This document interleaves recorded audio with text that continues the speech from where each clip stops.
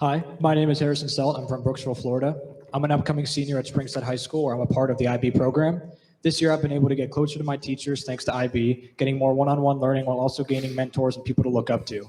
Through this, I've witnessed the hardships teachers face in the state of Florida, which leads me to my topic of discussion today, which is the mistreatment of teachers by the Florida state government and how it impacts me as a student. To start, I'd like to shed light on some brave teachers that have spoken out, and I say brave because by now they are probably fired. A teacher in Miami named Vivian Taylor spoke out on how she was told to hardly discuss Emmett Till, one of the most notorious lynchings in American history, saying that it could make children uncomfortable. What do you think happens when you stop teaching history? It repeats itself. Another teacher in Pensacola named Carol Cleaver spoke out on not being able to discuss students' emotional troubles. Not having a safe environment in school, that's not new. The law prohibiting teachers to speak on race relations and diversity is Florida State's Stop Woke Act. If teachers can't discuss diversity, how is it ever going to get better? Does the Florida state government even care for inclusivity? The government claims that it's a war on woke. War on woke, more like war on your children's future. The law prohibiting teachers to speak on LGBTQ plus topics in Florida is in school is Florida State's Don't Say Gay bill. I can't believe that it's 2023 and it's questionable to be an ally to that community. As a matter of fact, just 9 months after Hungary's government passed a form of the Don't Say Gay bill, our government passed one too. What's interesting about that is that Hungary is a communist country and we followed right in their footsteps. Seems like the use of fascist ideas to oppress LGBTQ plus topics in school doesn't look so bad in the eyes of the Florida state government, does it? I'm extremely concerned for our future if these are the issues that the Florida state government focuses on, and you should be too. You ever wonder why you don't hear many teachers speaking out on this issue? It's because they're scared. Teacher vacancy has more than doubled since January of 2019, going from 2,200 to numbers as high as 5,300. Could it be because students are getting worse? Maybe. Could it be due to the backlash of COVID? Maybe. Or could it be because they're scared to say anything that will get them fired? Nonetheless, scared to show a Disney movie in class or read a book with a gay character in it? Most likely. How are we supposed to get an unbiased education when the teachers are walking on eggshells? To end my point, I'd like to leave you with this. Every person on the school board in the Florida state government most likely has children or grandchildren, and those kids are going to build our future alongside me. While they may build it, teachers are the ones who mold them to be an active member of society, and I am so scared for the future if our teachers, our mentors, are being silenced. Something needs to change, and all we could do is speak out. I ask the school board to protect teachers and fight stronger for those that we look up to. Protect our teachers, protect my education, protect our future. Thank you for your time. Thank you. I appreciate everybody waving your hands. We are listening to the speaker and watching the audience, so please continue. My name is Benita Lunt. I am from Brooksville, Florida. I'm a junior at Springstead High School in the IB program, and I've been a student in this county for the last 12 years. As time has gone on, I've noticed a shift in the school district's focus that does not seem to be in the students' benefit. This is most evident in the ways our experiences with teachers have been affected. From my point of view, having the best educators possible can make all the difference between a student not caring about school and school being an impactful part of their life. When students look back on past school years, there's always those select few teachers they can immediately identify as having made an impact on them, not just as students, but as people. Unfortunately, it seems to be those very teachers that this county is losing right now. Particularly at my own school, experienced, engaged teachers are either leaving or considering leaving their current teaching positions. This is extremely harmful to the growth of myself and others, as we are forced to lose connections with some of the most important adults of our lives outside of the home. It is unfair that I must lose relationships that have shaped me as a person and helped influence what I plan to do for my future. Instead of having teachers knowledgeable in their subjects and devoted to the education of the next generation, we must deal with long-term substitutes and inexperienced teachers that merely fill the position. Worse, it feels more and more like the material being taught by qualified educators is done so in a fragile manner to avoid saying the wrong thing. This is especially evident when topic of discussion includes different cultures or social issues. These are not political ideas. These are facts of modern society that students have a right to learn about. Being an IB student means being a world leader. Having a deeper understanding of the world we live in is imperative to our experience in particular. Classes like history, English, anthropology, and world religions should provide multiple perspectives and opportunities for open discussions without fear of abiding by guidelines of censorship. We should not have to disregard our views relating to real-world topics we learn about, because some on this board do not hold the same views. How can I fulfill my obligations as a student and become a well-rounded adult if the required topics of my curriculum cannot be fully covered? Overall, there seems to be a clear disregard for the needs of students. We are not an agenda. We are developing young adults learning under a board where certain members fail to consider it students. To make changes, there must be more involvement of students, with the school board. There's a gaping lack of communication between the board and those its policies affect. I was not even aware I could speak at a meeting until quite recently. I recognize there's a position for a student representative to the board, but there appears to be no utilization of this position to provide an actual voice for students. If the goal of the board by having a representative was to allow the youth a designated voice to advocate for their educational needs, this goal is far from being achieved. There must be more board involvement with the general population of students, not to let us dictate policy, but to allow us to accurately represent ourselves and secure the best educational experience possible. Thank you for your time. Thank you. Next speaker is Robert Cordon, followed by Tony Ann Noyes, Aiden Korberg, is it? Number 5, speaker 5, and Rachel Roberts. Hi, I'm Robert Cordon. I live in Spring Hill, and before I begin, I'd like to ask every board member to please give me their full attention, as I have not seen that. Whoa! And you know if that is addressed to you. Good evening. My name is Robert Cordon. I am a junior, soon to be senior. Calm down. I'm a junior, soon to be senior at Nature Coast Technical High School, and I love my school. My school means a lot to me. This county means a lot to me. Over the years of my education here in Hernando County, I have seen a lot of change. Students have changed, school procedures have changed, and what it means to be a student has changed. Members like Member Rodriguez and Member Johnson see an issue of teacherless classrooms and instead focus their energy on the LGBTQ community and other problems like getting Superintendent Stratton removed. This is why teachers are leaving the profession, because members like Member Rodriguez and Member Johnson don't listen to the people that they serve. When taking this position, you accepted the responsibility to represent every single student fairly and justly. I do not feel you have done that. Instead of representing me and other LGBTQ plus students, because yes, we exist, you instead have alienated and made us feel as if our entire existence is an issue to you. My existence should not be an issue to you, but come next election season, my vote will be. Members Rodriguez and Johnson, you do not represent me. You do not represent my teachers. You do not represent Hernando County. Superintendent Stratton is one of the best superintendents this county has ever seen. He's involved with students, involved with school activities, and every student in this... I'll be the chairman, okay? Point of order, then be a chairman, please.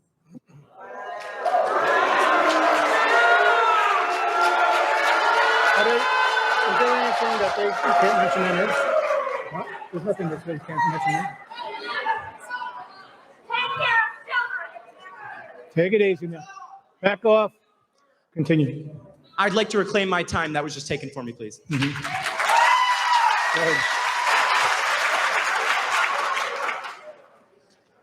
As I was saying, Superintendent Stratton is one of the best superintendents this county has ever seen. He is involved with students, involved with school activities, and every student in this county has seen the active effort he has put into making every student feel appreciated. At graduations, he's shaking hands, he's smiling, while other members are on their phone, texting and playing games. Terminating his position will not just terminate his role as superintendent, but it will terminate the reputation of this board as a whole. As for members Rodriguez and Johnson, please get your priorities straight. Thank you. Thank you. Once again, there's nothing more than mentioned in here, Just for, to answer your question, Ms. Rodriguez, the statement is that no person may address or questions board members individually, but that doesn't mean that people can't speak for 3 minutes.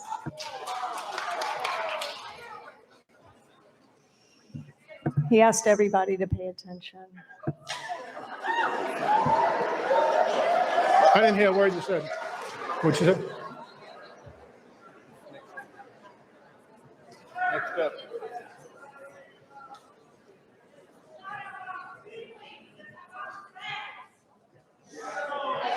Come.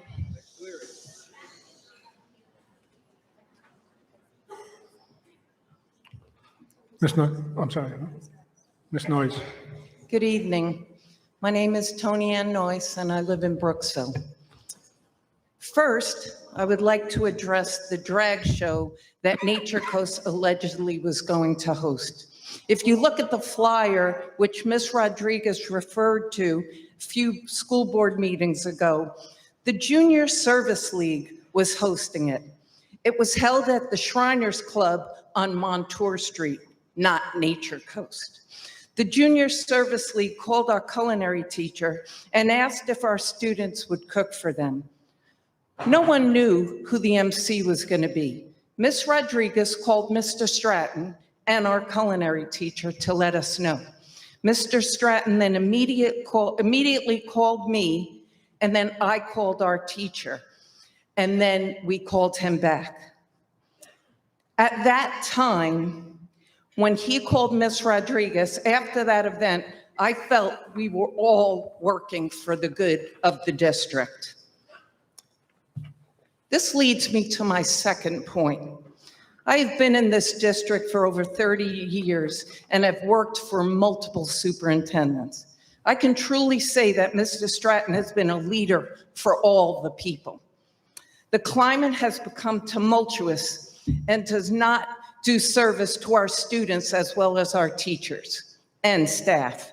Speaking as an educator, the best lessons were the ones that we could address the teachable moments. You have made our teachers afraid to go off script. Our teachers have our students' best interest at heart. I hope we will soon get back to where people are able to respect our school system and know that we do what's best for our students. Thank you. Thank you. Aiden, is it? I'm sorry, I missed. Yeah, I'm sorry, I couldn't make out your last name. Cabero?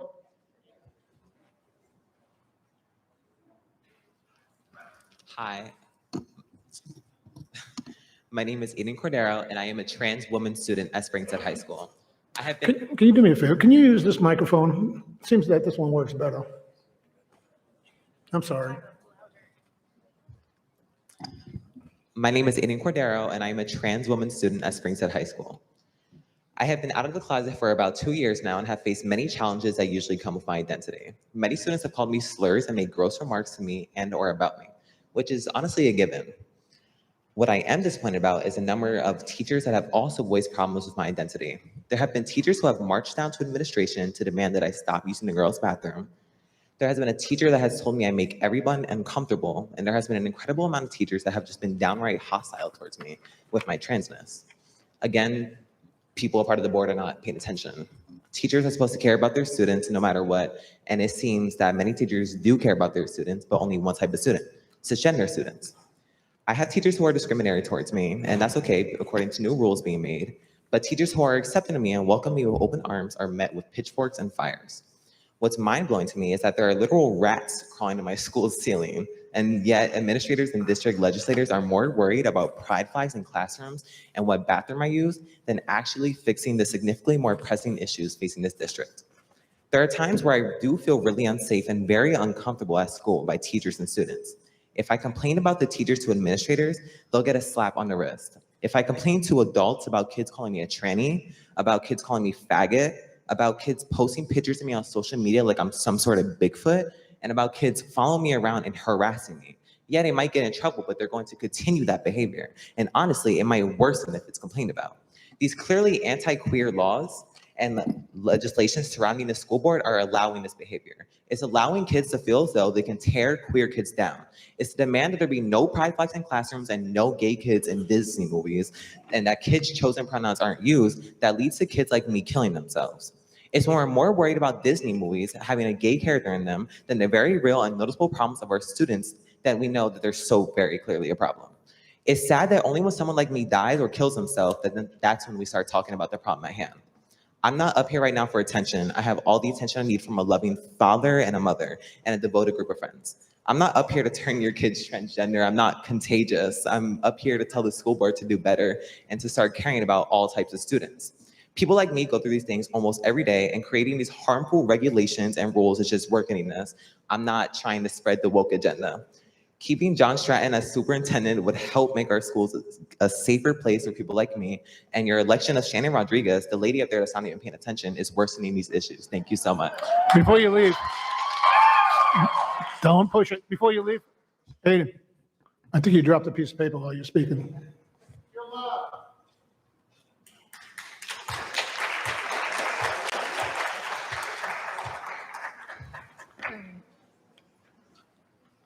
Rachel? Good? Okay. Yep. Good evening, Rachel Roberts. I'm here from Tampa, actually, from the Defense of Democracy, Tampa Bay. Firstly, I think it's important to make the record very clear, despite lies on Facebook, we have not threatened violence to anyone on this board. We are simply here to stand up for Ms. Jenna Barbie, Superintendent Stratton, and to share our appreciation and respect for all the Hernando County teachers and the media specialists.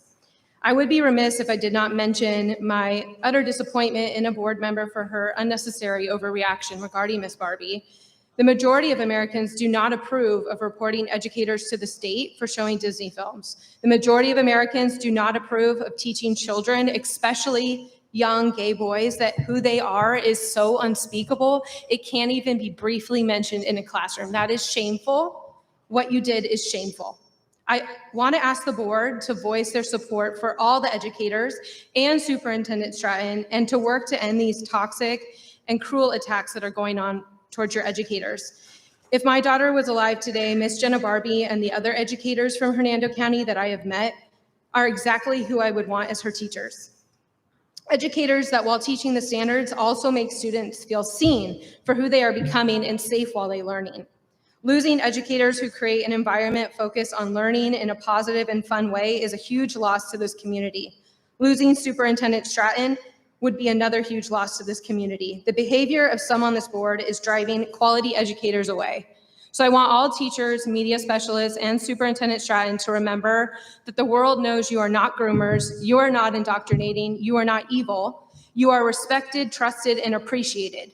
There is a vocal minority working to demonize your efforts and your passion for educating the next generation, but the majority sees you for the amazing humans that you are and the amazing work that you do every day.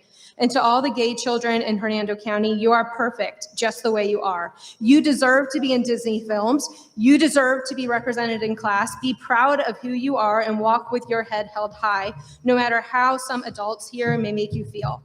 I ask this board make it known that all children are welcome and will be represented in school, and you will not punish the teachers who simply respect their existence. I hope that educators will stay and know that there is a growing group of citizens who will be here to stand up for you next year. I hope you have an amazing summer because after this year, you all deserve it. Thank you. Somebody's going to be first. The later it gets, the less patience I have, I can tell you right now. Speakers 7, 8, and 9. That's Abigail Keisner, Sandra Roth, and Laura San Diego. And this microphone I think is working now. Hello. Hello, my name is Abigail Keister. I'm from Spring Hill, and I'm a current student at Springstead High School in Hernando County. I'm usually the quiet one, however, now I finally feel the need to make my voice heard. The school board has said over and over again that they want what's best for their students. If this is true, why are you allowing rules that make your students feel more and more unwelcome? If this is true, why are you micromanaging our educators, causing an unbearable work environment for both students and teachers, making the students' education suffer? If this is true, why do you care more about your own personal beliefs than the mental well-being of the children? You say you want what's best for the kids, well then listen to the kids when we tell you what we need. What I think you're gonna have to accept is that gay children are going to exist, no matter what restrictions or rules you put out to keep them hidden. It is not some ideology that you can change, it is who they are and it's who they're gonna continue to be. You have the choice to make them feel welcomed and safe in their classroom instead of ashamed or hidden. If your goal is truly to protect the children of this district, you would make school a welcoming environment for all of your students. The classroom should not only be comfortable for the students, but also the teachers. Our teachers should not have to constantly be afraid of slipping up or having obscure accusations created against them. They should not have to tiptoe around your rules, scared of losing their jobs for showing a Disney movie or saying the wrong thing. And because of these restrictions, many of our important educators are leaving. In Hernando County, we already have a shortage of teachers, which I'm sure you guys already know. But making our teachers' jobs unbearable is only going to make the students' education worse and worse. So you need to listen to us when we say that the rainbow in our classroom is not indoctrinating us. Seeing two girls together in a Disney movie is not brainwashing us, and your policies are not protecting us from anything. It is very clear that you are targeting irrelevant problems that only exist in your eyes. If you stand by your word and want what's best for the students of this district, you will accept that all different types of kids exist, including those a part of the LGBTQ community. And it is your job to make all the children feel safe. Thank you. My name is Sandy Roth, and I've been a volunteer guardian ad litem in Hernando County for over 17 years. I've served in over 120 cases and seen 300 of your children go through the school system here. 167 years ago, Preston Brooks, a pro-slavery member of the U.S. House of Representatives, notoriously caned Senator Charles Sumner, an abolitionist, nearly to death in an attack labeled symbolic of the breakdown of reasoned discourse that led to the Civil War. At the establishment of Brooksville that same year, the town chose to honor the aforementioned Preston Brooks with the city's name. Those events held position in our community's greatest shame until just a few weeks ago, when the actions of some components of this school board brought national attention, ridicule, and renewed disgrace to our community. The accusation that a PG Disney movie, the heart of which was about a science lesson, is somehow stripping children of their innocence, we all know is bogus. If keeping children innocent is the goal, I suggest this board remove the Bible from the board's approved materials list because it's loaded with stories of cruelty and violence, rape, murder, vengeance and wrath, castration, genocide, slaughter, human sacrifice, dismemberment, sexual violence, enslavement, crucifixion, and drowning. I remind you of the Hernando County School Board's vision statement to prepare students for a successful transition into a diverse and changing world, and the statement that accompanies your stated objectives to embed critical thinking and problem solving in the learning opportunities for all students, and the statement of your priorities, teacher retention. If this board supports these actions, and politically motivated claim, then none of these aforementioned goals can ever be achieved. We are surrounded by the diversity of our children in a world that you already recognize as diverse. This board should be focused on supporting all of our children, keeping them safe from anyone, even those in your midst, who would promote cruelty and hate, and thus prepare these children for, as you claim in your vision statement, a successful transition into a diverse and changing world. To paraphrase Wanda Sykes, until a drag queen walks into a school and beats 8 kids to death with a copy of... Thank you. Thank you. Easy, easy, easy. Next is Laura San Diego. Robert Radan is after that. Christopher, boy, you're challenging me. Buccanelli, maybe? And Cheryl Gleason. Go ahead, Laura. Hi, my name is Laura Santiago. I'm a teacher going on 20 years next year. I work at Pine Grove Elementary, and I'm going to put this down because I don't really need it anymore. We're a family, and we're broken, and we have to fix it. And you know, I only come up usually when you give out money, didn't happen tonight, and to talk to you, and you know I come up when I'm passionate about something, and we're having troubles. But we're all sitting at the table together, and that's what we have to do. We have to figure it out. Let the record be clear. I'm completely for inclusivity. Believe me, my whole family stands by that. Every child should feel welcome on this campus. Every adult should feel welcome on the campuses of Hernando County. When it comes to the books, I get it. There's 2 different philosophies. We have a system. Use the system. I've seen teachers have to vet the books. The system's not broken. Let's just utilize it, just like Superintendent said. Good note about Pine Grove, because sometimes, boy, we get thrown under the bus, and I'm not sure why. Just before we came here tonight, we went on our PBIS home visits. I wish that's what we were talking about tonight. I wish we were, everything you had in the back where we're showing live it, love it, learn it, and all those successes. It saddens me that we're not even discussing that.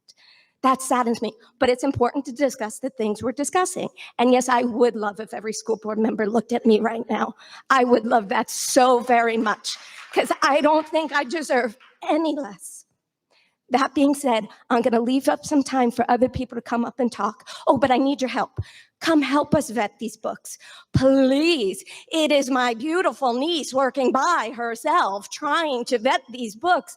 Every physical person come on campus, sign in through the front office, grab a book, check it against a list. I understand what you're saying. Let's vet them together if need be, although I'm not really for censorship. But there you go. Stratton should stay. Thank you. Robert?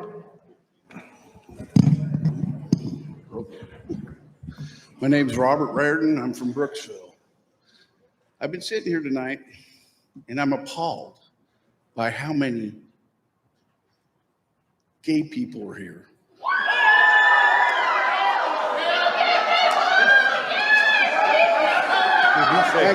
Yeah. This is not what happened when I went to school. Teachers didn't teach gayism, lesbianism, and whatever ism it is this week. This is outrageous that this kind of stuff is even taught in schools. Hold up. What they hold up do a in their Hold up 1 bedroom second. is their own business. 1 minute. It's none of mine. So don't push it down my throat. I'm not pushing anything. I want everybody to have your attention. Just a minute. Officers and guardians, if you see somebody jumping up or going against what I said at the beginning of this meeting, please point them out to me. I can't watch this whole room by myself. From this moment on.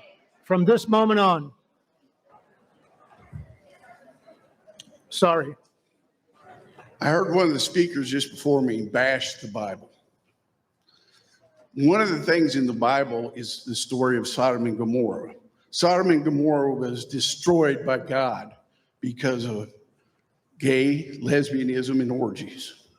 So why do we teach this in school? We should teach religion in school instead of gayism and whatever else you want to call it. This is appalling to me. And as you said, yesterday was my brother's day. They would be turning over in their graves today for what's going on in these schools. That's all I got to say. Thank you.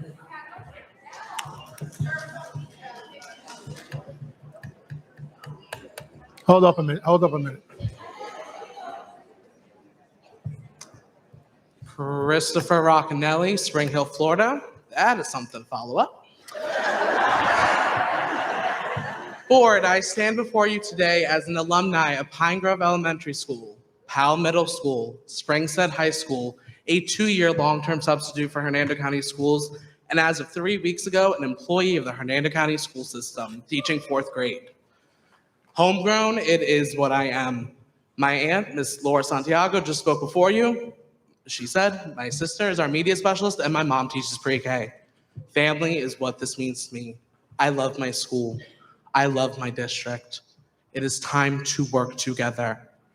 For 2 years, all I wanted to be was a teacher. I'm about the only person probably in this room running down the door to work for you. So thank you for hiring me.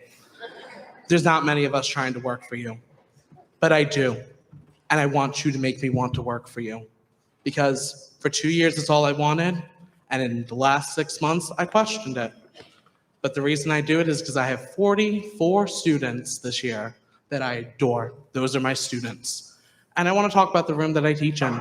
I teach in what's called an inclusion classroom. I'm gonna say that word again, inclusion.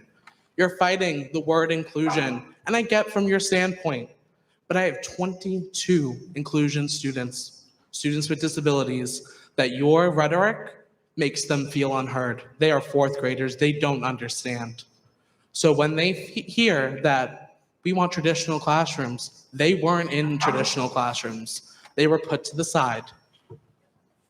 We have these inclusion rooms. We have these ESC students that want to be seen and heard. Make sure that they are seen and heard. Come to school. I work at an ESC center school.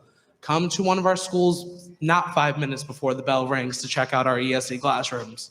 Come in when students are there. Come in and see why our classrooms look the way they do. These students need us. They need us. And I need you to convince me why I should continue to work for the Hernando County School District. Thank you. Thank you. Cheryl, before you begin, just let me announce the next speakers. Zach Bond, David Bond. David, you speak for 1 minute and 43 seconds. You were on with the pinks, with the green ones. And speaker 15, all night. I'll never figure out what your name is. Okay. So it's speakers 13, 14, and 15 after Cheryl. Thank you. My name is Cheryl Gleason. I'm in Spring Hill, Florida. I've been employed by the Hernando County School System for 12 years. In addition, I am a graduate of the Hernando County School System. My children, one who has just exited the Army, he did his time, he served his time. He is now selling insurance if you need any. My other children attend the schools in Hernando County. Working for and being with Superintendent Stratton has been an honor. He is a superintendent that shows up for all of our students. I see him in our schools. It would be a detrimental loss for him to be out of this county, out of this school district. He is such a pillar to education. About a month ago, my daughter spoke bravely, Emma, about concerns she had in Hernando County schools, concerns about books, social media, access, and disrespect. She offered solutions at that meeting. Since that meeting, more problems have manufactured, and it's terrible to see the way that the district has made the news. Shouldn't we be better adults and citizens of the community and treat each another with civility and let every student know that they are valued? We are the examples in society. Our children, my children, are watching. Our students are watching. How does the community expect to fix the divide when they have no clue what a single day looks like in a school? I can tell you from the experience that the answers are coming from your teachers and administrators and school board members who show up to support those students, to support us. To the teachers that have left a mark on my children every day, I thank them. I thank the students that came here to talk, because that power is in numbers. And you're right, students, you have a voice, and we do love to see the voices of our students in this atrium and hopefully back in the school board meetings. And to the people who are here watching and not giving the attention to us, it just shows us a disconnect, like you're not listening to us. And we can have differences of opinions, and we can be on different sides of the road, but the road leads to student success and nurturing every single child in Hernando County. Thank you. Zach Bond. Hey, good evening, Mr. Stratton and the school board. I'm Zach Bond, and I'm a student of Springstead High School, and I want to talk about the effects of some of the policies some of you are enforcing. Now, I don't have statistics, data, or busy paperwork that you guys probably always have, but I do have something you don't, and that's a firsthand perspective of what happens in high school. Zach, hold the microphone closer to your mouth. Oh, sorry. That's okay. One thing I know is that education should neither be political or religious. If you want to celebrate religion, go to church. If you want to be political, go to a voting poll. In school, it should be attempted to be unbiased, factual, and fun for students. In my AP World History class, we watched All Quiet on the Western Front, which is a movie that vividly depicts the bloodshed of World War I. As the problem of viewing particular Disney movies arose, we cannot watch The Emperor's New Groove, a Disney movie that innocently cross-dresses a llama to an annoying wife. Just skip there anyway. What I'm leading to is everyone has a right to their opinion, including Shannon Rodriguez as a mother. My problem is it is not your position to enforce that opinion on the majority of students who share that viewpoint. Just as I don't have the jurisdiction to parent your children, you don't us. So I hope you guys understand that as all of you argue, but the children are still here. We're in the crossfire. I hope you guys understand that you're here to help us, students, and continue to work hard to keep the education unbiased and beneficial to all. Thank you for your work and thank you for your time. David Bond. We need to reset our clock. We're ready. Yeah, I have limited time, as I already spoke. You want to know how much time you have? Hi, I'm David Bond. Thank you. First of all, I'd like to say I've heard a lot of IB students come up here, and they're the cream of the crop of Hernando County. I mean, there's other programs that have a lot of smart students, but IB's probably going to be the leadership of our future. So when they speak, you should listen, because they are very smart, and they know what's going on. But anyway, we live in a democracy. And a democracy means that everybody's included that's a registered voter, at least, right? And you can be gay, or you could be a redneck, or you can be whatever you want to be. It's okay, because democracy covers all of that. It's diverse, right? Well, there's a law that says if I want to get rid of one of you board members, Florida Statutes Chapter 100, Section 361 is a recall election for elected officials. In Hernando County, we qualify for the maximum. But if you have 1,000 registered voters that sign a petition, and it's got to be in ink, and they got to be confirmed by their address and by a witness, you can call for a recall election for any one of these board members up here. All you got to do is from the first signature you receive, you've got to do it within 30 days. But within 30 days, you can actually get a recall election to get rid of any one of these board members up here you want. And it doesn't matter if you're blue, black, or green, you can do it. Thank you. Thank you.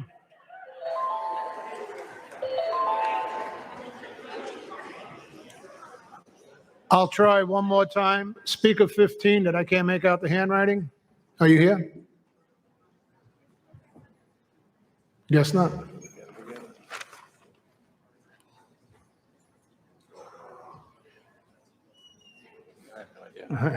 Okay. We'll put it up there. Okay. Now we got speaker 19, 20, and 21, Pam Everett, Robert Christensen, and Marty Patterson. Oh, wait. I'm messing up. Have a seat. I skipped some. Ayasia Hayden, Elizabeth Braden, and Donna Perkins.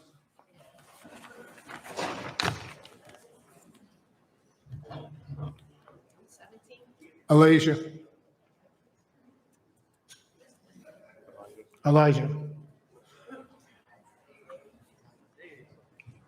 Isaiah. That was close. Your mic's not on. I don't think. There you go. I sound horrible. Cool. Hi, my name is Isaiah Haddon. I live in Spring Hill. I graduated from Springstead. I went to J.D. Floyd in Hernando. For over a year, I've worked with youth from ages 5 to 17 who have been struggling with either substance use, criminal justice involvement, or mental health struggles. And every week on every Tuesday, I sit with a group of kids in our support group, and we have an open conversation about anything we might be struggling about, whether it be with any of those things involving, or sometimes we have a little fun too. And recently, my group has been having a big trouble because a lot of my group is LGBTQ, and it's one of the only support groups we have in this county that is inclusive of them. And they've been scared a lot lately. They're hearing these words, these big words that have really no meaning behind them, but they're big words and they're scaring them. And these are kids that are at risk for things like suicide, for self-harm, and for a lot of god-awful things involving bullying and the stuff they receive for being LGBTQ. The thing that hurts me most is that I know their experience firsthand, and unfortunately, I know their experience of my other kids who aren't LGBT in that group, the Christian kids. When I was in high school, I raised money for the SGA Club, which is the Gay Straight Alliance, and the Christian Club. These were two safe havens for me for a long majority of my life. And I see these kids, I see these LGBT kids who I can feel their scare, and these Christian kids that They just don't want to see their friends going through this pain. And yet here we are inflicting it. It is devastating, devastating, devastating to see myself in these kids. To know that for me and my story, I was able to go to my teachers and my guidance counselors without fear of retaliation from anything and talk to them about things I was going for. And with the help of them, my mom, my psychiatrist, everything that I needed for my personal struggles, I was able to continue my life and recover. I am afraid that if I didn't have those teachers, if I didn't have that guidance counselor who cared so much about me, who sat with me through many tears and was able to work through those things, I know that if I didn't have those, there's a really likely chance I would have killed myself. And I see these kids going through the same thing, and where do they run to? Not the same people I can. Not the same people I did. Their stories the same as mine, but the conclusion is not something they can have so easily because we keep putting these barriers up. And it's just very, very, very hard to sit. We hear these big things about LGBTQs killing themselves at higher rates, and we ignore it.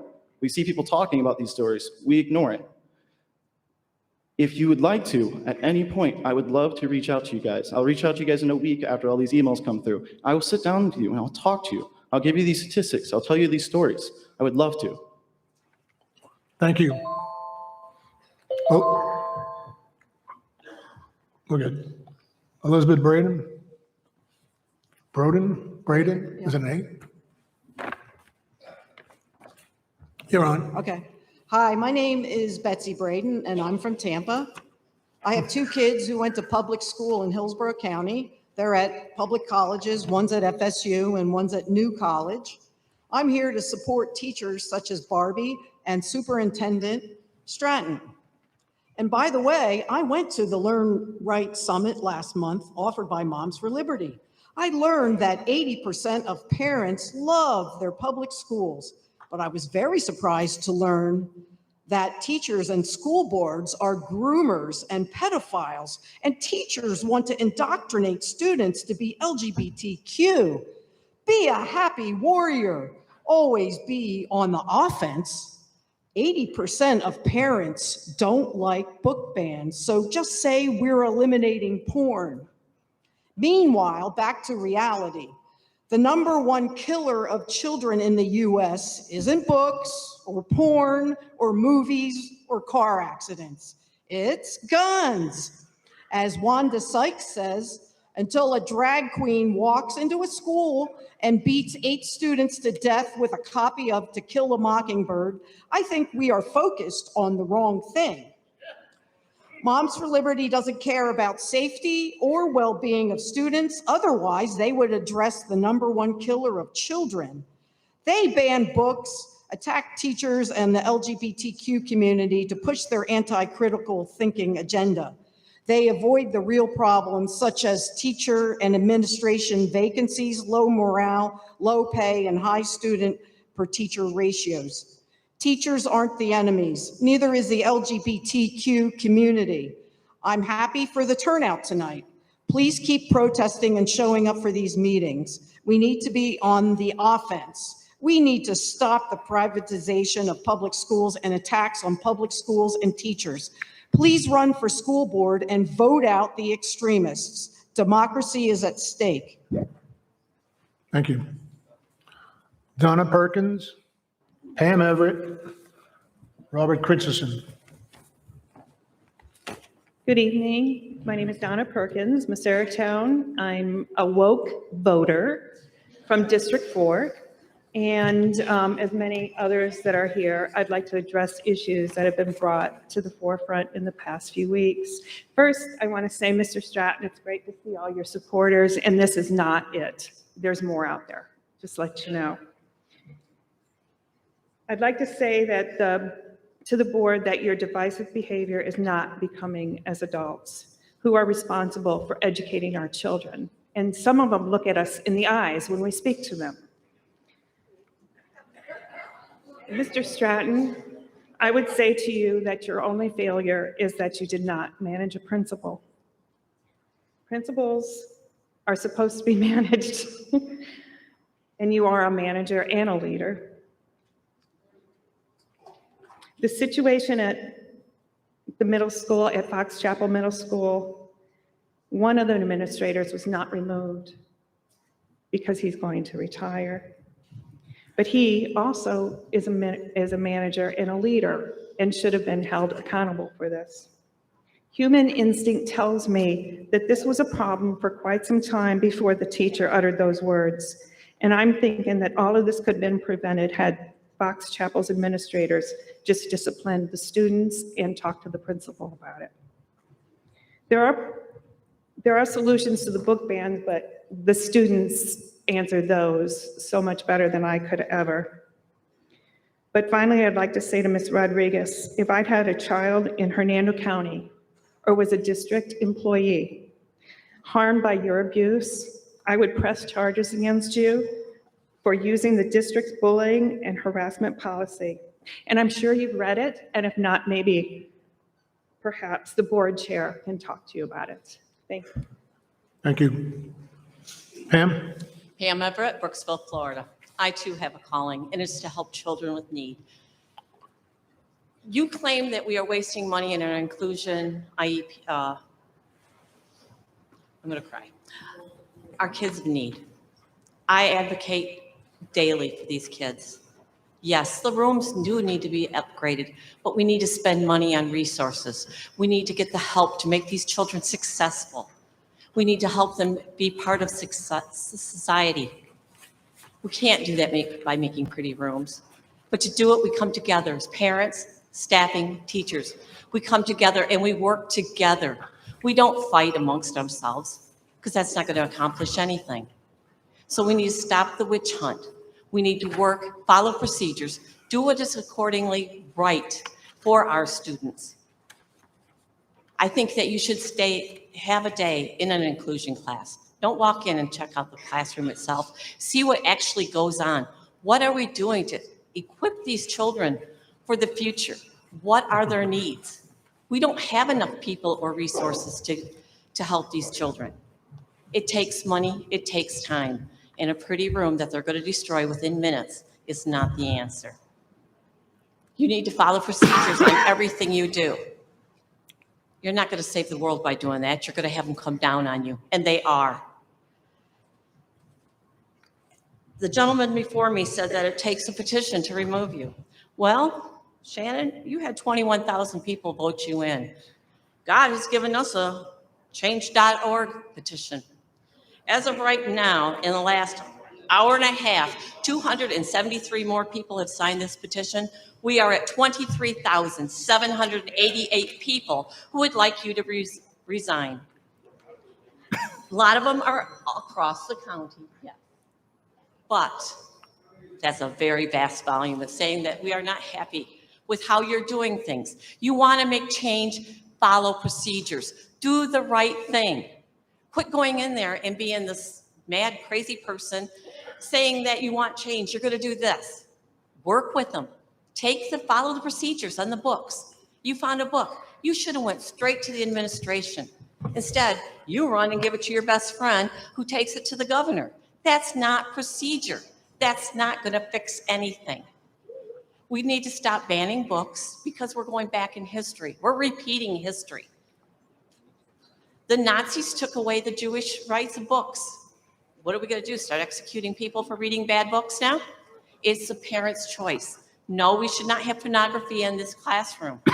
We need procedures, but we need to give it to the parents' right to decide what is best for their child. Not Shannon Rodriguez. Thank you. Hello. Robert, just a minute. Yep. Monty Peterson after that, Susan Campagna, and Shelley Sheeks. Waiting on time. Go ahead. Calm down. Oh, I'm more than calm. Go ahead. How you doing? My name's Robert Christensen. I am a proud Western chauvinist, and I refuse to apologize for creating the modern world. That's the first thing I want to get out of the way. Why is it we follow the timeline of events that happen here? You have a trans teacher threaten to harm students and themselves. Stratton tries to sweep it under the carpet. That doesn't work. Okay, let's create another controversy quickly. oh, Shannon does her job. She gets a report that there's stuff. Hey, why are they not being removed? Why is it when a Republican speaks out, you're so quick to jump down our throat? But these people speak up and you're not saying nothing. All right? I'm tired of the double standard coming out of this board right here. And you, the rhinos, you've exposed yourselves. And you too. You know what? 1,000 signatures are needed to get anybody to run against? Okay, bet. You. We're going to get you out. All right? Because it's about time that people realize this entire thing about the movie. Do you people even realize that it's the procedure wasn't followed about the movie? It's not the content of the movie. You're hoping that gaslights everyone to a response. That's the problem that's going on here. You're hoping everyone focuses on the, oh, gay characters. No. Administration, according to their own policy, has to approve a video. The video was not approved. The kid went to her parent and said, why am I watching this? That's the problem, not the content. Now you're hoping you can hide behind the content. You got this teacher running around like she's the Lorax. These are supposed to be mentors. I don't want your teacher being my child's friend. Your teacher's there to teach my child and be a mentor, the example of what an adult should be. Men are to be men, alpha males. Do you understand me? You have awakened the entire alpha male blood of this country with your leftist woke ideology you're pushing in here. That's all I have to say, and I want to apologize for offending people. This was brought to you by Fred Perry.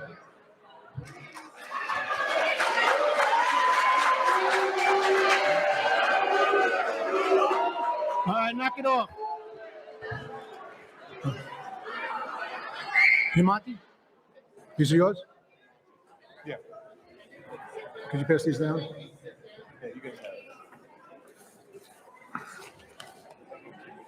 Next speaker is Monty Patterson, and he has handed us a handout. Enough.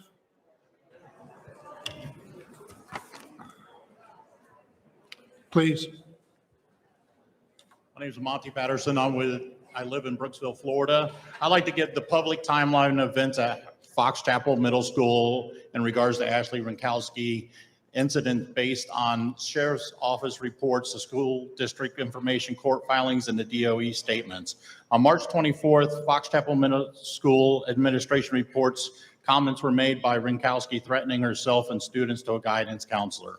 All investigating agencies agree that the teacher did not meet the criteria for imminent harm to self or others. Teacher did not qualify for the Baker Act. All this was stated by the Hernando County School District Mental Health Coordinator, Sandra Hurst, and the Sheriff's Office SOR, Brian Timothy, in the case master report closed on March 27th, 2023.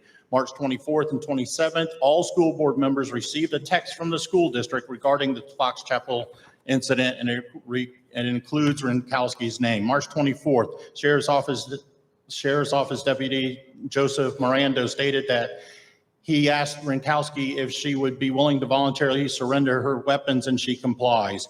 March 27th through the 29th, teacher is removed from the student contact in campus. March 28th, Hernando County Sheriff's Office issues a temporary risk protection order, RPO. Sheriff's District understood that it was to confiscate Rinkowski's weapons. Sheriff's Office did not notify the school district that the RPO had included statements that she had mental illness and was clear and convincing evidence that she poses a danger to herself or others. There is no available public report between the deputies' Timothy cases, master report, and the filing of the RPO to show how they came up to those conclusions. April 10th, court issues the final risk protection order. RPO is not given to the school district by the Sheriff's Office, courts, school board members, or other entities. April 12th, Sheriff's Office issues a press conference regarding the matter containing information not previously known to the school district regarding the RPO. District of Education Commissioner Manny Diaz Jr. contacts superintendent to review the incident and fully notifies Stratton of the RPO criteria concerning Rinkowski's mental illness and that she poses a significant risk to herself and others. This is the first time that the Hernando County School District learns of this evidence and findings. For the second time, the school removes the teacher. April 13th, Superintendent Stratton receives a copy of the final RPO from the Hernando County School or Sheriff's Office. In conclusion, why would the school district suspend or terminate Rinkowski when they had not received any of the reports contradicting the original SOR, Timothy, and Miranda master report stating that Rinkowski did not meet the criteria for imminent harm or self danger? Thank you.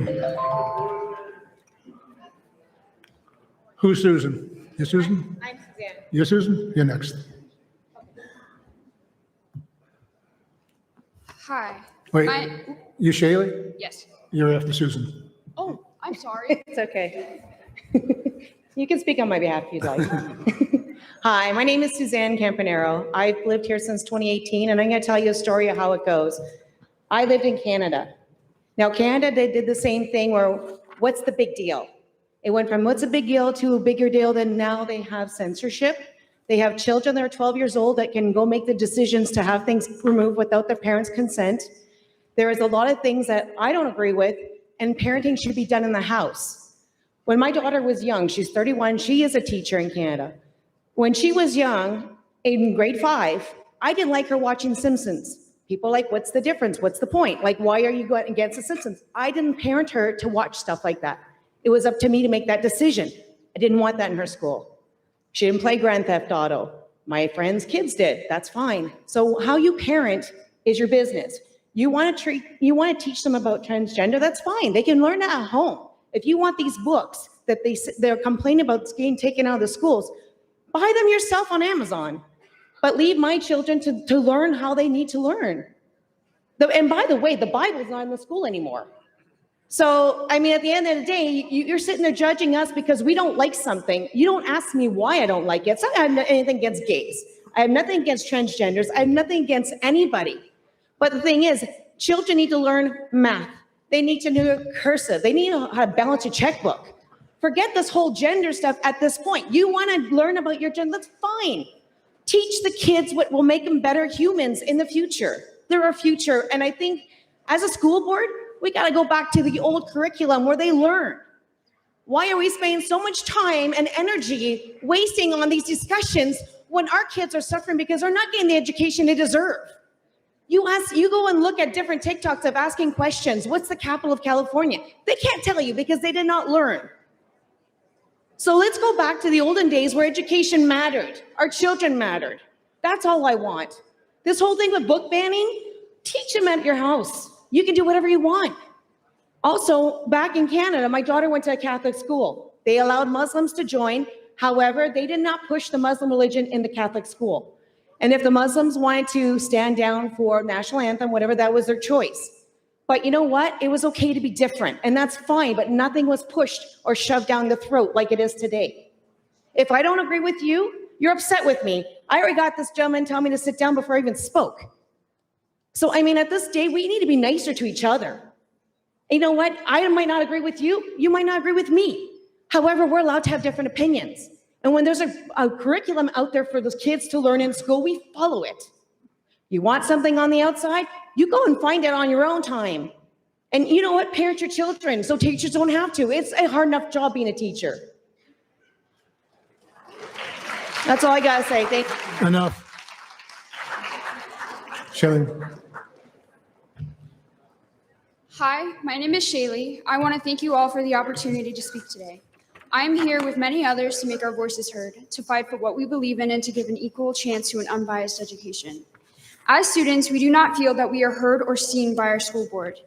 I can't speak for the teachers, but from what I've seen and those I've talked to feel the same. It seems that the majority of us have come to the same conclusion that opinions and personal beliefs should not be enforced into our education. Erasing our history and silencing those who are different does not give us a rounded education. Censoring and concealing topics does nothing except create a narrative that will never help us in the real world. As educators, it is your job to get us ready for the real world through fact, not opinions. We should be able to go to school and feel safe and comfortable to ask questions and not feel like we will be in danger for asking them. The same goes for teachers. They shouldn't have to fear for their jobs for answering our questions and being there for us. Those teachers that show that they care for our well-being and our successes in every endeavor are the teachers that make me feel safe in school. More often than not, you will find that we perform better in those environments than not. The environments that you have created for teachers as of recent has pushed away groundbreaking amounts of teachers, while we already have a teacher shortage. My sister hasn't had an actual math teacher in 2 years. Adding in a hostile environment has been plaguing our schools and is evidently pushing out more good teachers than that we obviously need. Getting rid of safe spaces and making it to where teachers are no longer able to connect with their students because everything they do is micromanaged will make everyone suffer.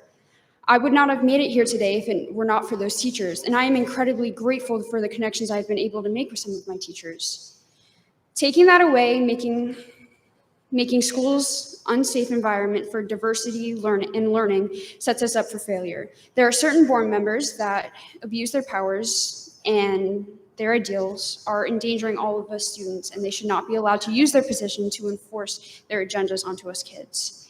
It's important going into the world that we receive a diverse environment and an education free from personal biases so we can make our own educated opinions and decisions going into the real world. These issues are making it near impossible for me to want to stay here for college, and it's making me fear for my siblings' educations going into future. That is all I have to say. Thank you. Thank you. Next speakers are number 24, 25, and 26, Jolene Ariane Fernandez, Justin Caratillo, and Rachel Nicole Clark.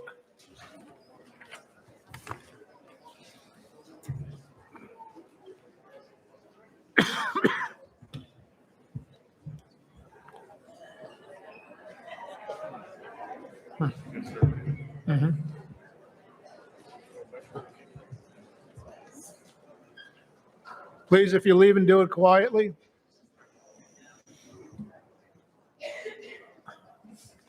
You may start, Jolene. Thank you. Is this good? You're on. Dear members of the school board, I'm Jalen Ariana Fernandez, a rising junior attending Springstead High School. I live in Spring Hill. I stand before you today as a student, but also as a member of a diverse and dynamic community. I'm here to express my deep concern over the recent decision to prohibit teachers from displaying decor unrelated to the curriculum being taught within their classrooms and learning environments. This settlement is not only unjust, but also discriminatory. By banning symbols of pride, religious affiliations, and other sorts of minority media, you're effectively silencing voices of those who have been historically marginalized in our society. This decision sends a message to those that are not who are different, that they're not welcome, and that their presence is a threat to the status quo. Furthermore, I urge you to consider the implications of this decision in light of the current political climate. We're seeing a disturbing trend in which Christianity is being incorporated into our government and our laws. The separation of church and state is a fundamental principle of our democracy. Yet we're seeing more and more instances in which religious beliefs are being used to justify discriminatory policies and practices. The resolution to ban political decor is just one example of this trend. By singling out certain symbols and beliefs as political and therefore unacceptable in classrooms, you're effectively endorsing a particular worldview and demeaning those who do not share it. This decision also undermines the very purpose of education. Education is about more than just learning facts and figures. It's about developing critical thinking skills and engaging in meaningful discourse. By censoring certain symbols and beliefs, you're depriving students of an opportunity to engage in important conversations about issues that affect their lives and their communities. I urge you to reconsider this decision and to uphold the values of diversity, inclusivity, and equality that are essential for our democracy. We must not let fear or prejudice dictate our policies and practices. Instead, we must work together to create a safe and inclusive learning environment where all voices are heard and all ideas are welcome. Thank you. Thank you. Justin?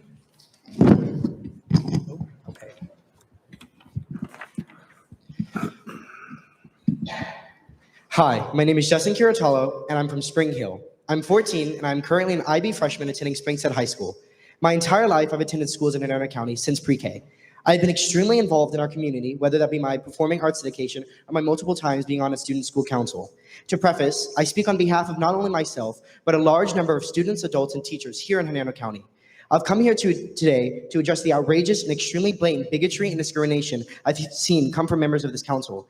I'm a student, something I can say none of you are. You do not understand what occurs in our classroom because none of you are there. Some of you truly don't have our best interests at hand, and instead of focusing on bettering our education, you rather focus on spreading hatred. Many teachers in my school, including 2 of my very own, are leaving this year. This is due to a large number of reasons, but I can assure you, flags have nothing to do with it. When I heard that teachers could not have posters, flags, decorations, etc., that did not align with the curriculum, I immediately understood this was simply a blanket/umbrella to cover up obvious discrimination. The legislation is from our state, but the amount of endorsement it's received from this council has shocked me. This was specifically put into place to target minority groups, whether that be religious groups, people of varying sexual identities, or people of color. To remind you, we all live in the year 2023.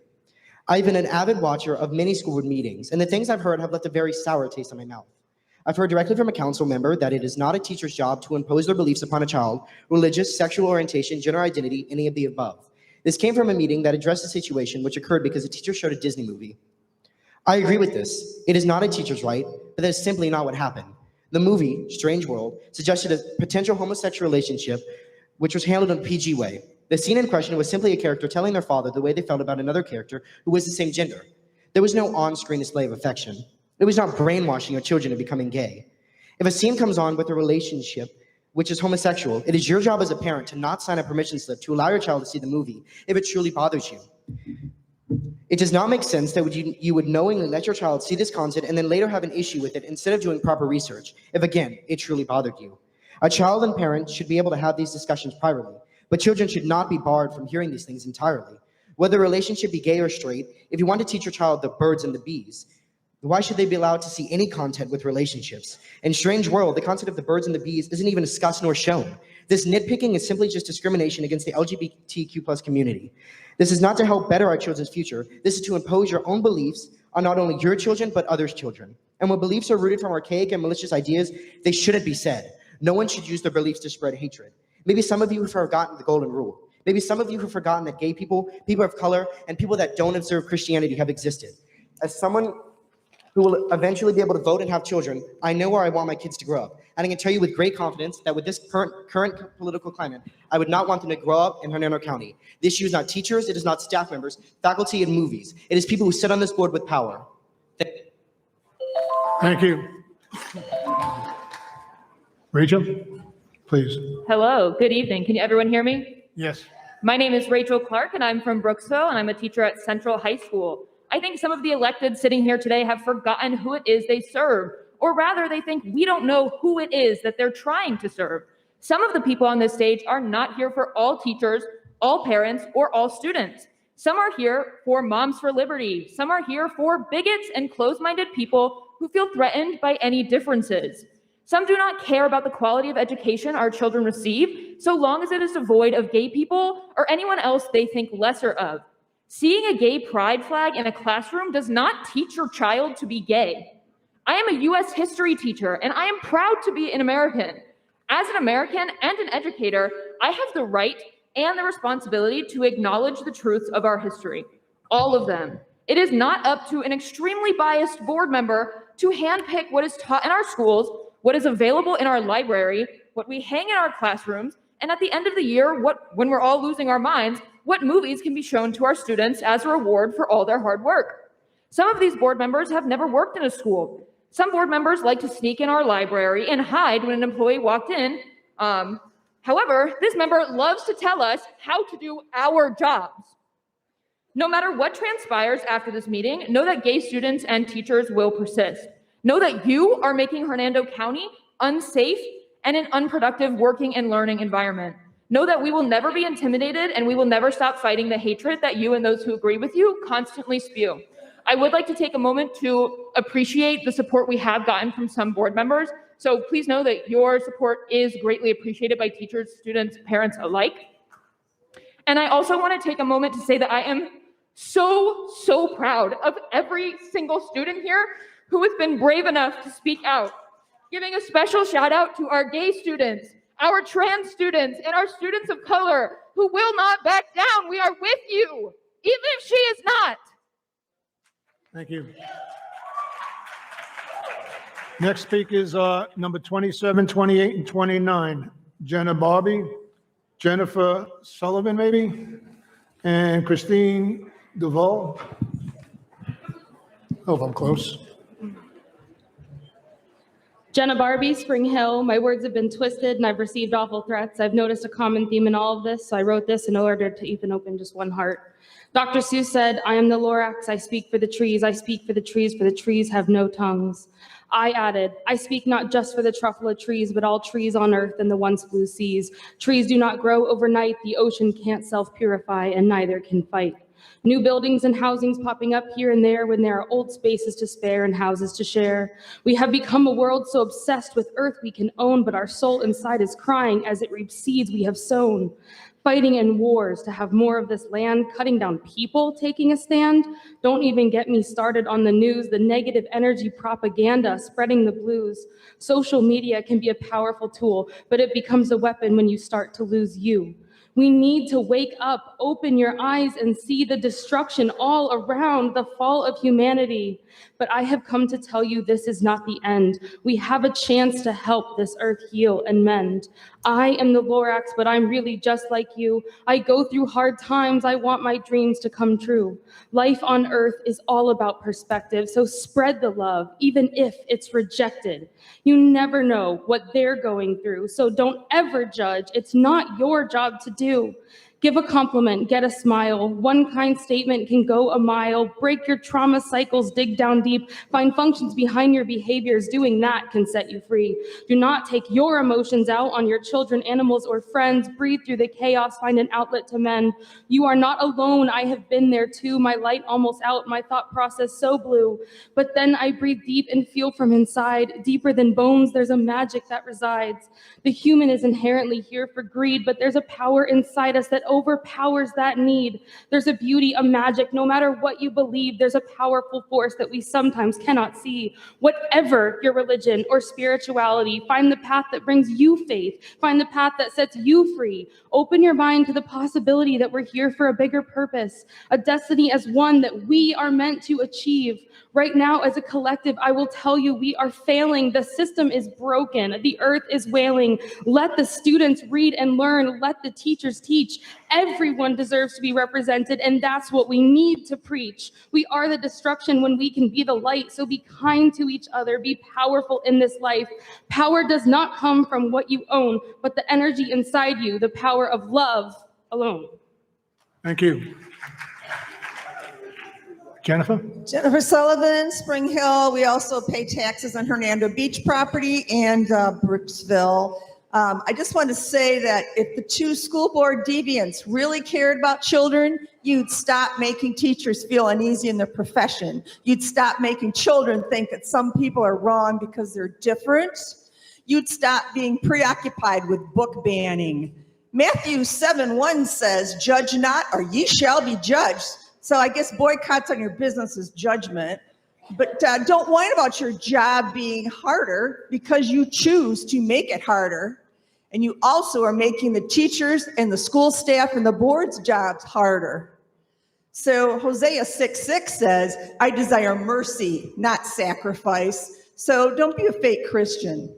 So if you really had strong, if you really had strong spiritual guidance, then you would focus on being sure no students are hungry, homeless, feeling bad, and you would accept tolerance, and you would be showing tolerance and acceptance if you were led to do extra. Unless your God is, the Mars, the war god for the Romans.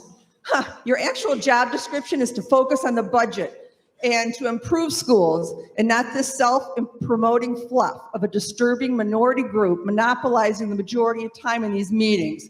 Beyond this, you keep a disturbing distraction to the whole system, inviting lawsuits. As a progressive political activist for over 50 years, being in the same room with these two wayward members and their bitter support group of hate has literally sickened me. And I have lobbied several times in both houses of Washington, D.C., and of Congress in Washington, D.C., and I put on events in Tampa area and D.C., including the National Press Club. And I've traveled to many countries in 4 continents, so I can honestly say there's a big world out there. And it's sad to see that Germany is talking about how our county reeks of evil. here and how, so finally, I just want to talk about the Moms for Liberty because they're confusing me. They rage against men dressed like women, and then you have a man as the vice president of the moms. Really, is Monty, is he identifying as a woman? I guess so. But anyway, the only grooming that I see is gun grooming and hate grooming. So what's more important? The number one killer of children is guns, not car accidents, but guns. You need to get the military guns out of the hands of citizens, 0 guns allowed in school, and 0 hate. Thank you. Number 29, Christine DeVille, are you here? We'll put that on the side. Next 3 speakers, number 30, 31, and 32, Anthony Arends, Danielle Scott, Shelby Wainmeyer.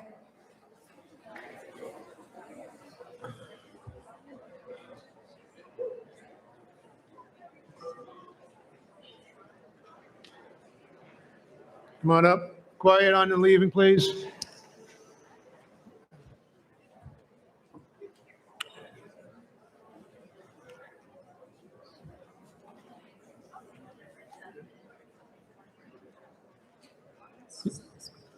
Okay, Anthony, go ahead. All right, how you guys doing?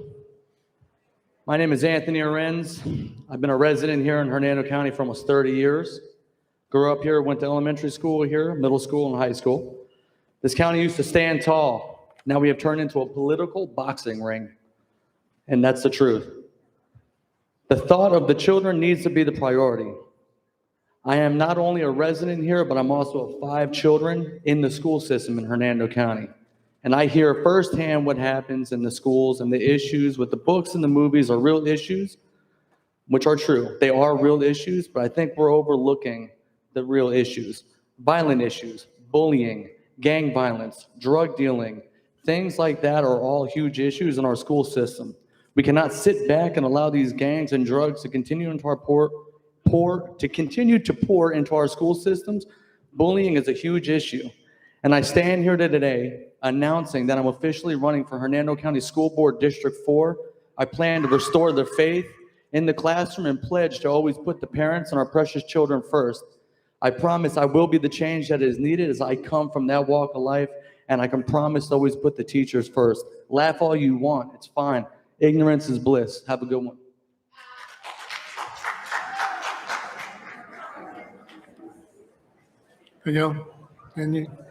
Daniel Scott, Brooksville, Florida, alpha male. Good evening, ladies and gentlemen of the board. My name is Daniel Scott, and I have proudly worked at Springstead High School for the last 3 years. In those last 3 years, I have learned and accomplished a lot. I had great support from my admin and fellow staff members, and through that support, I took on a more rigorous course load. I began teaching AP classes and have found some success in doing so. My AP pass rate last year was above the global average for all students who took the world history exam worldwide. I also took on external responsibilities. I work closely with IB students to aid them in receiving their IB diplomas. I sponsor a club on campus, and I also took on the position of senior class sponsor, which I was motivated to take on after serving as senior class president at Central High School under then Principal John Stratton. I love my school, and I love the career of education. However, effective a couple weeks ago, I have resigned from my position. The board has discussed earlier today about teacher retention. You've addressed pay, you've addressed certification issues, and you've addressed a lack of mentorship. What you have not addressed are the draconian working conditions that are causing many, such as myself, to abandon this honored career. As you stated, 83% of teachers in their first 3 years are leaving the profession. These are not all due to certification issues. I had no shortage of mentorship. I had no issues with my ability to certify. I'm leaving because I feel the board is more interested in removing pride flags and banning literature than they are in protecting us educators. I'm leaving because I don't feel that I can adequately provide a safe environment for my students anymore. I'm leaving because I refuse to work for an organization that sees supporting kids for who they are as indoctrination. I'm leaving because I refuse to teach fabricated history that prioritizes a nationalistic narrative before an accurate one. The attempts to sanitize this profession to fit a political bias is what is causing my departure. Now, I would not call myself a great teacher. I lack a lot of the experience necessary to do so. I certainly would never argue that I was appointed by God to educate. But I will tell you that many of our district's most talented professionals are leaving for similar reasons as I. I am not the first to leave, nor will I be the last. I am not sure a recruiter is going to solve your problems. Students need great teachers to protect them. Teachers need great school board to protect them in these very tumultuous times. Right now, I don't feel that that is the case in Hernando County. If we do not stop witch hunting our most dedicated professionals, we will see a death of this profession. Teachers need the freedom to be empathetic human beings, the freedom to teach our content that we are masters of in an honest way without censorship of the parts one doesn't like. We need the freedom to be a safe adult for the students to confide in when they need support. Until these changes are made, I believe we will continue to see turnover. There will be more. Above all things right now, you must support us, trust us, protect us, or lose us. These are your options. Thank you. Next speaker is Shelby Wyman. Shelby has given us a handout. Could you pass that down? Hi, Shelby Waymeyer, Brooksville, Florida. Good evening, board and superintendent. I'm here to speak very briefly as to respect the time of the students, staff, and parents who are here to speak in support of our schools, not to respect the time of those who say thank you whenever a teacher comes up here and says that they are resigning, which is great. You have a handout that provides details. Ms. Pam Everett already briefly touched on it. I'm not going to harp on it regarding the petition that was started that urges a school board member that is not effectively serving our schools to resign from her petition. There's more details in the handout. I'm sure plenty of people who are here have already read it, seen it. I'm not going to harp on it. Also, I urge every single person in this room to consider whether what a speaker says is fact or whether it is rumor. You have to consider the evidence. This is critical thinking that we teach our students, and they are getting so good at it. For example, on April 25th, I was present at the school board meeting. Monty Floyd decided to come up and to speak, and he randomly included at the very end, he said, "Oh, by the way, the union wrote their speeches." That did not happen. There was no evidence of that, but everyone ran with it as fact. And then teachers had to deal with it, which was great. Additionally, teachers do not indoctrinate students with our beliefs. I'm putting this on the record. We do not indoctrinate students.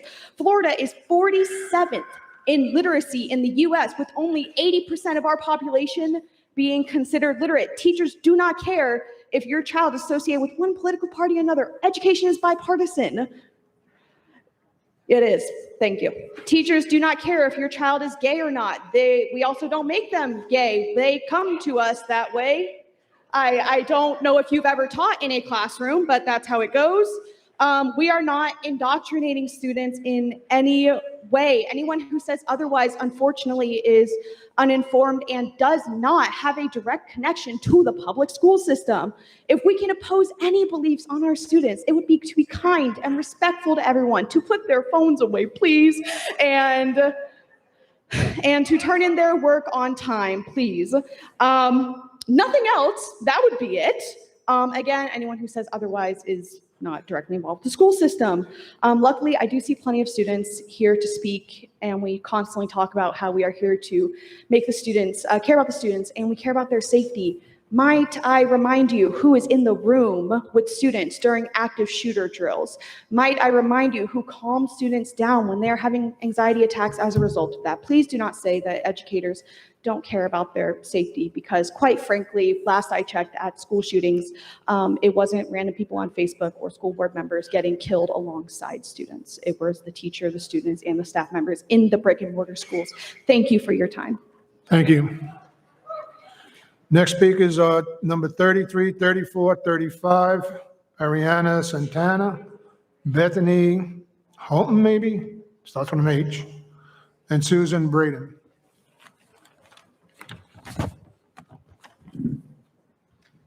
Good evening, everyone, or maybe good night. My name is Ariana Santana. I'm a 15-year-old attending Springstead High School. Every morning, like many of my peers, I wake up, eat breakfast, brush my teeth, wash my face, and do my hair. I also pick out an outfit for the day. Before I depart to go on my bus, I look at my grandma, give her a big hug, and kiss on the cheek and say, "I love you." This may not seem like a big deal, but every day I go to school, I worry about my safety. First thing people see when they see me is just a black girl, or some here may say colored girl. Yes, you. But I'm much more than that. And there are the many students here today that are much more than that. You all may think that you know what's best for us. You go to your meetings and discuss what's best for the students, but do you really know? We as students and teachers get up early every morning and go through 7+ hour long days at our school. When was the last time you have sat through all that time at a school? Many of years ago from what I've observed. Since then, if you haven't noticed, times have changed. People are starting to finally accept the LGBTQ+ community, BLM movements, and other movements that stand for inclusiveness. And I know since many of us are so patriotic, let me restate the Pledge of Allegiance for everyone. I pledge allegiance to the flag of the United States of America and to the republic for which it stands, one nation, indivisible, with liberty and justice for all. Justice for all is what I hear when the pledge is said on the school announcement every morning. I think to myself, what justice? How is teachers' jobs getting threatened by a pride flag justice? How are students fearing to be themselves justice? How is Black Lives Matter flag not justice? If this isn't justice, please tell me what is, because obviously we're reading from different dictionaries. If you think what is happening in our county and all over the state is what America is supposed to stand for. Indoctrination is another word that we've been hearing a lot. And the definition of indoctrination is the process of teaching a person or group to accept the beliefs. So everyone being treated equally is now just a belief and not a basic human right. People all over this district and state are using this word and not knowing the fear and frustration that it is causing among students and staff. At the end of this meeting today, I hope you all leave with an enlightened mind of what the true definition of justice and indoctrination is and what needs to be done from the perspective of the students and teachers who should have the biggest say, as it's our reality every single day. We're tired of the talking and conversing. We need action. Myself and my peers will not stop until something is done. Thank you for your time, and I hope something is taken from this speech.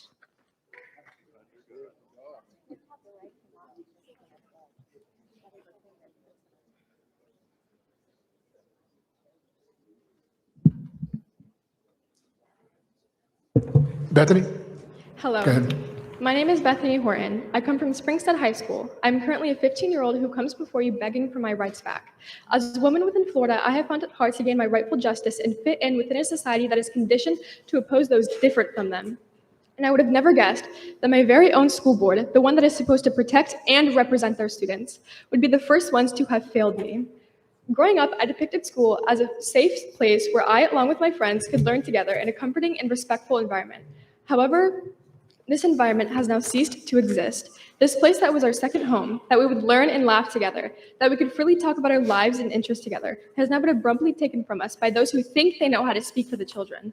I am sure you are all aware that times have greatly changed. Gay shouldn't be a censored word in classrooms. Pride flags shouldn't be hidden in teachers' desks as they fear for their job status. Children should not filter their lifestyles, personalities, beliefs, sexualities, and their rightful freedom of speech from their vocabulary. This corrupt censorship needs to be held accountable. Here's what we should do. First, we should bring back the student and teachers' rightful representations back. Many unfortunately say pride flags, BLM flags, gay representation, etc. do not belong in a classroom because students should just go there to solely learn and nothing else. However, considering I am the one who's actively in a school building and has been for the past 11 years of my life, I can accurately confirm that learning still actually occurs and we aren't sitting in a circle praising these representative objects for 8 hours straight, as some people may think. These items quite literally have no other purpose than to let those who are part of the LGBTQ+ community know that they are supported in that specific classroom and or acknowledge that that classroom does not tolerate any homophobic and or transphobic intentions. Therefore, the only logical reason I could assume that one would even think to ban these representations in a classroom would be because you are projecting your homophobic and or transphobic ideologies on these innocent children that are not deserving of these disgusting viewpoints. Let people be people. It truly isn't that hard of a concept to understand. If you don't support certain communities, look the other way. If you don't like seeing unions unify, ignore it. But please do not take away our one and only inclusive space away from us. We shouldn't be the ones suffering for your discomfort.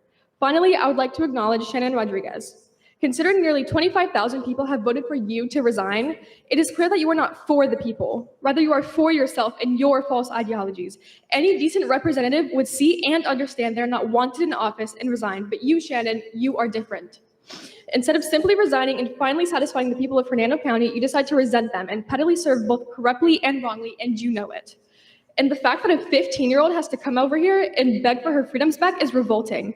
So I ask you today, please do the people a favor and resign to finally do one good thing for us that we could all greatly appreciate. I hope you all consider what has been stated. Thank you so much for your time. Thank you. Easy. Suzanne, before you get started, next is Monty Floyd, Jack Martin, and Charles Watts.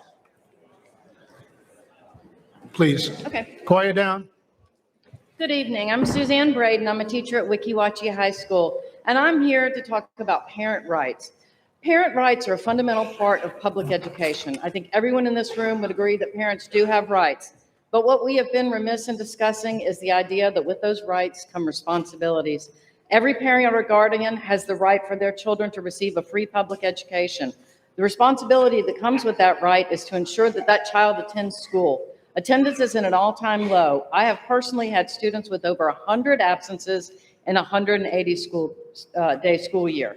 It is impossible to educate a child if they are not present to learn. Parents and guardians have the right to communicate with a teacher about the child's progress and well-being. With that right comes the responsibility of a civilized exchange. Teachers call home looking for support for the student. When a teacher calls, it is the responsibility of the adults, both teachers and parents, to listen to each other and work towards what is best for the child. A screaming parent who is being accusatory is not going to benefit the student. In fact, it teaches the child to treat teachers with disrespect. What is being taught in schools is hotly debated these days. Parents and guardians have always had the right to know what the curriculum is. State standards can be found online. Textbooks can be checked out and brought home for parents to read. Many teachers post their curriculum to class websites, and in Hernando County, we have Skyward, where grades and assignments can be found. I and many other teachers invite parents and guardians to join their online class sites. In all the years that I've had an online class site, I've had one parent join. Yes, parents and guardians do have the right to know what is being taught, but it is the responsibility of the parent and guardian to use these resources. Unfortunately, some citizens choose to take the word of unscrupulous bloggers claiming to be reporters who simply make things up to increase their following. Parents have the right to a qualified, well-trained, certified teacher in the classroom. Parents also have the right to a school board that works in partnership with those teachers to provide the best education possible. With that right comes the responsibility of the parent, the guardian, and board members to treat the teacher as a professional, to trust that their education has prepared them to do the job with which they are charged, to believe that that teacher puts the student first. A highly effective educational system must be a partnership between teachers, administrators, school boards, and students, each one having rights, and also the responsibility that goes with those rights. In this district, we have strayed from that. The current attacks on teachers from citizens, politicians, bloggers, and board members is straining that partnership. When the partnership is no longer functioning and the institution collapses, the ones who will suffer the most will be the children who have the right to a quality education. Thank you. Thank you. Monty Floyd. Monty Floyd, Vice Chair of the Hernando County Chapter of Moms for Liberty. And before I get started, we have screenshots of Miss Shelby bragging about how she's writing speeches. So since she called me a liar, I'll go ahead and share that when I get home. The 3 board members that have been in office for 2 or more terms are responsible for the 4-alarm dumpster fire that is our current school district and should be held accountable for this out-of-control circus. You are the ones that have failed our children. You are the ones that have encouraged teachers to push sexual agendas through your inaction. You are the reason why teachers are leaving and why even more parents are pulling their children out. And you are the reason why some of your staff find it acceptable to harass children and parents and board members who dare speak up or do their job. What is happening in the school district is not the fault of the newly elected board members. The many failures of this district fall solely on the shoulders of Mr. Stratton, the ruling majority on our board, and their legion of hard left agitators. This is why our district has not only become a laughingstock in our own state, but a national embarrassment coast to coast. For merely standing with our great governor and on the right side of Florida law, and that children should not be targets of sexualized grooming, my members, my family, and my friends have gotten threats of violence, harassment, and the left's favorite term called Nazis. Now, who are the Nazis? The parents who care and love for their children? The community members taking flaming arrows from these lunatics to protect these children? or this board and those who want to discuss sex, gender, and much worse with minors. Here are the facts. At Winding Waters K-8, a political activist showed her students an agenda-driven film that was not approved by the district or the school. At Chocochatty Elementary, an 8-year-old little girl is being harassed by staff and students. The principal's response, and I quote, "Your daughter does not have a choice if she wants to be touched or not." For 2 years, we have been fighting to remove sexually age-inappropriate books. To date, only 2 have been removed. And until action was taken to enforce district policy, I'm sorry that some people are in the room are offended by district policy, some of our classrooms were littered with 5-foot-long pride flags and rainbow-clad posters which read, and I quote, "If your parents aren't accepting of your identity, if they don't love you, then I'm your new parent now." Now, let's not forget the issue at Fox Chapel, where Mr. Stratton and these 3 board members for 3 weeks covered up threats by a teacher who said they were going to shoot their students. About that Wanda Sykes quote I keep hearing the lunatics in the room regurgitate, well, the parents in Nashville, Denver, Aberdeen, Colorado Springs, and right here in Fox Chapel have a different saying about that little quote you keep sharing. I'm calling on the board members tonight to remove Stratton. Thank you. Have a good night. All right.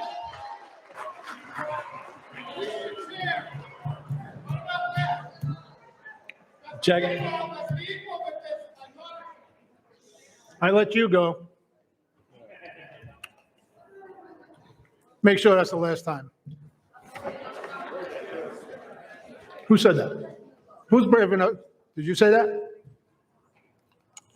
Who just said, oh, yeah? You don't know? Okay, I got a feeling I do. Mr. Martin. Jack Martin, Spring Hill. For the rhetoric about all the hatred, I am an ordained Assembly of God minister. I have served for 37 years in that capacity. My son practices a homosexual lifestyle. I love him as much as I love any child that I have, but I totally disagree with the lifestyle. School is meant for teaching subjects. It is not meant for teaching sexual preference. That should not be going on in the school. I think this board knows, I said to you before, the issue at Fox Chapel, I believe you dropped the ball. And I believe that may have been in part because the teacher was transgender and nobody wants to touch on issues like that. And I think you did the teacher an injustice because I think he should have been set out of the class and given counseling and help. I think he was at an emotional place where he needed help. When the teacher who showed that movie showed it, somebody had called me prior to that a while earlier and said, go to one of the school board meetings. There's a teacher who's going to resign and she's really going to blow things up. So my belief is that she showed that movie intentionally. There's a plethora of movies that could have been shown on science and on the environment that didn't include that. I believe that was intentional. I believe she did it in disregard to school policy. I believe she did it in disregard to the laws of this land. I said to Mrs. Prescott after the last meeting, people said horrible things, sir. I said, I can disagree with you on issues, but I will never say something harmful. The hatred I felt in the room tonight wasn't from Christians. It was over and over every time here. And Gus, I'm not gonna lie, I'm a little disappointed. They kept getting up, making noise, doing stuff. You kept saying you were gonna put somebody out. You didn't put them out. I am disappointed in you for that. Shannon and Mark, I would vote for you over and over again, and I would probably vote for others here. But Shannon and Mark, I would vote for you over and over again. You have the courage to do what you believe, and I think that's something that shouldn't be put down. I want to close with this remark because while some here may not be into the idea of grooming, this is a song done by the San Francisco Gay Choir. You think that we'll corrupt your children if our agenda goes unchecked. Funny, just this time, you're correct. We'll convert your children, happens bit by bit, quietly and subtly, and you'll barely notice it. The fear is that that should not be being taught in the school. Let's go back to reading, writing, and arithmetic, and let's work as a community, not as two different ideologies. Thank you. Charles Watts. Sir, you with the hat on that's clapping loud, please leave. Officer, please remove him. 3 times I looked at you. And you go too. Get out of here. Yeah. Right. Get him out of here.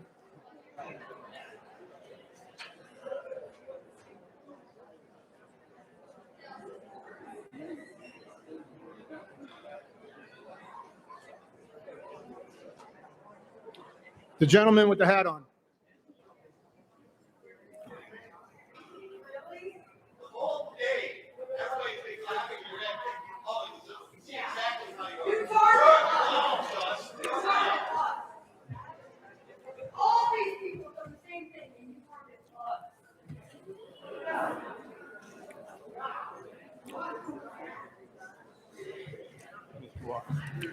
Charles Watts, please.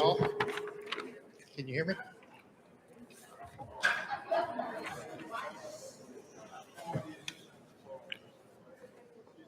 While you're moving over, Timothy Coates, Kathleen Griffin Zana, and Mary Mizuka. Up next. Please, quiet down in the back, please. Hi, I'm Mr. Watts. I'm a resident here in Brooksville. We have 2 children that attend the school. And I'd like to say thank you for the board for being here for the debate tonight. And what a civics lesson this was. And what a great nation we live in to be able to be here tonight and put the debate to the test. Now it's on to my personal agenda tonight. I'm here to advocate for my child, who is an ESE student.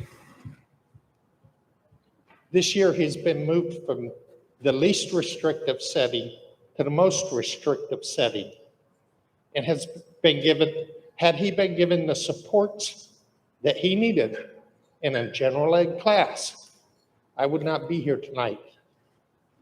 After a recent visit to the new classroom, it resembles a storage unit with no emotional materials to stimulate a child's mind. And Mr. Stratton, you denied this earlier. You got this opportunity to see this classroom when you and I and the principal met. You chose not to see it. Our child has been treated differently due to his disability. He is treated as a different class of children. His classroom does not resemble those of his peers. They have certified teachers. Our child has a substitute that is not a certified teacher. The ABA, the IDEA, would consider this a discriminatory action. We are sure that it is the same in every ESE seclusion classroom in our county. You have all been here a long time and have ignored your responsibilities. That does not include Mrs. Rodriguez. She has joined our family in our plight and is a new board member. Has your legal counsel not given you any advice? Please go and visit the classroom. Mrs. Rodriguez has. She shares our same family values. Jesus healed the lame, fed the hungry, did not shame them for being different. Our child has been treated this whole school year as a different child. He's been suspended for being him. Thank you. I would just like to add that that child is 6 years old. No, I didn't hear. Are you Kathleen? Yes. Please. Hi, Kathleen Griffith-Zang. I'm a mother of 3 sons who attended Hernando County schools, including the IB program. One of my sons happens to be gay. 8 years ago, I started attending PFLAG meetings. For about a year, I gathered with and appreciated every letter of the LGBTQ members. We had thoughtful and positive discussions, and I learned a lot. My husband and I and sons are a strong and loving family, as the vast majority of nuclear families are, which includes families made up of all races, religions, sexual orientation, and gender identities. It is the nuclear family model based on love that has for eons had the greatest success in raising a happy and healthy child into a productive and responsible adult, not the school system. We parents, again, of all backgrounds, are asking that schools teach our children reading, math, and other core curriculum subjects and leave it to the family to love, guide, and affirm them. Mr. Johnson and Ms. Rodriguez have both held to their campaign promises to provide improved transparency on how my property taxes are spent. They have set high standards of efficiency and are working toward eliminating, and I hope, crushing DEI. I and many others will continue to support and vote for school board candidates in alignment with the aforementioned tenets, including removing books that can be found elsewhere by the individual or family. We are not banning books. I'm sick of hearing that. Changing the topic. One of my colleagues once told me that bad news should travel faster than good news, for knowing bad news quickly allows leaders to mitigate risk. The way the superintendent and everyone else involved in the Fox Chapel March 24th incident did not mitigate risk, particularly after the March 27th mass shooting incident in Tennessee. The superintendent's continued approach to slow walk notification of the incident and or revise his original decision means a vote of no confidence for me in his leadership. Lastly, if the teacher had been a gun-owning, cis male or female, would a different decision had been made? I wonder if the individuals involved were afraid to be called transphobic if out of an abundance of caution, they recommended that the teacher remain out of the classroom for further evaluation, rest, and counsel. Thank you. Thank you. Are you Timothy? Yes, sir. I'm sorry, I called out of order. Go ahead. You ready? My name is Timothy Coates. I'm resident of Hernando County. I've 24 years in counting, member of the community, pay taxes here, participated in community events here. Both of my adult children were at one time students of the school district. Personally, I served as an employee under Mr. Leith as a school bus driver. Beyond all that, I consider myself an ambassador of Christ and of his kingdom. I have strong convictions to represent him on the earth. He has given me the responsibility to love all people created in his image as a person of sacred worth and importance, deserving of honor and dignity. I have a theme by which I live my life. Nothing actually happens on the earth except by the involvement of the ambassadors of the kingdom and the withdrawal of that. Unfortunately, in recent years, that activity has been somewhat pulled back. However, as we see happening across America, as well as here in Hernando County, that involvement is increasing. As a Christian, we want to be known. We are not activists. We are not haters. We do not wish to control what persons do in their personal lives. We love all people created in the image of God as people of sacred worth and importance, created in the image of God and divinely designed by Him to be exactly whom the person He has created them to be. On that basis, many of us are concerned about some things that are happening in current trends of education in Hernando County and elsewhere. However, here are some things that we expect. We expect, communicate, embrace, and enforce all the laws currently in effect in our state, including those of parental rights. We do not believe it takes a village to raise a child. It actually is the parent's responsibility before God to train up a child in the way he should go. We expect and we believe that you should require employees to teach the basics of education without personal bias or interjection. We expect you to make responsible leadership decisions that reflect the proven and established moral and ethical values upon which this nation and its educational system were founded. And I left some out to say this. We also expect you to enforce the rules you make, or else you are teaching the students by your lack of doing so that there are no consequences to breaking of those rules. Ladies and gentlemen, myself and many others are praying for you. I pray that you will find the wisdom to discern right from wrong, that you will understand the gravity of the decisions you make, and that you will find the courage to do the right things, sincerely and respectfully. Thank you. Thank you. Mary, after Mary is Michelle Tavares, Misty Lachot, and Brian Robinson. Brian? Okay, Mary. My name is Mary Mizuko, and I have been coming to school board meetings since January. I have 3 grown children. They have children, so my grandchildren go to the schools.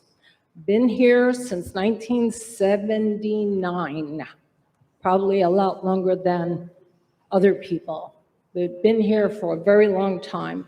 And I will tell you that this evening, I have seen such gaslighting. It is unbelievable. For all those out there that don't know what that means, gaslighting is what people tell you and tell you and tell you until you believe it. And then you go off and you retell those lies. In reference to Mrs. Rodriguez. Mrs. Rodriguez did not go to all the schools pulling out flags. Mrs. Rodriguez got phone calls from teachers that said, listen, you got to go here and you got to look at this because they're violating the law. You have whistleblowers. And you can put all the kids you want out here that you want. But it's the taxpayers that are watching on the TV and they can see it. This whole room was filled with union, teachers, and students.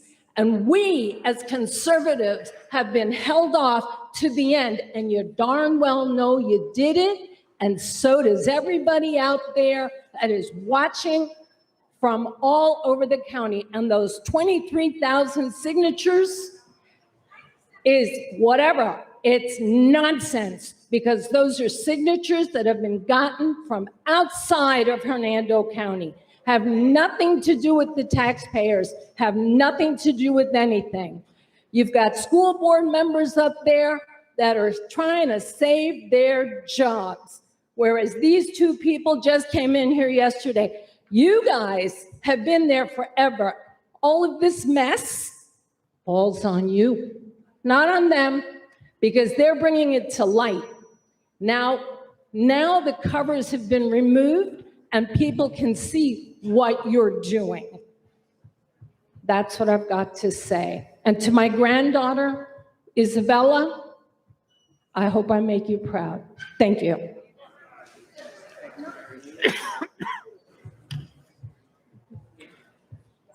Michelle?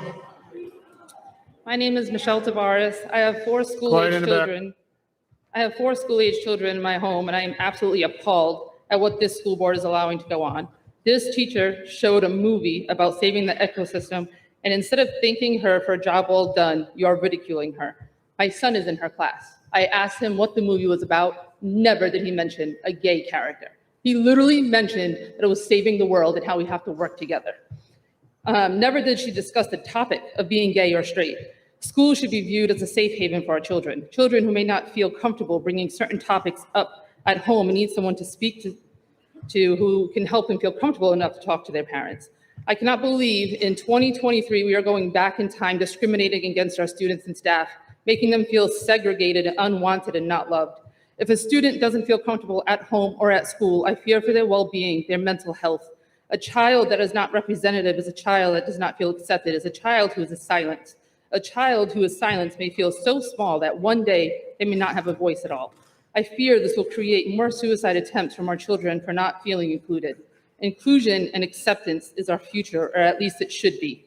Your own mission statement states, the Hernando County School District collaborates with students, parents, and other community stakeholders to effectively prepare all students for a successful transition into a diverse and changing world. I regret to inform you, if you allow the removal of allies, books, movies, posters, etc. in our classroom, you will completely fail in your mission to help prepare our students for the future. If you have to make laws or policies to hurt a group of people just to prove your morals and faith, then you have no true morals, you have no true faith. And I hate to break it to you, but there are gay Christians. And sir, there were gay kids when you went to school, I promise you.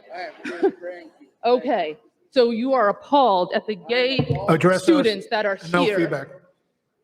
I applaud the students that are here. I applaud every single one of you that had the courage to stand up here and talk to these so-called adults who don't know what they're talking about. I know what I'm talking about. My son was in that class. There was absolutely no talk about being gay.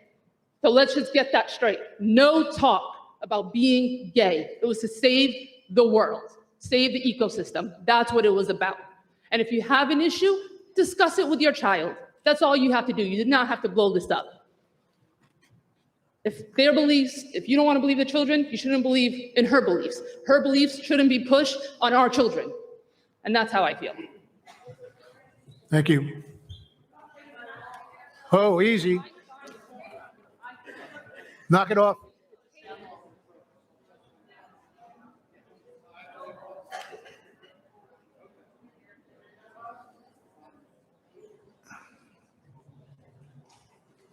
Misty?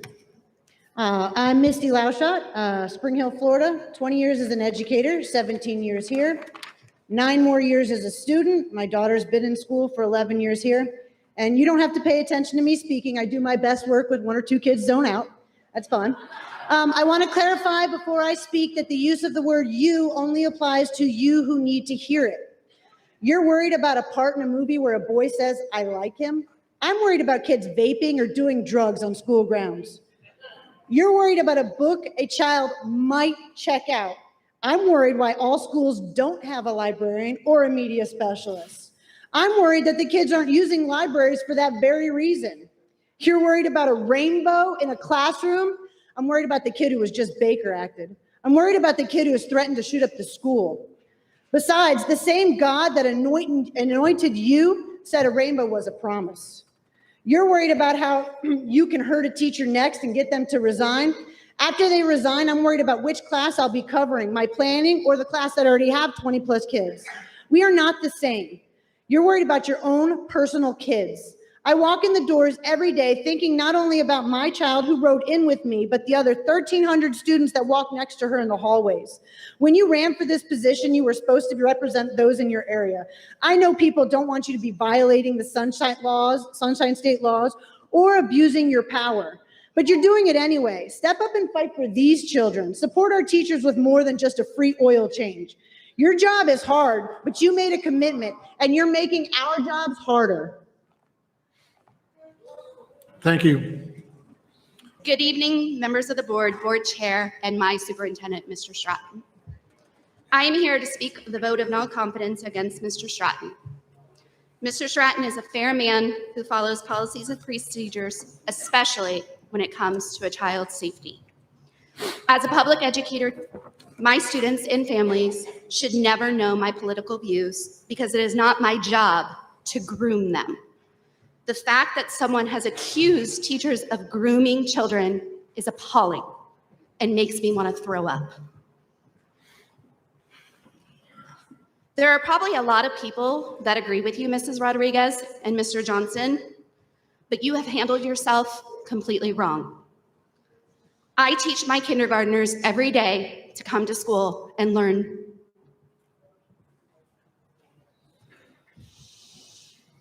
Thank you. And learn to work together. That is what you were elected to do, and that is what you should learn how to do. It is really important that you start educating yourselves on the amazing things that the students in Hernando County are doing and the amazing teachers are doing. and stop stirring drama. Mr. Stratton would never belittle teachers the way that some of you have. Why? Because he hasn't even belittled you when you've sat there and downgraded him. He is a leader that is calm, and he thinks thoroughly before he speaks, because he makes sure he has his facts straight. Mr. Stratton listens to what is happening in the classrooms and makes changes to help the teachers and our students. As teachers of Hernando County Schools and our employees, we ask the board members to please vote to keep Mr. Stratton. Please put aside your personal agendas and politics and learn to work together. I vote Stratton stays. Thank you. Thank you. Catherine? Hi, I'm Kathy Calabro, Hernando Beach. I've been a teacher for over 30 years, 23 of them in Hernando County. It's something I'm proud of. But some of you here tonight seem to think that teachers are the epitome of evil. You think we're trying to indoctrinate your kids, infiltrate their minds with smut. You couldn't be further from the truth. Being a teacher is not an easy or well-paying or glamorous job. We're in it for one reason. We care about kids. All kids, no matter their ethnicity or skin color, religion, sexual orientation, or gender identity. We even care about the kids that misbehave and drive us nuts. Public schools get kids from all walks of life and all kinds of families. I've had kids in single-parent households, or living with grandparents, or in foster care. I've had kids who have parents in jail, or suffering from alcoholism, drug addiction, or mental illness. Some kids are victims of abuse or neglect. Kids are increasingly being raised by electronics and the internet. These kids need caring adults in their lives. The proverb, it takes a village, it does. And school is the village for some kids. We're accused of trying to turn kids gay, as if that's even possible. I have a hard enough time getting my kids to turn in their homework. Why would we want to, though? We know that there are plenty of people, many sitting in here in this room right now, that hold hate in their heart for the LGBTQ community. Why would a teacher want a student to be a victim of hate? We do want our students to be critical thinkers. We teach critical thinking, so they don't just accept ideas without considering other viewpoints. This is the antithesis of indoctrination, and it is so important in the internet age. We teach them that we all make mistakes, that it's part of learning and part of life. We want our students to turn into this: honest, open-minded, kind, well-adjusted, successful, and productive members of society. Thank you. Thank you. Charles? After Charles is Zeph Brent Berman, Kimberly Maroney, and Bianca Rockwell. Charles Ashton, Brooksville, Florida. I'm just here as a normal dad of 2 school-age children, and next year my kids will not be attending a Hernando County public school. As you can see by this room, it's filled with activists pushing an agenda, and it's my job as a parent to teach my children what I want them to learn. Schools are for education and not political agendas or these other agendas that you see throughout this room here. And so I just want to say on behalf of the thousands of people that voted for you, Shannon, across this county that couldn't be here tonight, I just want to say thank you for standing up for us, normal, regular people that just want to have our kids go to school and get an education and not be indoctrinated with a certain agenda. So I just say thank you and keep up the good fight. Thank you. Thank you. Good evening, Hernando County School Board. It's an honor to speak to you today. My name is Zephaniah. I'm a property owner and a taxpayer, and though I do not currently possess any biological children here in this public school system, I'm a youth minister to some 100 6th to 12th grade students, the vast majority of which attend your public schools. My close involvement with these students on a near daily basis helps me to keep my finger on the pulse of what is taking place in this county and provides validity to my perspective on these matters that I am attempting to add my voice to. What we are dealing with here in this county is a conflict of what is good and what is evil. We will have one side of the aisle say that this side of the table is good and this side is evil, while the other side of the table will say that this side is good and this side is evil. Without an agreed upon standard, hear me, without an agreed upon standard by which we can collectively base how we define what is good or what is evil for our community, for our society, or for our students, we'll never progress. We're always going to fight if we cannot find something that we can agree upon to define what is good for these students. Let me submit to you, though it may offend some, that the standard that we need to base the moral compass of what is right and what is wrong is the Bible. It was good enough to be the moral compass for this country, for our founding fathers. And let me just remind that young lady that it is one nation still under God.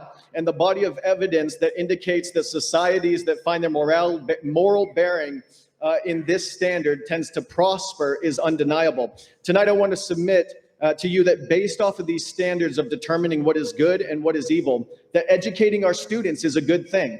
Training them in math, in science, in reading and writing, and physical education, good things. Teaching them how to file taxes, balance a checkbook, how to hold a job. These are all good things. How to help them be successful into adulthood. They're all good things for our society and for our students. Transversely, encouraging and promoting abortion, propagating a lifestyle of homosexuality, and opening up doors by indoctrinating a transgender ideology by interjecting confusion at a young age as to the validity of their gender is not a good thing. I dare say that it is even evil. And no society, hear me on this, no society on earth having adopted these three ideologies ever prospers or thrives. Every nation that adopts those three ideologies ends up falling and ends up collapsing. And we don't say this because we hate anybody that identifies as transgender or homosexual. We love you, but we're trying to tell you that there is a better way. In conclusion, Hernando County School Board, do what is good and turn off what is evil.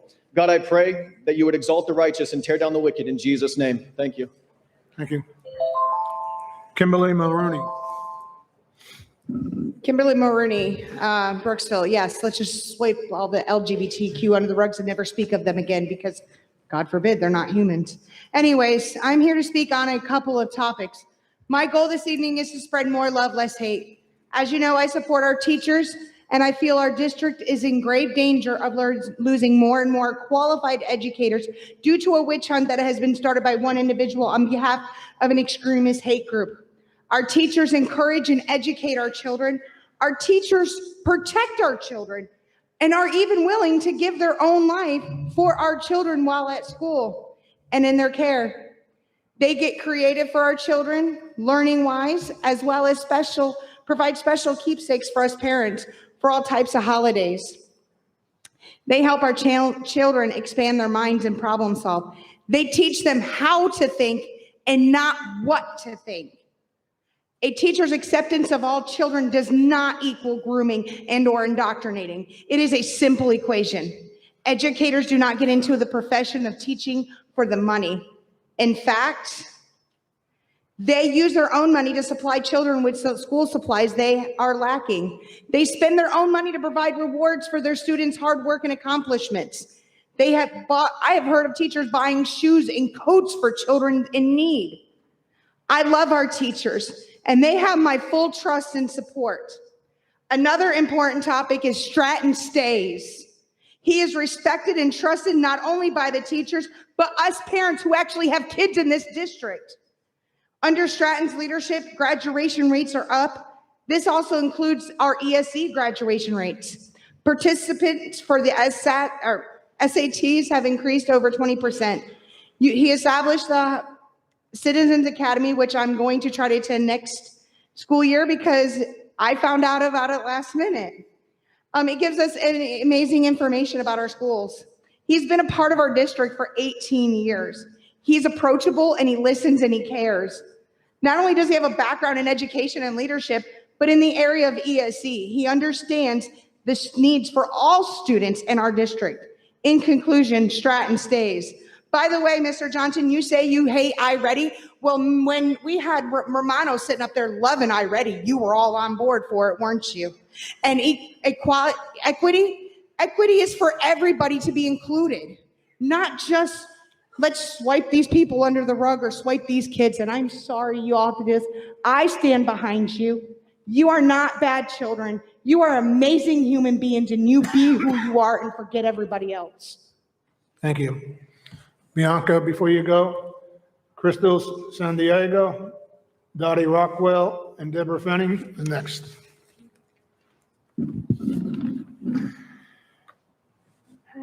Hi, I'm Bianca from Spring Hill, and I go to school at Challenger K-8. Just recently, my teachers had to take down and take off things from their personal life. Seeing them take off the pictures from their kids and pets makes me feel not welcome and uncomfortable. I wish they could keep it up. If it's not appropriate, then let them have it up. As being a student in this district, seeing the white walls makes me feel like I'm in jail. We as kids go to school for 8 hours, and we should feel like we should be there. It just makes me upset knowing the pictures aren't there. Just look, us kids can't take it. I don't want to go to school because it makes me uncomfortable. If you care so much about our students, then take action. Let the pictures be up. Before you had them taken down, you should have asked the students. You shouldn't just ask us, but the parents of these students that you say you care about. How do the parents feel? You don't know because you don't care. Thank you.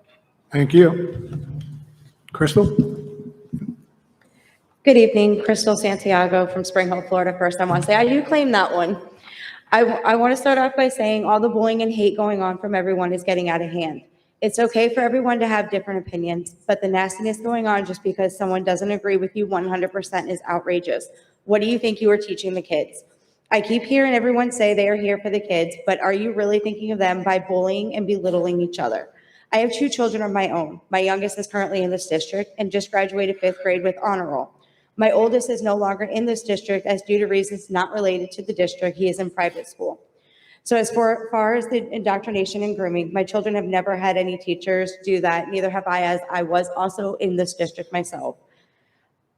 My children they both had gay teachers who've never discussed those, and I only knew the teachers was gay because I knew what to look for. We already have a shortage of teachers, and yet we continue to bash and belittle them. Teachers are with our students for at least 8 hours a day. As a mom, I feel that teachers are a safe place for our kids. Personally, if my child feels more comfortable confiding in a teacher, guidance counselor, principal, or any other adult at school, I think it's okay. Sometimes children feel better talking to an adult outside of their home who they trust about certain things. That doesn't mean that that adult is grooming or indoctrinating the child.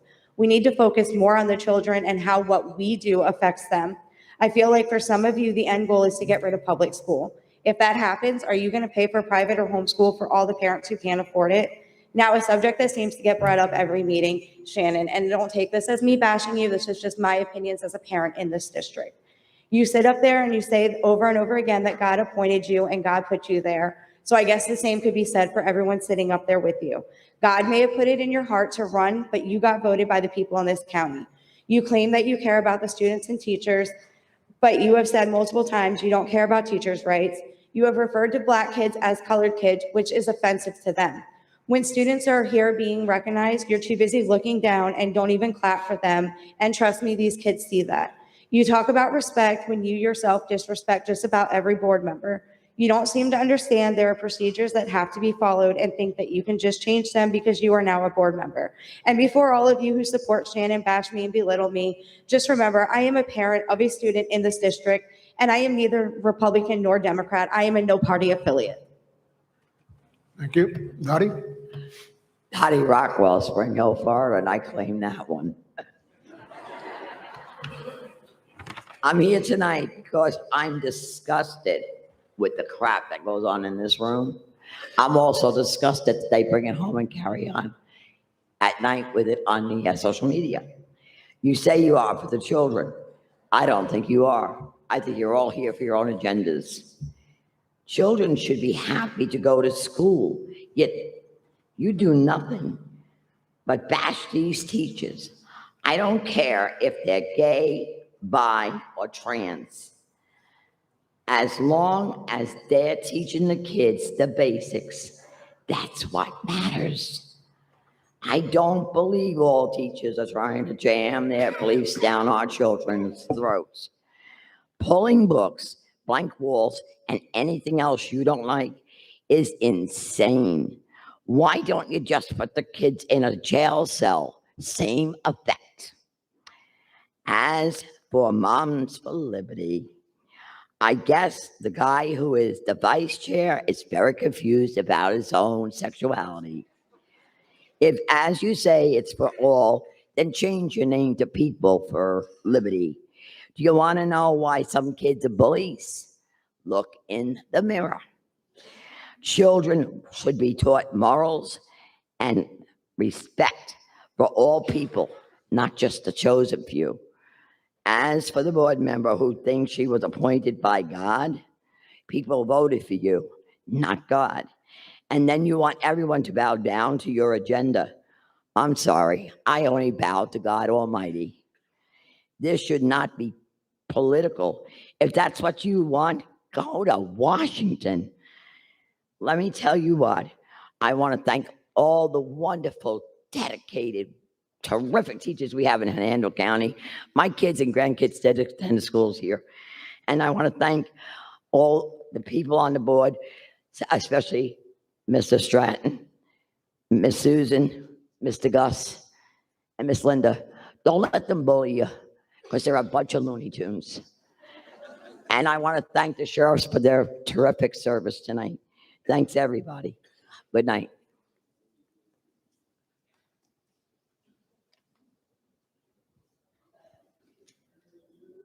No. Sorry. No. I'm sorry, yeah, Debbie. I got you over here. Good evening, Superintendent Stratton and school board members. My name is Debbie Fenning, and I currently reside in Pasco County. Prior to my retirement in 2016, I was employed with the Hernando County School District. During my 25 years of service, I worked for 7 superintendents, 1 elected and 6 appointed, and in my experience, not one of them was perfect. I had the pleasure of working with Superintendent Stratton when he was a school-based administrator. Had he been appointed superintendent prior to my retirement, I might have continued working for a few more years. His respect for all district employees and his unwavering support of students are the qualities that make him a superintendent worth saving. I have 2 adult daughters who graduated from Hernando County schools. Not once in their K-12 educational journey did I believe they were being indoctrinated. I credit their many elementary, middle, and high school teachers for helping to ensure they grew up to be kind and caring individuals. Currently, I have 2 school-age grandchildren in a Florida public school in another county. I do not believe they are being indoctrinated, and I am hopeful they will grow up to be compassionate human beings. As a grandparent, I am more concerned with the negative effects of social media, the threat of active shooters, and the psychological and physical dangers of student bullying than I am with a book on a library shelf, a Disney movie, or a sticker on a teacher's door. Thank you for your time. Thank you. Next is 54, 55, 56, Mary Ledoux, Carla Johns, and Kathy Gates. Sorry? Okay, then Asia Moore.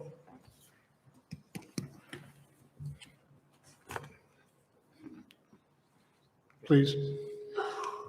Good evening, board members, board chair, and Superintendent Stratton. My name is Mary Ledoux, and I currently reside in Citrus County. I was a 30-year educator and leader of several schools before my retirement in 2019. After 30 years in Hernando County and 37 years in the career in which I am extremely passionate, I'm also extremely passionate about Hernando County and the fabulous educators, school-based leaders, and district employees that this county currently has. I have worked under many superintendents and with many school boards during my years in Hernando County. And I can say that with everyone we worked with, we always worked with the best interests of students at heart. I am here to say that I support Mr. Stratton. Mr. Stratton is a leader who cares about his staff and he cares about his students. He has been in the trenches as a teacher and at an alternative school in Citrus County, working with one of the most difficult populations there is. He worked as an ESE teacher, an assistant principal, and school-based principal in Hernando County before transitioning to the district office. He knows what it's like to live and work every day with the most difficult population there is. And he has done it with grace. Mr. Stratton made such a positive impact on students and staff, no matter where he worked, that I can tell you many times in Citrus County, there are people who ask, do you know Mr. Stratton? He was really good with our students. And I can say that, yes, I was proud to work with him. His calm demeanor and concern for students in Hernando County is the safety net that helps keep our teachers continuing coming to work every day. So yes, I'm in favor of saving Superintendent Stratton. He deliberates and thinks calmly before he answers any questions, and he is what we need every day in this turbulent environment to keep our teachers and our staff continuing to do their work. The second reason I am here is because of my current job. I thought very strongly about what I see with my students every single day, that I wanted to share perhaps a different perspective. I currently work with a university training student interns to become teachers and to be able to be competent teachers day one when they step into the classroom. I can tell you when I started in 2019, there were 100 openings. There are more than that now. My students are... Thank you. Kathy, you're up next.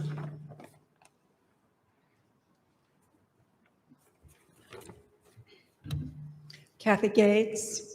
I reside in Citrus County. I taught 30 years at Brooksville Elementary School. The last 10 years, I was in charge of the Global Studies Lab. I taught those poverty kids about the world. We did global humanitarian projects every year. Mary Ledoux was one of my excellent administrators. Maybe a year and a half ago, I spoke because we were in the middle of the hysteria over CRT. We had just endured the mask hysteria and had moved on. And at that time, I stated we were probably going to see a new crisis every 6 months. Sure enough, we've gone from mask to CRT to equity to indoctrination to teachers being called groomers and perverts, porn. And as of tonight, I'm going to add anything woke. Let's learn what has happened in the state of Florida and how we've gotten here. Steve Bannon has a podcast and had the national leader of Moms for Liberty, Tiffany Justice, on his show. She described the goals for Moms for Liberty. Listen closely as I quote her. We're going to take over school boards, but that's not enough.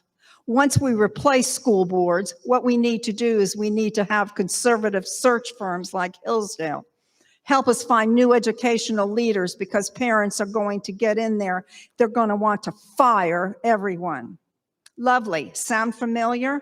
Now we fully understand what this is. Political theater, orchestrated, picking apart everything about our schools, coordinated chaos to destroy public education. Who in the world in this country is orchestrating this, and who is funding it? I have never in my life seen so many Florida school districts in disarray, having to replace their superintendents. This list is horrific. Broward, Brevard, thank God you didn't take that job.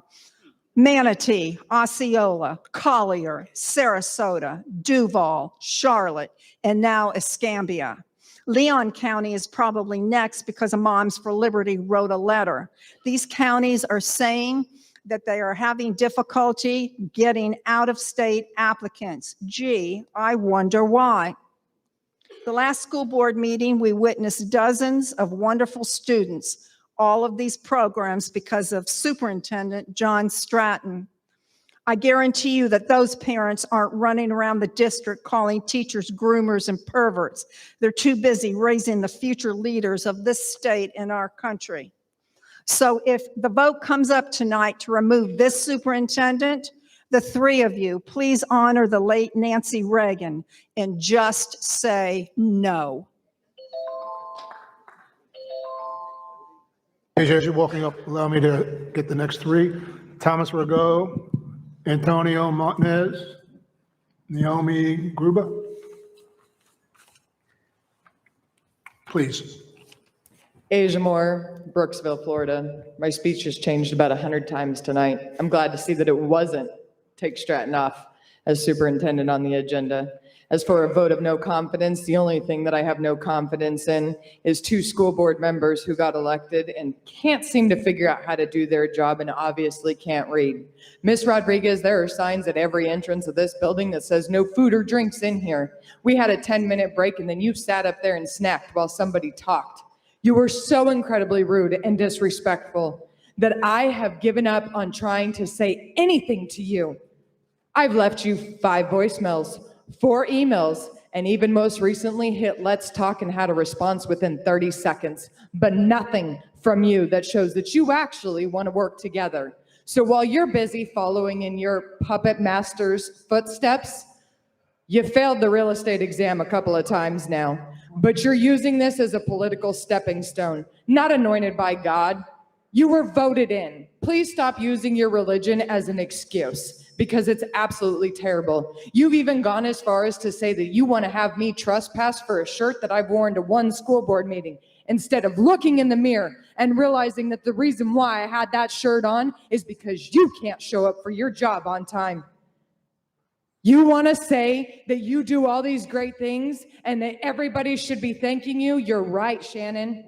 Thank you for proving that you don't know have to know squat about a job to get elected into it. Thank you for proving that you don't need a child in the district unless you're running and you want to show that my child's in the public education system now.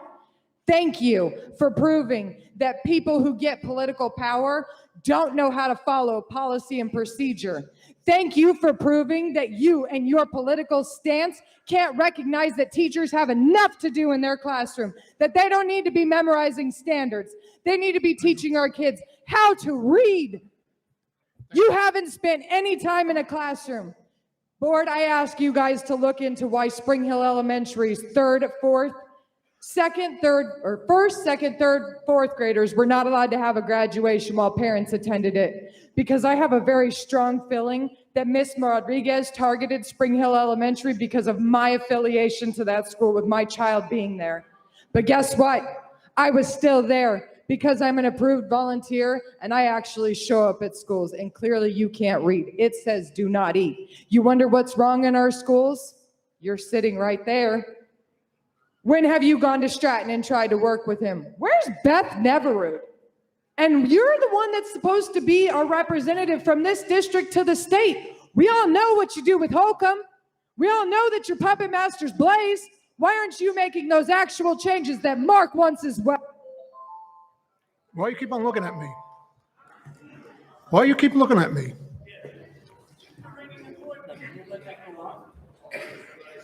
Is there anything legal that she did that was wrong? I'm not talking to you. Huh? Hang on. Thomas Rago. Thomas Ragu, Spring Hill, Florida.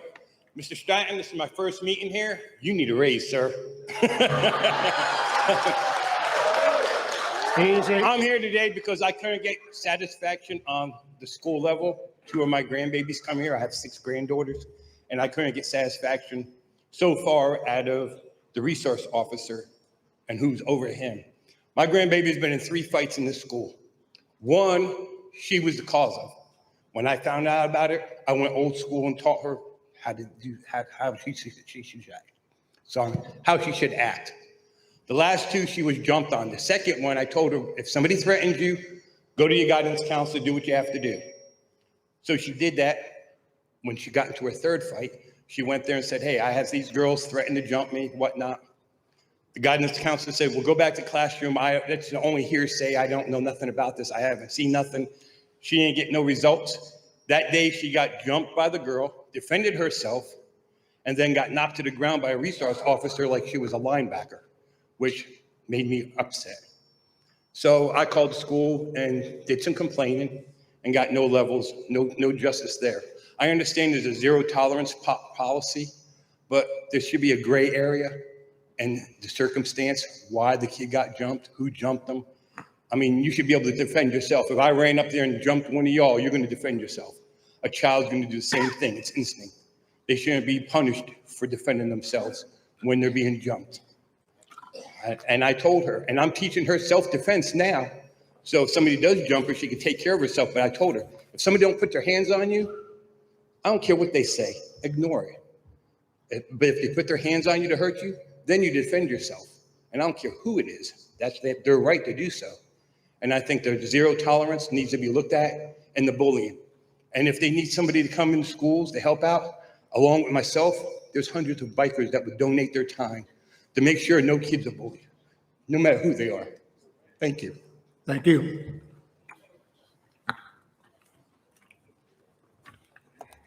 Antonio? Hey there, guys. How you doing? I'm Antonio Martinez, graduated Springstead High School in 2012 when Ms. Duval was my principal. And it's because of educators like Ms. Duval that I don't remember having a lot of worries going to school here in Hernando. So that being said, tonight, I've heard that our kids are fighting for a war for their identities and for a better education because there's some outlandish idea that somehow LGBTQ people and books are ruining the youth. There's so many questions. Like, how do we go backwards? What emboldens that ideology? Because I was raised by two religious parents, and they taught me to love everybody and fight for what I believe in.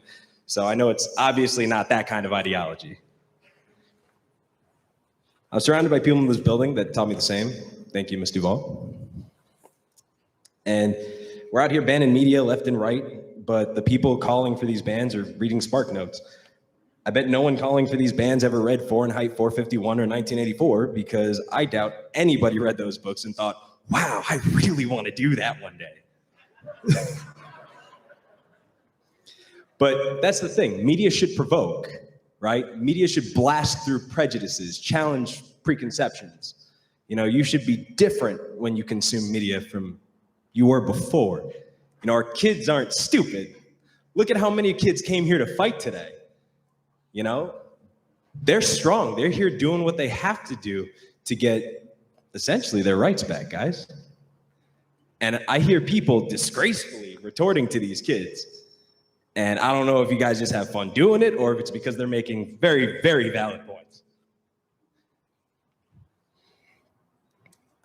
I'm just gonna put the phone down. Honestly, guys, this place has been my home for almost 20 years now. I moved here from New York when I was a kid, and coming from that and going to this, I don't get it. Somebody explain it to me. Please, somebody in here explain it to me.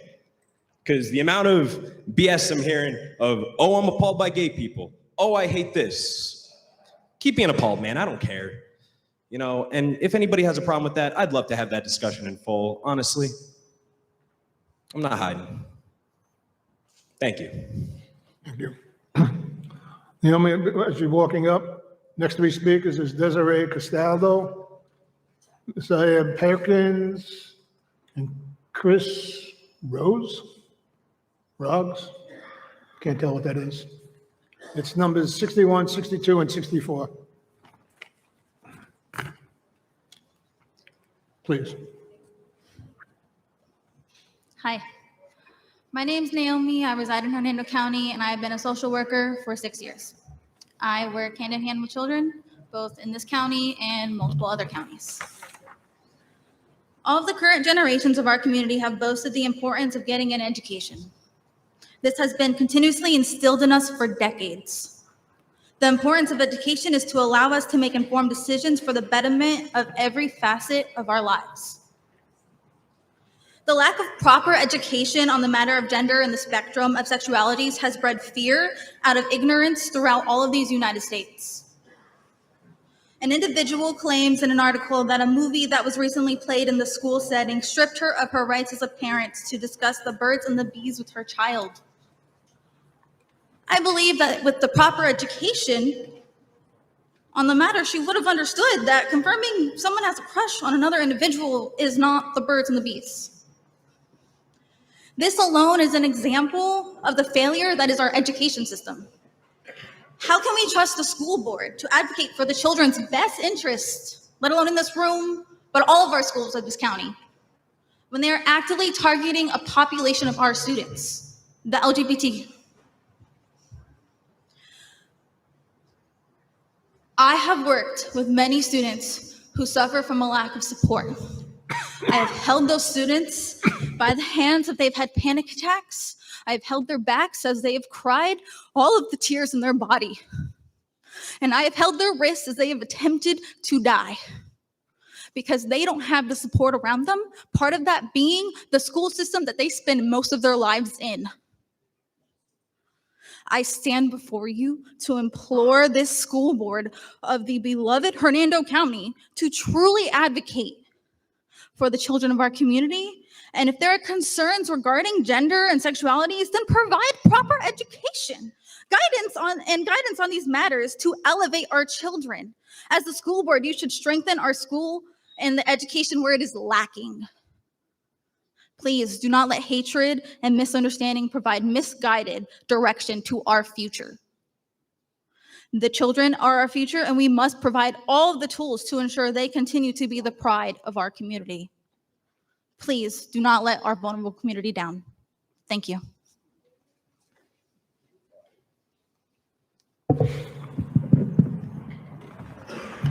Good evening. My name is Desiree Castaldo. I'm here tonight to show my support for Miss Barbie and our Hernando County school teachers, as well as for Mr. Stratton. Our son, who would be referred by some on the board as the colored kid, could have easily fallen through the cracks or been labeled a problem child in his school. However, that didn't happen thanks to his amazing teachers. They realized that he was just bored and not being challenged. At the close of this year, he was offered not one, but 2 spots in the top 2 schools in the county. And it's because of the support of his teachers and his 2 moms that he's where he's at today. Recently, it was said that a certain movie opened the doors for teachers to have conversations with kids that should not be taking place. I'm here to tell you that those doors have been open long before that movie was ever shown. Our son is not the only one in the class that has parents like us. And the kids talk, and they ask him questions, and he tells them. And at the end of the day, they don't care that he has 2 moms. They come and they hang out. They love him. His teachers love him. It would be great if you had the same passion when it comes to protecting kids from being bullied. But now you've tied the hands of teachers to even get involved when kids of the LGBTQ community are being bullied for fear that a conversation might take place and they would be in trouble for it. And where's that same passion for the kids who can't read and write, but we push them through because, hey, no child left behind, and we send them into the world not knowing how to balance a checkbook or to sign their signature when they go to apply for a loan. You say the real victims are the children, and I couldn't agree more. When kids are pulled out of a class and are being force-fed to hate teachers, classmates, and people in the community, they really are the victims. The bottom line is you can ban the books, you can ban the movies, you can stop the conversations, but you can't ban people from being who they are. You can't ban my child's voice. When he wants to talk about his family, he's going to talk about his family. It took 21,695 votes to bring Ms. Rodriguez into this board. Currently, there's over 23,000 asking that she be removed. I implore that the board take that into consideration. Thank you. Thank you. Lucia Perkins, number 62. That would be him. Oh, okay, I'm sorry. Hello, my name is Messiah Perkins. I just finished my 6 years at Deltona Elementary School, K to 5th grade. I'll be attending Gulf Coast Academy next year, but I was also offered a spot in Challenger's gifted program. My mom told me someone on the board didn't think Strange World was a good movie to show kids at school. I watched it with my moms. It was a great movie about our planet and taking care of it. Someone on the board said the movie opened doors for conversation that shouldn't take place in the classroom. I want you to know I come from a home with 2 loving moms, and even better is that all my classmates know that and they don't care. My moms come on field trips, they volunteer at school, and my friends come over to our house to hang out. This is my family, and I won't let you try to silence me from talking about my amazing family at school. The First Amendment right applies to me too. That hate has no place in our classrooms, and the messages you are sending is one of hate. It seems as some of you on this board could learn from us kids, especially the kids that love me and accept where I come from and my family. Thank you. Thank you. Chris, before you start, Cynthia Ross, I think it's Carol Ross, and Diane Liptek is next. Please. My name is Chris Ross from Brooksville. I'm a graduate of Central High School. Mr. Stratton, you were my principal when I graduated. I think you did a great job. I think you're doing a great job now. I think if the board members want to keep their jobs, you're going to keep yours tonight.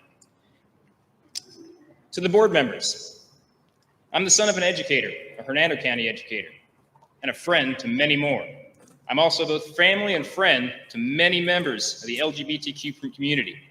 I want you to know that the vitriol with which you attack my loved ones, members of marginalized groups, and members of the most underappreciated profession in this country is going to cost you your job.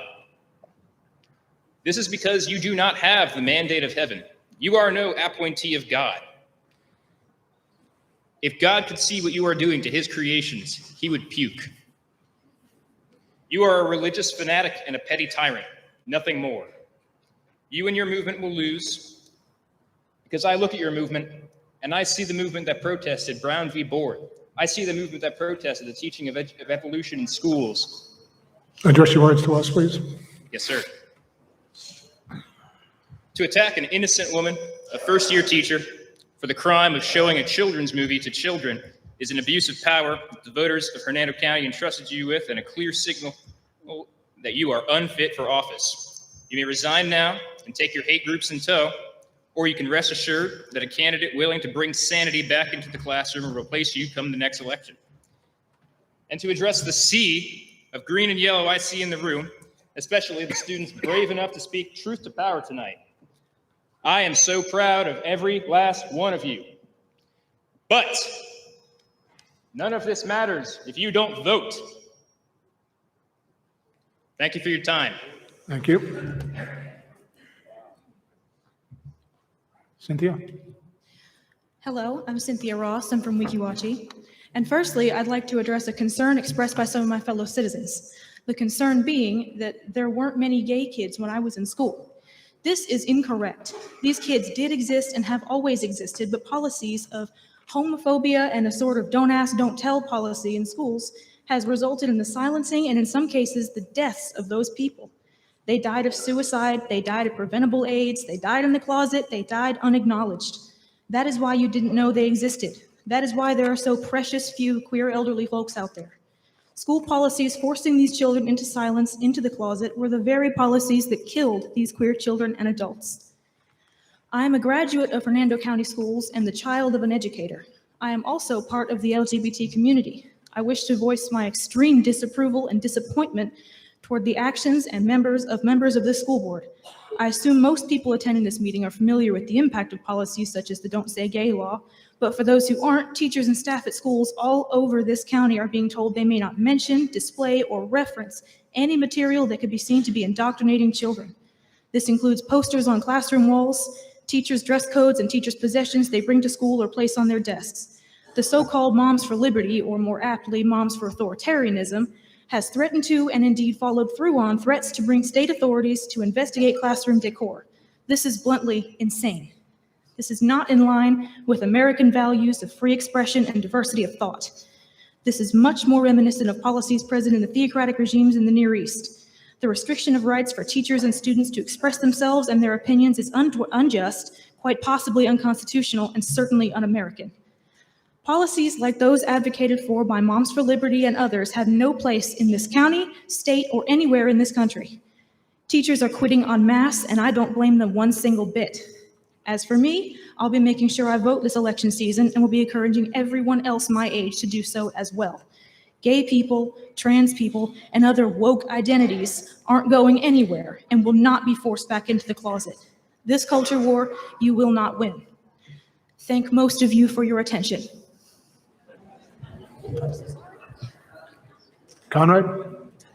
Hello, my name is Connor, and I went to Wikiwachi High School. And I just want to say first, before I start speaking, I would like all board members to look at me and have their pens down while they're taking notes. Thank you.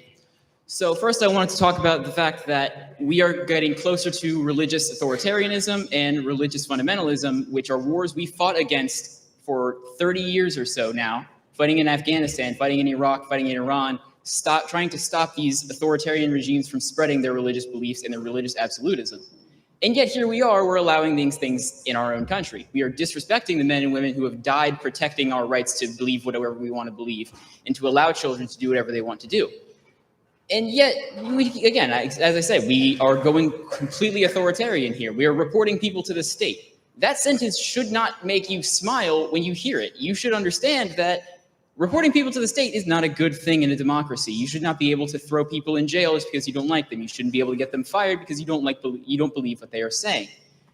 Some people say it's a simple disagreement in opinions, but you're disagreeing with the acknowledgement and the existence of these people at all. I mean, that's not very opinionated. That's a call to action usually. I also wanted to say that as I went through school, I went to high school here, I went to middle school here, I went to elementary school here. I went through all my years and my teachers were fantastic. My teachers were great.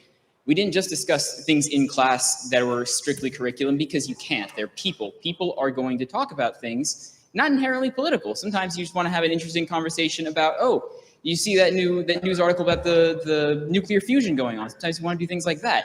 But relegating it to exclusively teachers have to say only curriculum things, it's never going to work, and it just makes education sound like a prison, as someone else pointed out earlier. I was one of the highest achieving students in my graduating year. I took and passed almost every single AP class my school even had to take. I like to think I'm at least decently educated on political affairs and things going on. And so seeing all of these rises in banning books or banning what people can say, that strikes me as fascist and authoritarian, and it should strike fear into people because fascism is a toxic ideology that hurts people. It hurts people who are, even people you think that are, you consider normal people, or people who think that, oh, I'm fine with them being homosexual, I just don't like that they are. That's not a very good thing. That's disrespecting someone's identity and beliefs. I want to finish off by saying one more thing. If you noticed, almost every single former student or teacher here has been for John Stratton. It's all of the parents or citizens who are just saying that they are taxpayers who are against John Stratton. The people who haven't been in a schoolroom in years. Those are the people giving their opinions here, not the students. Pay attention to the people in the classrooms, not outside of them. Thank you. Linda Liptek, number 67. Guess you're not here. Next is number 91, 92, and 93. Sean Swenger, Cody Hannigan, maybe? And then as well.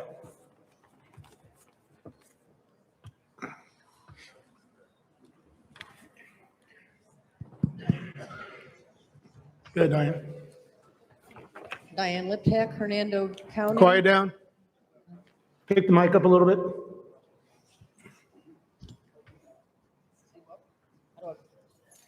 Tilt it up. There you go.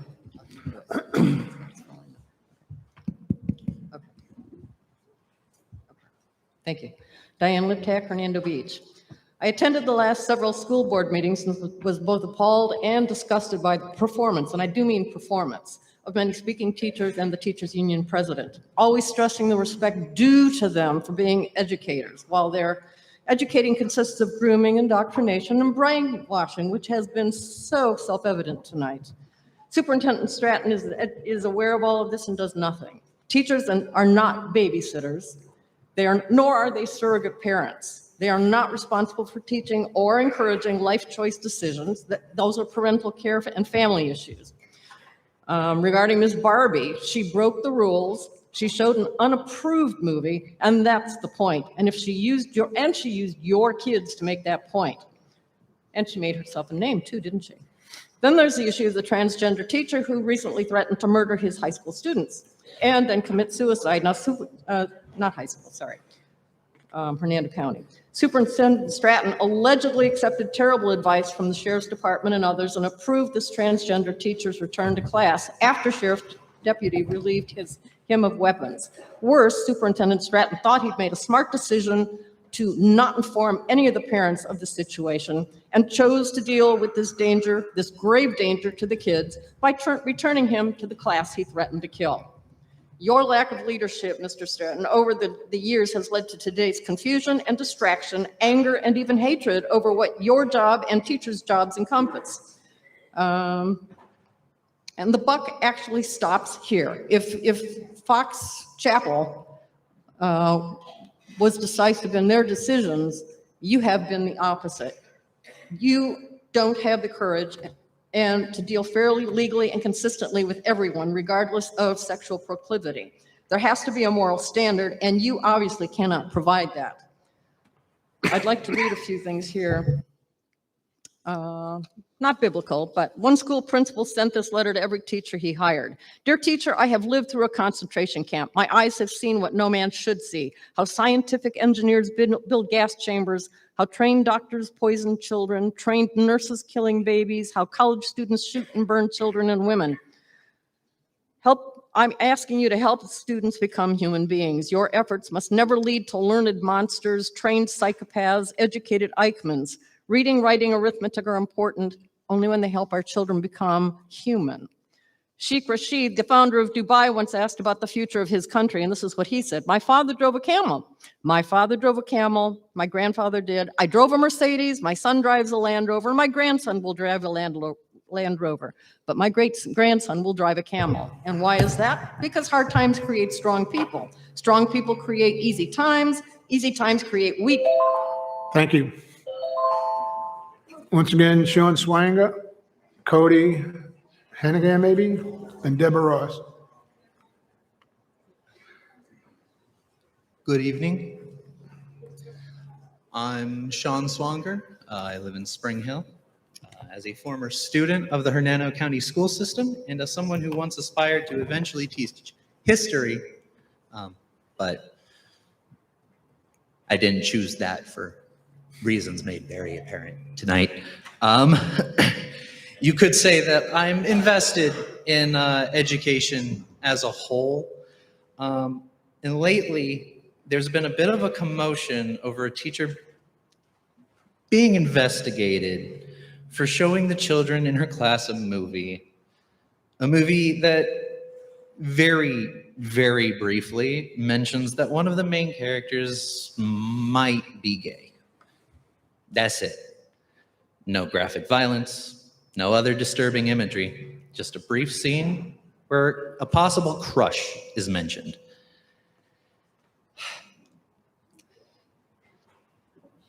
The nexus point for this was you, Mrs. Rodriguez.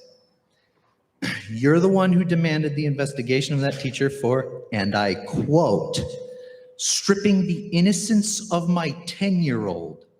Now, I have it on good authority through reading various articles that you are somebody who takes the bullying issues in our schools very seriously, but I will argue that what truly stripped the innocence away from your 10-year-old was the hypocrisy of their mother and them being shown that being a bully pays off if they've got power. That is the end of my address to Mrs. Rodriguez proper, but I wish to address the audience in here, as well as those who may be listening.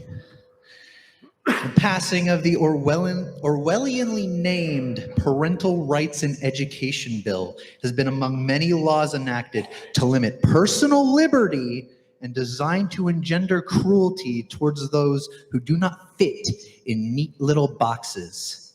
In regards to this bill in particular, I wish to hit on something that I've noticed with this situation and the expansion of the more aptly named Don't Say Gay bill, all the way up to 12th grade.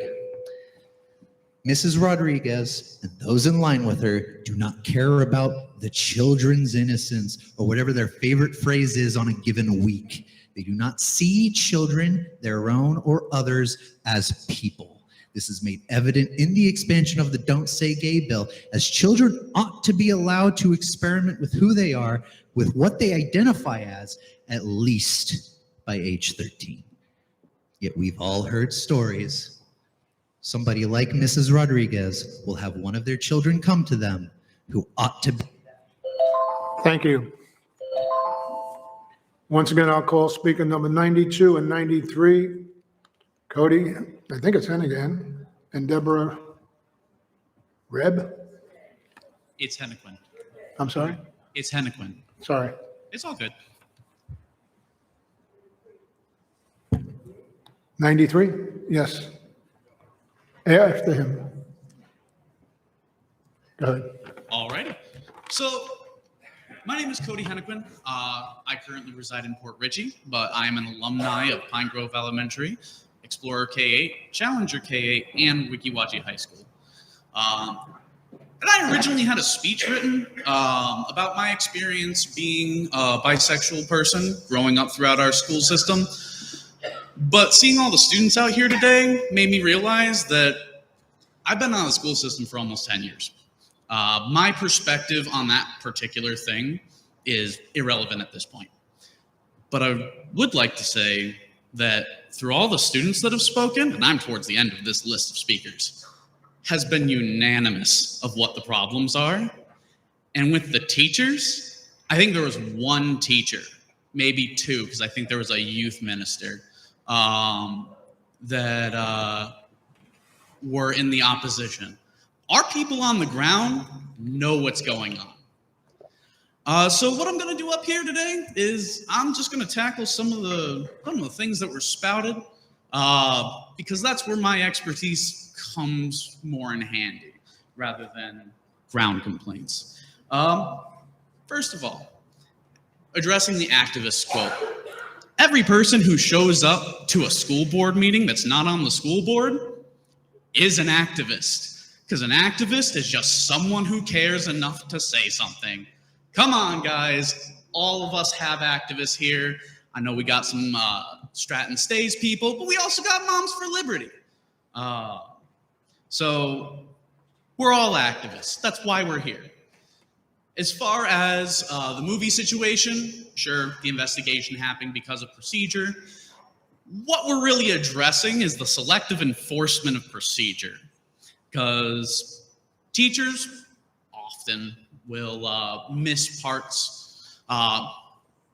Forms were set out, parents were all informed, but administration didn't get the paperwork on time. This enforcement was clearly biased by the fact of certain school board council members saying that it corrupted the innocence of their child. It's clear, it was put forward. All right. Identity isn't a political statement. It's not something you can change. It's who you are. However, trying to erase identity is a political statement, and that is a choice. Someone mentioned teacher's job is to help kids be human. Gay kids are human. I hate to break it to y'all, but they are. Thank you and have a good night. Thank you. Deborah, 93? Hello, my name is Debbie, and I'm from Hernando Beach, 30 years from New York originally. Thank you, Shannon. Thank you, for all you do. Thank you for not breaking the law and doing the right thing. And I never seen a biased attorney in my life, and I see a lot of shady stuff here tonight. I gotta tell you, I've been living here 30 years. My mother is a retired manager from the cafeterias from these schools. My father's a bus driver, and yes, they do need a raise, definitely. But this was like a short notice for me, so I was not prepared at all. I see a lot of shady stuff going on here. I saw how this whole thing was set up. It was very obvious how the Republicans got, very, very shady, this stuff. But I wasn't prepared. Like all the Democrats and all the people that were on one side weren't getting told to go, but then as soon as the other side said boo, like, get out of here, you know? This was very unfair. But again, I wasn't prepared, and I have 2 college degrees from Pasco Hernando State College. I'm very proud of it. I graduated with honors twice. And I'm a retired hairstylist. I had a lot of gay friends. I love gay people. They're my best friends in New York. So I'm not one to judge. There's one judge, and that one is God. May you all find him now, because you all need him. I see that. I'm so glad I'm not from this generation, because that's all about morals and teaching kids math, science, English, and history. None of this Republican, Democrat, left and right stuff, this doesn't belong in the school system. I'm a survey conductor, and the main reason why I'm here, I spoke to a woman, a grandmother on the phone. She said that my grandchildren want to commit suicide. They're very depressed. They don't know who they are from what they're learning in the schools today. And they're like sponges. Their brain's like a sponge when they're a kid. They see these things and they don't know right from wrong, and they're trying to understand. I'm so glad I'm not from this generation, because this is a mess up here. This is really a mess. I am so disgusted. I'm glad I came, but I'm not in the same sense. They should be learning math, English, social studies, and science. And killing themselves, terrible. But being swayed in certain ways, I don't call it indoctrination. It's being swayed. I looked it up today in the dictionary. That's what it means. The kids are being swayed. Now they're trying to find themselves, and they see this stuff in school. I'd be confused too. I might want to commit suicide too. But I am so glad I'm not part of this generation, because God bless you all, and God bless America. Thank you. I'll be with you. Next speakers are 94, 95, and 96. Glenn Lastra, Andre Elyami, and Dana Cup.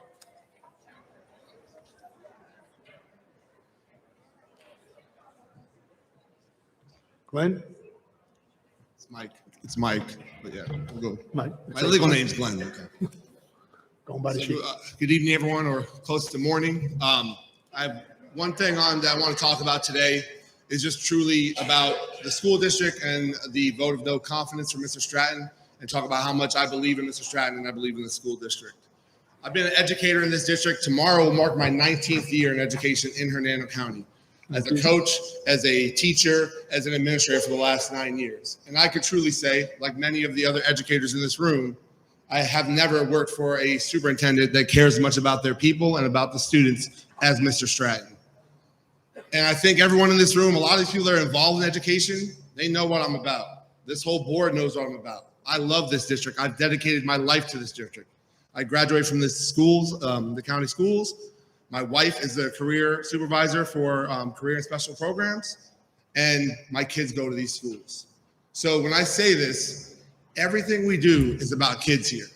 And I think there's a false narrative out there about what's happening in schools. And like I said, all the board knows what's going on. Everyone in this room knows what's going on as far as how I treat my schools. Even our new board members. Shannon, you and I have never had a bad conversation. And you have told me multiple times how much you respect me as a school leader and how much you love what I do in my schools. Mark, you and I have worked together. When I started the Gentlemen's Club at Eastside Elementary, and Nick Pagano started at his school, you got involved, you helped us get shirts and ties. It was amazing. So you know what I'm about. Yes, you're a principal who is making sure that their school does not have the stuff in it that shouldn't be, that's illegal.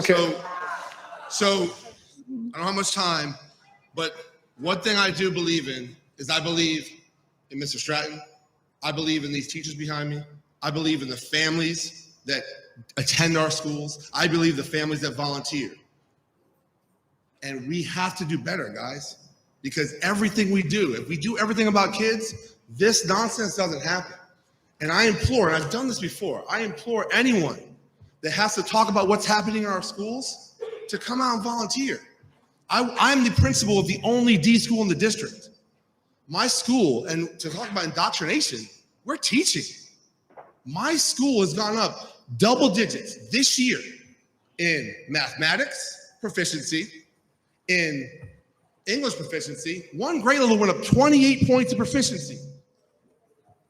The attendance at Eastside Elementary. Last year, 43% of the kids were not in school 90% of the time. This year, it's down to 20%. You don't get that without amazing teachers, amazing students, and amazing leadership from the district.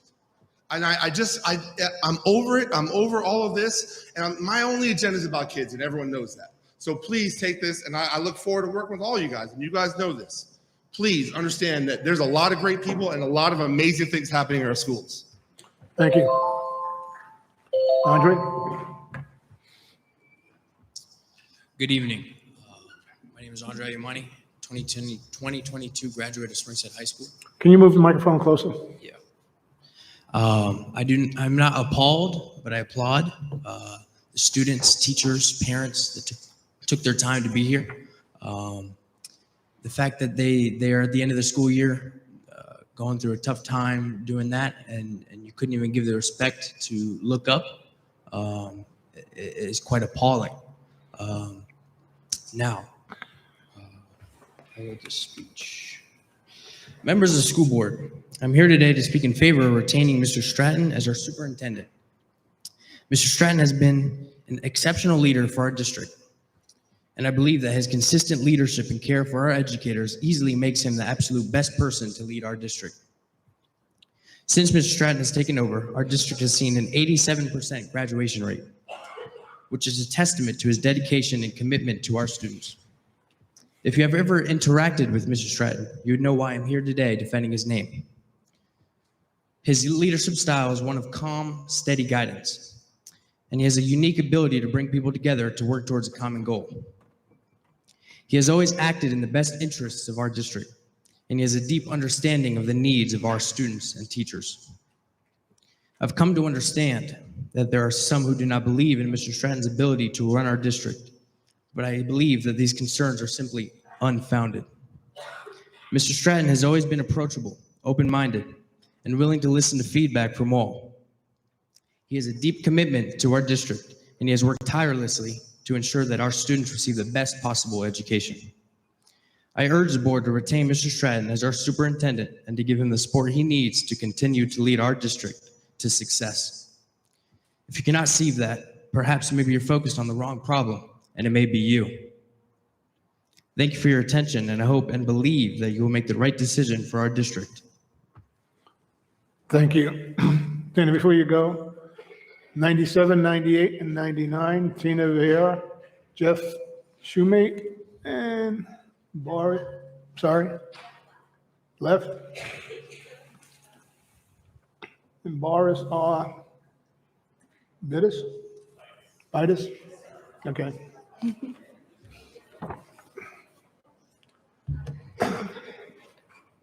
Okay, Dana. Dana Kublik, Spring Hill, Florida. Good evening, school board members, board chair, and Superintendent Stratton. I am here this evening to speak in support of the amazing students, teachers, employees, and the superintendent of our district. I am a product of Hernando County Schools, and I have been an educator for 28 years, with 22 of those years here in Hernando County. I am the mom of 5 Hernando County School graduates and the grandmother of 3 future Hernando County graduates. As a principal, I am responsible for the culture in my school. If I went room by room pointing out nothing but negative things, I would very quickly find myself in trouble with a negative school culture. In order to build a positive culture, we need to celebrate successes, uplift each other, support each other, and when something goes wrong, we work together to problem solve and improve. No one is perfect. None of us stand here and pretend to be perfect. In my 22 years in this district, many superintendents have come and gone, but John Stratton has been the best leader that I have ever had the pleasure to work for. He is caring, compassionate, approachable, but most of all, he is a champion for the students, teachers, staff, and families of this county. Teachers are leaving our profession at an alarming rate. The negativity that has been brought to our district does not help me fill the vacant positions at my school. Please, I implore every board member to visit our schools, come into our classrooms to see the amazing teaching and learning that is happening, and work together as a team. The majority is speaking up. Please listen and support the students, teachers, and staff of Hernando County Schools. We are public school educators. We are inclusive, and we teach every child that comes through our doors. Thank you. Thank you. Tina? I was a short person first. Okay. I was almost so excited to be able to say good morning, but it's not there yet. So, good evening, board members, board chair, Superintendent Stratton. My name is Tina Vieira. I am a resident of Hernando County and a taxpayer who pays her taxes. I am also a parent of a school-aged child, and I am an employee of the district for, I don't know, I think like 18 years or something. You lose track after a while. I wanted to start by just kind of addressing my experience with Mr. Stratton as a leader. I can tell you that over my 18 some odd years that I have had, 5 different superintendents that I can count. But he is the only one that ever made an effort to come out to the schools when he was first appointed as our superintendent and meet with all the teachers, not in an effort to attack us or find something wrong, just to say hi and like give you their card. And I was actually really taken aback that the next time that I spoke with him was several months later, but he still remembered me. And that says an awful lot about somebody who's a leader. So with that being said, I don't give my husband an awful lot of credit as much as he deserves, but he is an amazing leader. And one of the things that he will often tell you is that leaders own everything in their world. They blame no one else. Every one of you that's up here is a leader, and you cannot project your blame onto anyone other than who's sitting here.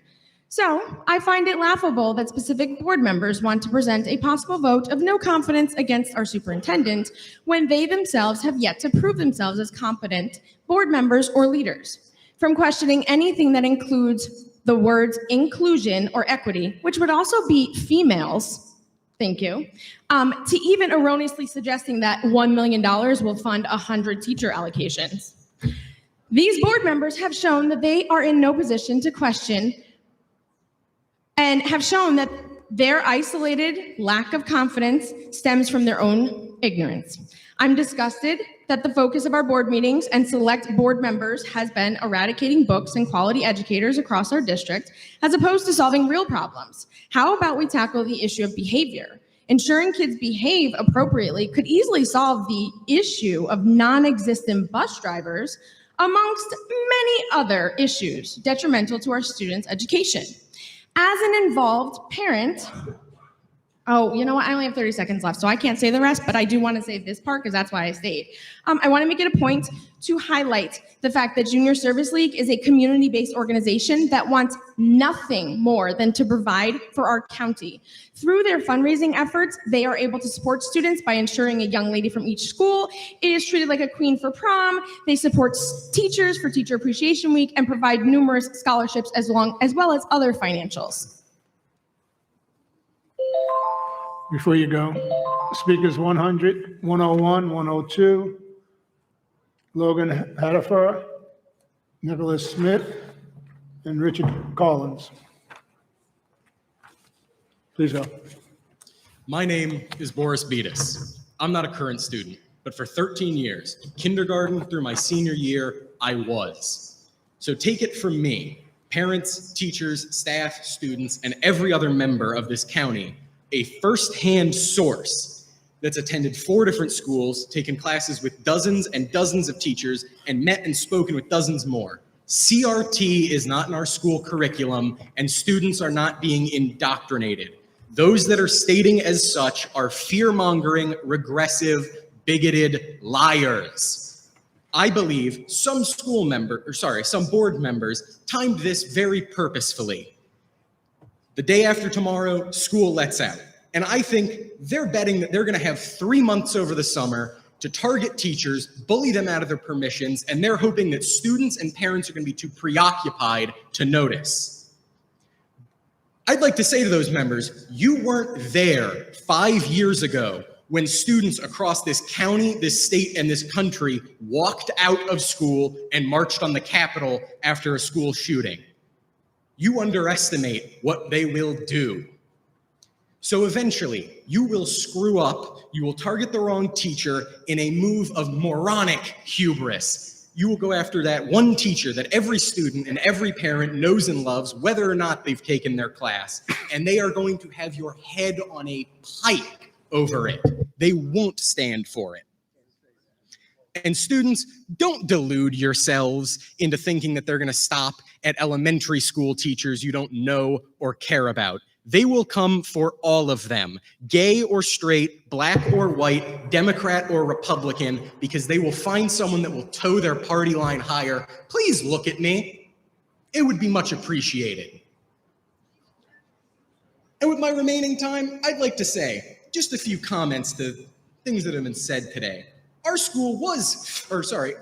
country was founded by Christians. It was also founded on secular values. That's why we don't have the Bible being taught in schools. If you attended, you might have known that.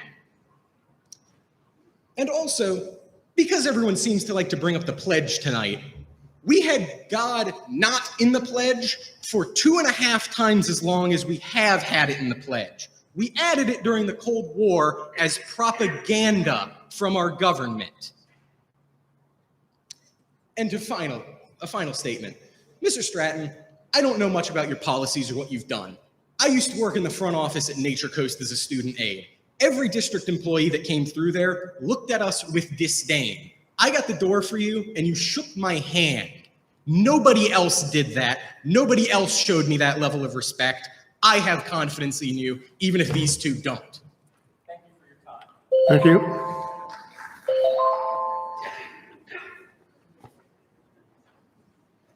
Logan?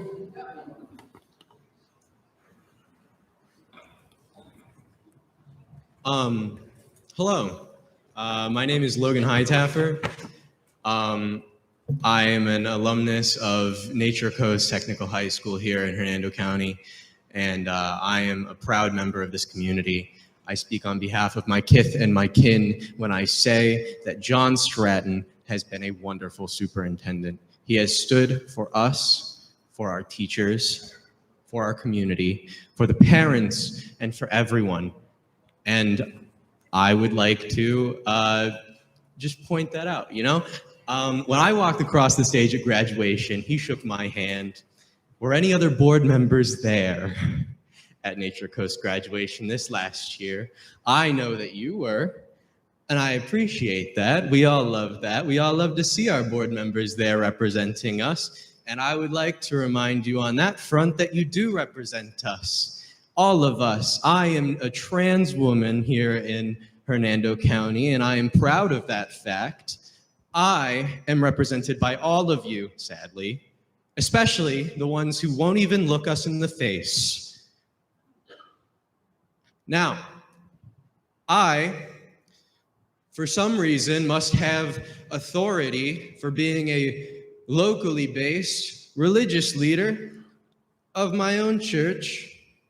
I am a proud Pastafarian of the Church of the Flying Spaghetti Monster, and I would like to quote Bobby Hendrickson when I say that God has as much place in our school system as flying spaghetti monsterism. Anyhow, I don't even care about the speech that I wrote on the way in. I am going to yield my time. Thank you for yours. Thank you. Nicholas, before you go, Taylor Elizabeth Rush, Patricia Greenwald, and Dustin Thomas after. Oh, wait, after Richard Carl. Go ahead.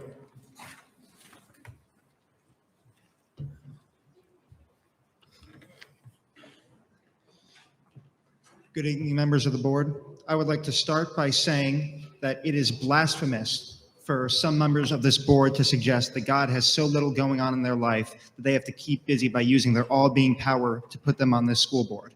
And it is appalling that one of you could have the gall to target specific members of this community in the way that you have. And for you to force the removal of classroom decor that doesn't adhere to the Florida best standards is tyrannical.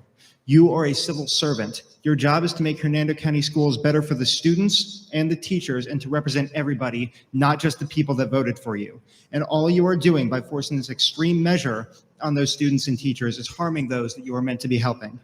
And I can tell you all, I'm a graduate of Hernando County Schools. I have volunteered for hundreds of hours at Hernando County Schools. And I can tell you all for certain that if my classrooms had been plain white cells, devoid of emotion, devoid of color, and devoid of expression, that I would have had a much harder time both paying attention as a student and keeping my students engaged. And I have to say that it is outright evil that you could specifically target the core that represents nothing but equality. In the discriminatory witch hunt that was carried out, certain members of the school board did not march into classrooms and take pictures of Tampa Bay Lightning flags because the student might be a Maple Leafs fan, or of USF diplomas because the student might want to go to Arizona Tech. They took pictures of decor that symbolized equality for the LGBTQ community, a group of people that is already alienated by this county and this state. And whether you like it or not, that community is part of this school district, a district that you're supposed to make better for everyone, not just the people you like and not just the people who like you. And I understand that some of you may not know much considering you are a pawn for the theocratic extremists that are tearing the state apart, but there are two things I would like to remind you of that I learned in Hernando County Schools. One is Pickering versus the Board of Education, which protects the First Amendment rights of public employees, and two is Tinker versus Des Moines, which protects the First Amendment rights of students. Thank you. Thank you. Richard? Richard Collins? Left? 102? Guess not. Taylor?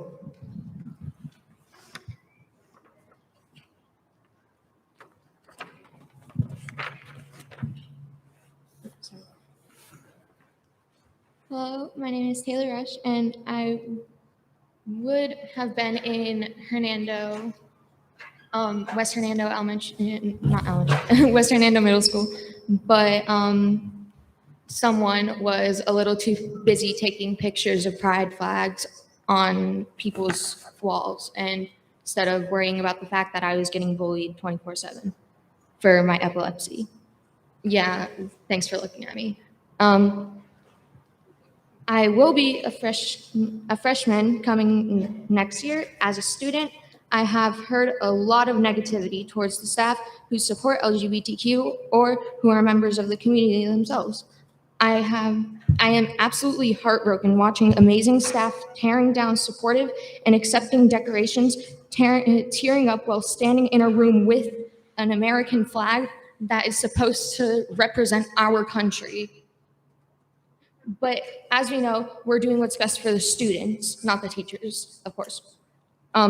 So all hateful remarks and discrimination can really affect a student's education. When we feel supported and accepted as we are, we learn better. How are we supposed to learn if we don't feel safe? I have gotten in the highest grades and learned the most in the classes of the teachers I know accept me no matter what I'm going through or who I am. I strongly believe that we should start working together, not apart, not segregating each other. Shannon. But the schools are here for the students, so we should have a say. We are in a different generation.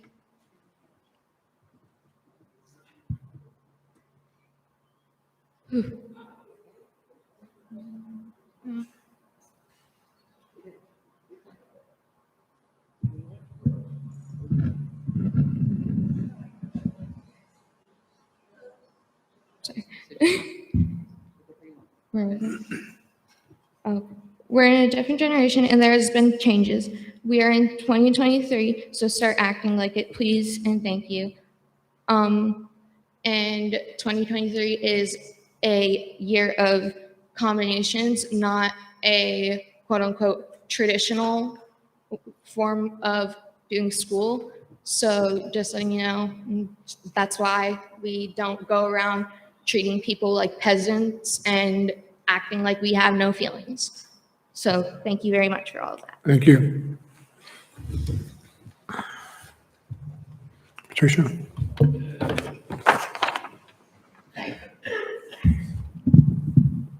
Patricia Greenwood, resident of Spring Hill, Florida since 1982. I am an ESE teacher at Central High School, department head over 6 teachers, 10 paras, and almost 70 students. I coach 3 different sports. I am a proud member of HCTA. I am the treasurer, as well as being on several committees. I've gone through so many notes tonight on what I wanted to say, but anybody that knows me knows I shoot straight. I don't beat around the bush. I'm straightforward. There is indoctrination going on, but it is by an alpha male by the name of Kevin and the submissive women who choose to follow him. At least that's what it looks like from where we are. Just everything that is said, the same thing comes out of mouth after mouth after mouth, where we have many different things that we can share about what's going on in our schools and in our lives. There are so many different things that are going on. Sitting in the meeting today, the workshop, I actually really enjoyed that. There was conversation going on. People agreed to disagree. Things were awesome. There was only 2 things I had little issues with. And one of them was remembering that when any of you are talking about the school board, you need to say we, not you, because you are all members of the school board. Okay, it's not somebody else. That was one big thing that struck me. Also, relevant to their lives, as we went through all the different results of the surveys, talked about teaching that's relevant to the kids' lives, and they're not feeling it's relevant to their lives. Well, if we are limited on teaching just what's in that book, it's never going to be relevant to their lives. That's one part. And if people are so unhappy, we heard one parent say they were not bringing their kids back to school next year. Well, we were just talking about all the overcrowding. So if we can all find charter schools, private schools, etc., we're going to have less crowding. I don't know. I keep getting emails every day. Hey, it's another kid. We have a joke every time we have another student in our ESE department. Hey, it's a boy. Hey, it's a girl, because they just keep coming in. So I am not so worried about that. I am very proud of my ESE department. I know we're doing right by all of our kids. I think we would be a great model for a lot of other schools. Our rooms only look the way they do because we take pride in them, we put work into them, and we keep them that way. Thank you all those of you who have shown support in different ways. It is late, it is tired. I'm going to be in my room in less than 6 hours, but thank you all. Thank you. Dustin, before you go, numbers 106, 107, 108, and it looks like Caroline, Sierra, I don't know, it seems like about 4 different names. We'll go with that 106, with that name. Janine Galbo, 107, and Diane Limbrick, 108. Please, Dustin. My name is Dustin Thomas, Brooksville. I teach at Parrott Middle School. You have heard it said, love your neighbors and hate your enemy. But I tell you, love your enemies and pray for those who persecute you. Thank you for the opportunity to speak here today. The shirt I am wearing today says, what's your why? This is meant to encourage us to ask ourselves, why? Why am I a teacher? Why am I in the education field? Why am I on the school board? Why am I taking the actions I am taking? The answer to my why should always be for the betterment of all of our students and their education. If my actions are all above water, then there would be no need to sneak around in the dark like a secret agent in a movie. If my why is to be here for the students, then I will do my part to stop the infighting and work together among my peers. If my why truly is for the education, then I will do what I can to end the fear and division instead of creating and fostering it. Many of us are afraid to voice our concerns, fear of reprisal or creating a target on our backs. But it is when we are afraid to voice our opinions that it is most necessary to do so. There is a culture of fear and division being fostered in this country, this county, state, and country. There is fear of having the wrong posters in our classrooms will be enough to lose our certificates, our careers, or even our freedom. My job is to give my students the best possible education I am capable of providing. Living and working in fear will make that job impossible to do. Instead of fostering this culture of fear, we need to come together. Together is the only way we can be successful in educating our students, our future. We need to come together to focus on things like the epidemic we are facing of middle and high schoolers that are lacking in basic elementary skills. These deficiencies are not from a lack of effort from our elementary school teachers. It is like the old adage says, you can lead a horse to water, but you cannot make it drink.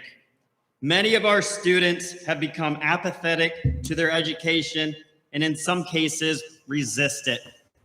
We need to come together to work on these issues. We all have different ways of thinking, different beliefs. That is a good thing. Thank you. 106, Caroline Sierra. Guess not. Nobody getting up? Okay. Janine Galbo. After Janine is Diane Limbrick. And then Laura Anzello. Good evening, board members. My name is Jeannie Galbo. I live in Wikiwachi. I've lived in Hernando County for 30 plus years. It's late, so I'm losing my voice here tonight, so please excuse that. I think that what I've listened to in the room tonight is such divisiveness. It's so apparent. I've seen students come up here and talk, and I applaud them for their voice and their courage to speak, and I think it's a wonderful thing. But I also want to speak for all the Christian students that maybe perhaps would feel intimidated to come up here tonight. What about their voice? How do you think they would feel if they came up and spoke about whether or not they felt that, you know, some of these topics should be allowed, shouldn't be allowed? These students wouldn't be able to come up and speak tonight because they'd fear going back to school tomorrow what they may face. The divisiveness in this room is apparent on the board. The lack of respect by some of the people in this room and the teachers and the students and everything going on here is apparent because of what's happening here. The board members can't get along. The board members can't work together. The board members can't respect one another. It trickles down. We see it. We watch it. We've been watching it for weeks and months. Get your act together. It's a circus. This has made not only local news, but national news, international news. What's it going to take? The governor, we have a governor that's taken a very strong stance on this, you know, these topics. Like it or not, agree or not, it's the law. Follow the law. If the governor says that these certain flags or things or indoctrination are not appropriate in the room, follow the law and remove it. It's not about religion. It's not about political affiliation. It's not about sexual orientation. Follow the law. I believe there is even a provision in the law that allows for parents to seek legal action against the school district if these reading materials and other things are not removed. And if that's the case, why aren't we more concerned about it? Can we afford any fines or to pay any of this nonsense? Get your act together. And Mr. Stratton, I was at the school board meeting when the Fox Chapel parents showed up after the incident. They were concerned. They had questions. They were told that their questions would be answered at the end of the meeting. At the end of the meeting, Ms. Rodriguez was I believe, maybe the only one, or Mr. Johnson too, who addressed the parents. And thank you for that, Shannon and Mark. And although this room may not reflect it, you have a ton of support behind you. So don't let this sway you one bit. I stand for you, I voted for you, and I'll vote for you again. And the rest of the school board members, let's not let this be a diversion. Do your jobs, follow the law, and that's all I have to say. Thank you. Thank you. Diane?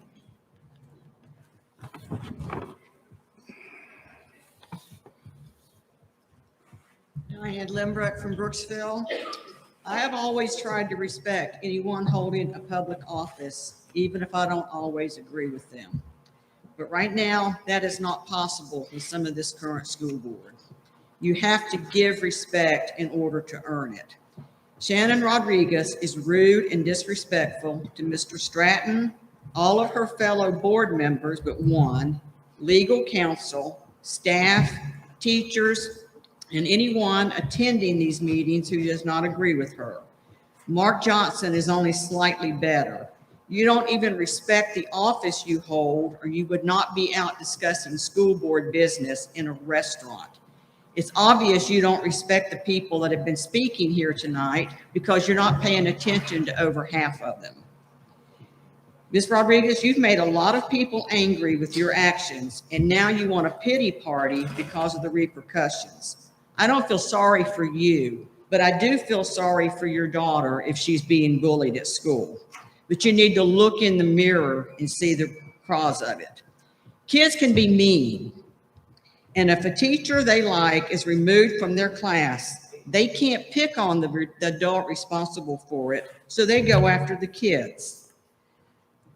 If you think the worst thing that your fifth grader is going to see or hear is that 2.5 minutes in that movie, you need a reality check.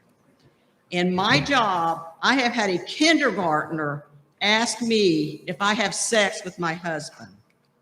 I've had fifth graders who were in my class because they were drawing pictures of body parts and saying who they wanted to have sex with. And I'm very offended when you keep making this remark that God appointed you to run for school board. You are on this board because the politicians in Hernando County, and now a couple of them in Tallahassee, wanted a puppet that they could pull the strings on, and now they have one. You made no bones about your objective when you got on this board was to get rid of Mr. Stratton. Well, I sincerely hope that he doesn't let that happen. I don't know what church you go to, and I don't care, but your Bible must read differently than mine, because my Bible reads, you're to be kind, compassionate, and considerate to others. Doesn't sound like you. It also warns against dishonesty, lying, and seeking vainglory. Anyone who is a true Christian doesn't have to keep telling people that's what they are. The lives they lead and the way they conduct themselves shows it. Somebody sent me a picture of a sign recently that I think is so appropriate. Kind atheists are closer Thank you to very much. God than mean Christians. Lauren, before you go, Alex Record, Holly Record, and Joni Kaiga. Good morning. Please. Good morning. My name is Lauren Anzalone. I am a Hernando County Schools alumni and have taught here for over 6 years. I'm speaking today to share a statement from my mother, Maria Laskowski, who lives in Spring Hill. She is unable to attend. As a longtime resident of Hernando County, I have logged countless hours of volunteer time, not only in classrooms, but as a parent serving many years on SAC committees at J.D. Floyd, Challenger K-8, and Nature Coast Technical High School. I did this to learn firsthand and get a good sense of what was happening in our schools, rather than relying on hearsay and innuendo. At this point in time, I am befuddled as to how Ms. Rodriguez and Mr. Johnson are providing anything of service to this board, and more importantly, to the students, teachers, and families in our school system. Ms. Rodriguez, I do believe that your intentions are not pure of heart nor sincere, but come with the sole agenda to dismiss Mr. Stratton from his position as superintendent. And I believe your election and Mr. Johnson's was engineered by others with self-serving political agenda. It is not merely an opinion, but virtually confirmed by public records and political contributions, You have proven to be a disruptor, rude, disrespectful, frequently unprepared, and always unprofessional. Like it or not, as a representative of the school district, you are held to a high standard and expect to set an example for our students. On this obligation, you are failing. Mr. Johnson, when you first served on the board, I did not find you at all effective and find it comical that you put forth a vote of no confidence against Mr. Stratton. I say this because I watched the meetings and have on many occasions seen you flipping through your phone, which is evident to me that you are either bored or just not that interested in what's going on around you. In conclusion, I have no confidence either of you will serve this school district well, and therefore respectfully request that you resign your positions for the good of our school district and students. Maria Laskowski. Again, my name is Lauren Anzalone. And just to add, ever since I was a child, I dreamed of becoming a teacher and helping students the way the teachers in this county have helped me. Last year, after much anxiety, many sleepless nights, and debating of what the right thing to do was, I left my dream career because of what was happening in the field of education and in this county. I completely agree with everything that my mother has previously stated and written. I am proud to say that I am returning to teaching because of, for better or worse, this is where my passion lies. I will stand with my colleagues, I will stand with my students, and I will not be intimidated away from my passion any longer. Thank you. Thank you. Alex? Hey, thanks for having me up there with my book. Didn't know that was going to happen. Nice surprise. My name's Alex Record. I'm a parent of 3 students who attend Hernando County Public Schools. I'm an ESE teacher here and have lived in Hernando County for most of my life. A recent state-mandated presentation given to all middle school students included the statistic that LGBTQ youth were 4 times more likely to attempt suicide than straight kids. This same presentation repeatedly referenced the importance of having a safe adult to speak with about issues students were facing. You're not going to believe this, but a teacher was one such example of a safe adult. This was presented just days after teachers were told they must remove any non-standard space materials from their rooms, which of course just meant rainbow, pride, et cetera, flags or whatever. The day after the email was sent out to teachers about gutting their classrooms, when students all over the district entered rooms that were suddenly and permanently barren, my 8th grade ELA class was watching videos from our state-approved curriculum where Irene Butters, Holocaust survivor, spoke about her experiences. One video description read, Irene warned students not to judge people based on skin color, religion, or preconceived notions of who they are, explaining that this kind of thinking is what leads to something like the Holocaust. This was that day. What is this saying to our students? I do not understand why members of the board would want to attempt to make any student feel unwelcome, or that they don't belong, or that they would feel anything but compassion and a sense of duty to those who are 4 times more likely to attempt suicide, rather than actively work to increase the number. I don't even have my own classroom, but I don't understand how a safe space sticker is in violation of promoting the overall safety and wellness of students, which was later said to be an acceptable decoration. I like Mr. Stratton. He's been in my classrooms multiple times over the years. I appreciate Mr. Stratton trying to protect my colleagues and me, but compromising student acceptance and our ability to personalize our space when we spend 8 hours a day in it is not right. Having actually been in the classroom for years, the idea of grooming and indoctrination is obviously offensive and nonsensical to me. But if I truly believed it was happening, I would be very upset too. But my believing it may be the most damning indictment of the education I received from Hernando County Schools. Thanks. Thank you. Holly?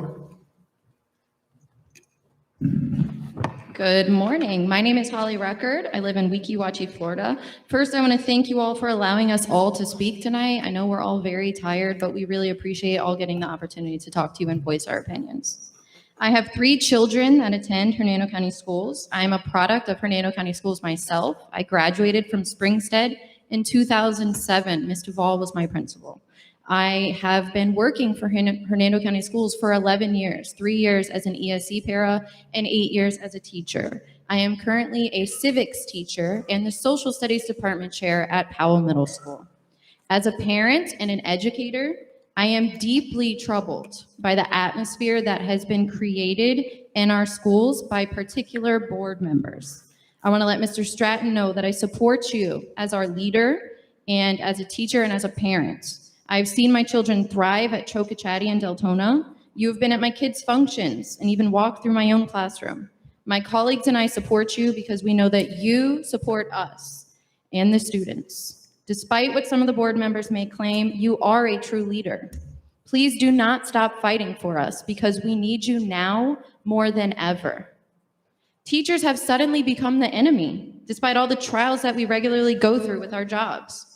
I've gone to work and been kicked, bitten, and scratched. I've been stalked, harassed, and threatened by students. This year, I had one threaten to put a bomb at my wedding. I've gone to work when I was feeling sick, mourning losses in my family, and even while having a miscarriage because I did not want to miss open house. That's what we do. We go back every day because we care. We care about the students. And we just keep coming back. But I'm having a very hard time coming back to this agenda that's being pushed that I, as a teacher, am an indoctrinator and a groomer. Since when have equity and inclusion become bad words? Teachers should be able to create safe, welcoming classrooms for students without fear. We should welcome different backgrounds and perspectives and views and encourage civil discourse. One of my civic standards is actually to examine multiple perspectives on contemporary issues. We have some board members that could use a lesson on this. Feel free to come to my classroom whenever you'd wish. I would like to see a board member show as much concern for the massive truancy issue that is taking place at all of our schools, not just Fox Chapel, and also the vaping issue that is taking place across the county, instead of telling teachers to take down their safe space stickers on their doors in a misguided attempt to follow legislation, when that's not even what the legislation says at all. I wonder if some of the people in the room have read it.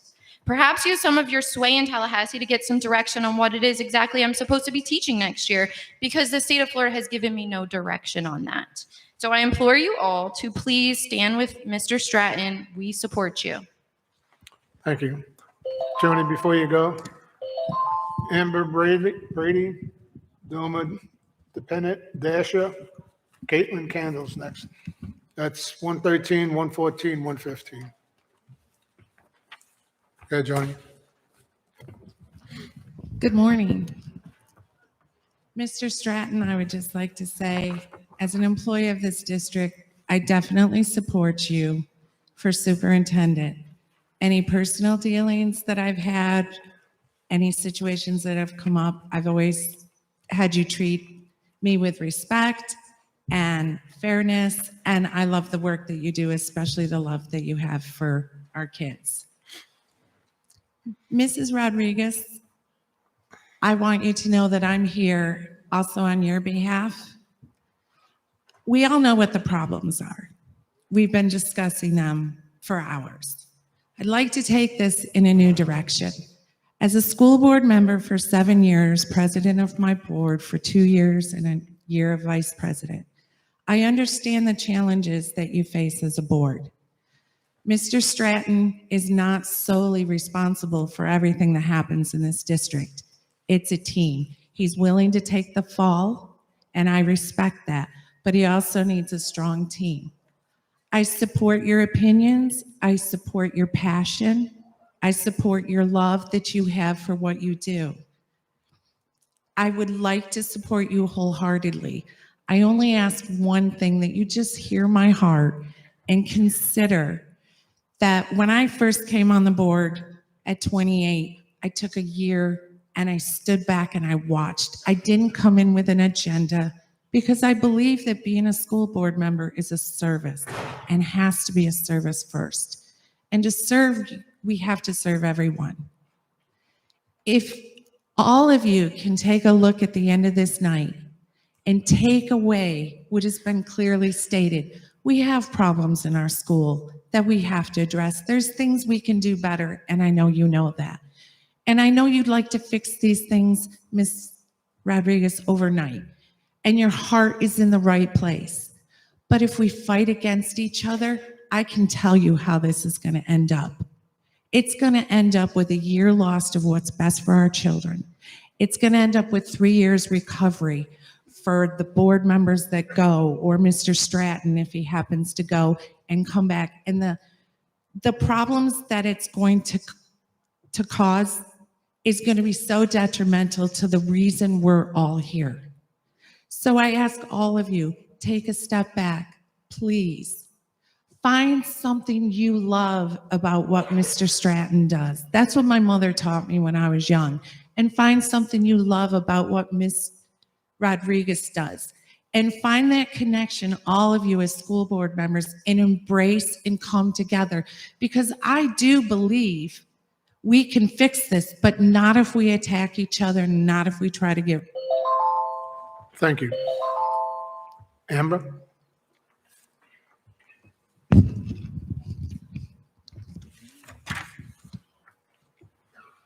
Hello. Oh, good morning. My name is Amber Bradley, and I'm a Hernando County School graduate from Spring Hill. And I'd like to start off by saying the wild accusations of indoctrination in this school district are ridiculous and harmful. I am so grateful that I was able to thrive in the public school systems Hernando County has to offer because someone like Stratton was at the helm. Mr. Stratton, I want to thank you from the bottom of my heart for showing that you genuinely care about students and for being a beacon of hope in this hate-filled climate. From my time as a student, I not only learned important academic skills, but I learned crucial social skills such as compassion, sympathy, and emotional maturity. Skills that some of the board members desperately struggle to display. Your job is to care for children and guide them, not push your own personal beliefs onto them and throw unsightly tantrums. When we tell you that you need to be there for the kids, you weren't supposed to act like one. How dare you sit there and tell me that you care about students like myself, while you turn around and try to tear down our safe spaces and ruin the lives of our favorite people. You need to start thinking with your brain, not your pocketbook. Shannon, I firmly believe that church and state should not mix, but since you're pushing your religious agenda down my throat, let me tell you that God put me here to vote you out in the next school board election because you made it very clear that you were unfit for this job. I'm also curious if you can even name 5 characters from the movie you claim to be pornographic. I'm gonna guess you can't because you didn't do any research on it other than learning that there's a queer character. What other movies set you off? Were you threatened by Despicable Me, a single dad caring for 3 orphaned girls? In today's society, the nuclear family simply does not exist. Family can look like anything, any color, any gender, any sexuality. Luckily, I had teachers who realized this, supported everyone who walked into their classroom, and welcomed them with open arms. There were critical issues that need to be addressed.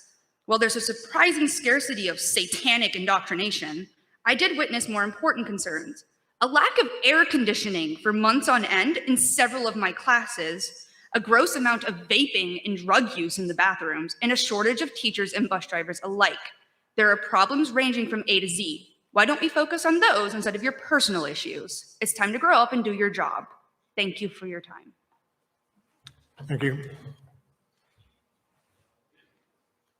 Donna? Donna Depanet Dasher, Spring Hill. Teacher voice.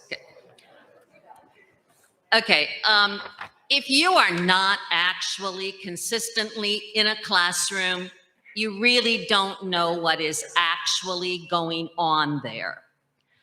No, teachers are not indoctrinating kids or even swaying them into anything unless it's an attempt to make them into good citizens. You know, vote, uphold the Constitution, follow the law, be nice, radical things like that. The idea that teachers are somehow indoctrinating students into some kind of liberal ideology presupposes, for one thing, that all teachers are liberals, which is not actually the case. And the idea that teachers are trying to turn boys into girls, our governor's words, is fantastical. Teachers are in the business of trying to make their students' adult lives easier, not harder. You know, when I first came to this county 35 years ago, there were parents who actually called up the school demanding that their kid not have any Black teachers. Well, now it's gay and trans teachers. Ladies and gentlemen, being gay or trans is not contagious. Having a gay or trans teacher will not cause your child to follow suit. It might possibly save a child's life if that child is gay or trans and is contemplating suicide because their parents don't accept the way they are. That, by the way, is what teachers do. They accept kids for who they are. Then they try to make them feel welcome in the classroom, no matter who they are. What they do not do is try to make kids think there's something that they're not. It always used to puzzle me when I was a kid why swimming pools were segregated. Did white people think that swimming with black kids was going to somehow turn them black? I assure you that's not how I gained my biracial cousins. In the same way, having an exposure to gay or trans people will not alter someone's sexuality. All that being said, however, there are some people in this room who do want to indoctrinate kids. It's not the teachers, though. It's the people who are so afraid of anyone who is different from them that they can't. Thank you. Caitlin, before you go, Donald Kildall, numbers 116, 117, and 118, down to Kildon. Boy, am I going to mess this one up.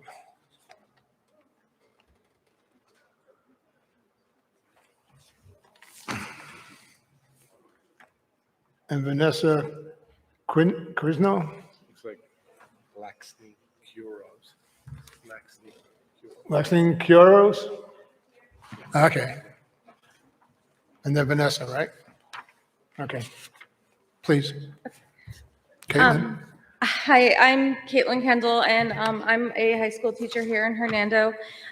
Before I read what I wrote, and at the risk of alienating some of us in the room just immediately before I even start talking, one, I want to again applaud the current students and the alumni that came to speak today. That was very brave of you guys. Speak into your microphone, please. Sorry.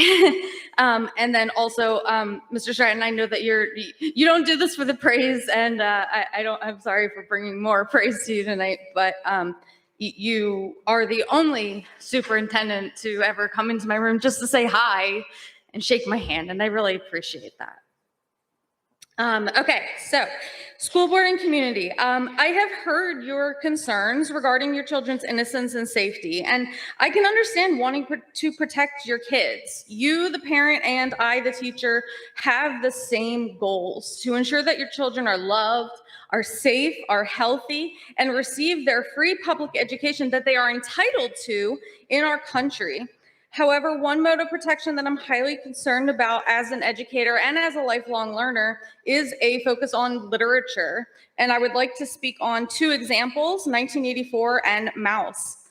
1984 has come under fire recently for somehow being pro-communist.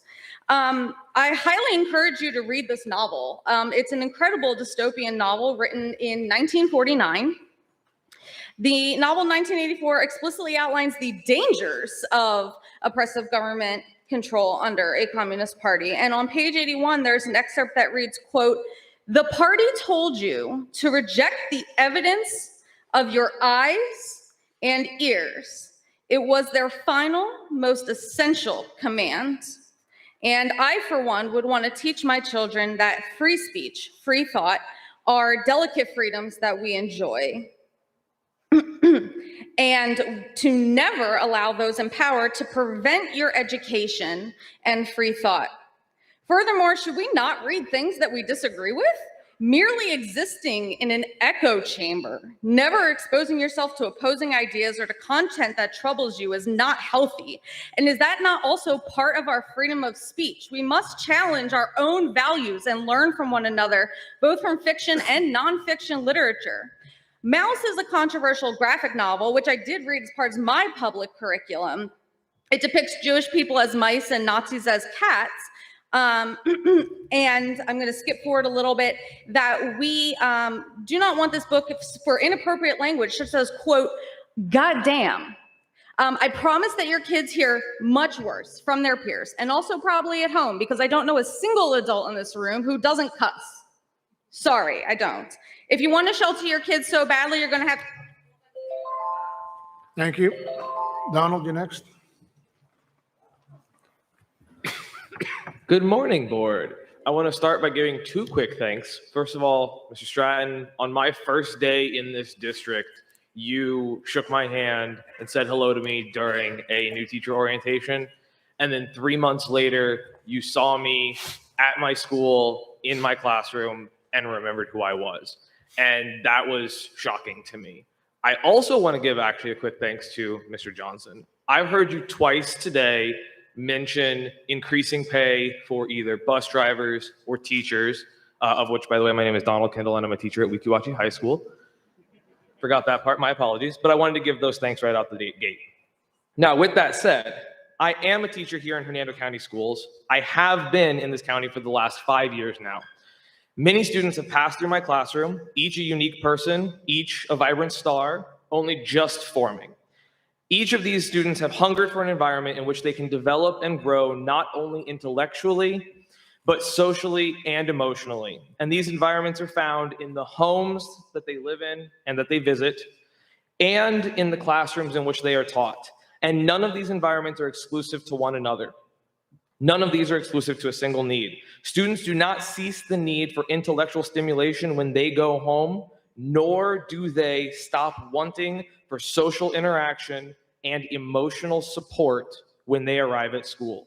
Students want to feel that their classrooms are safe, supportive, and nurturing, not cold, calculated, and uncaring.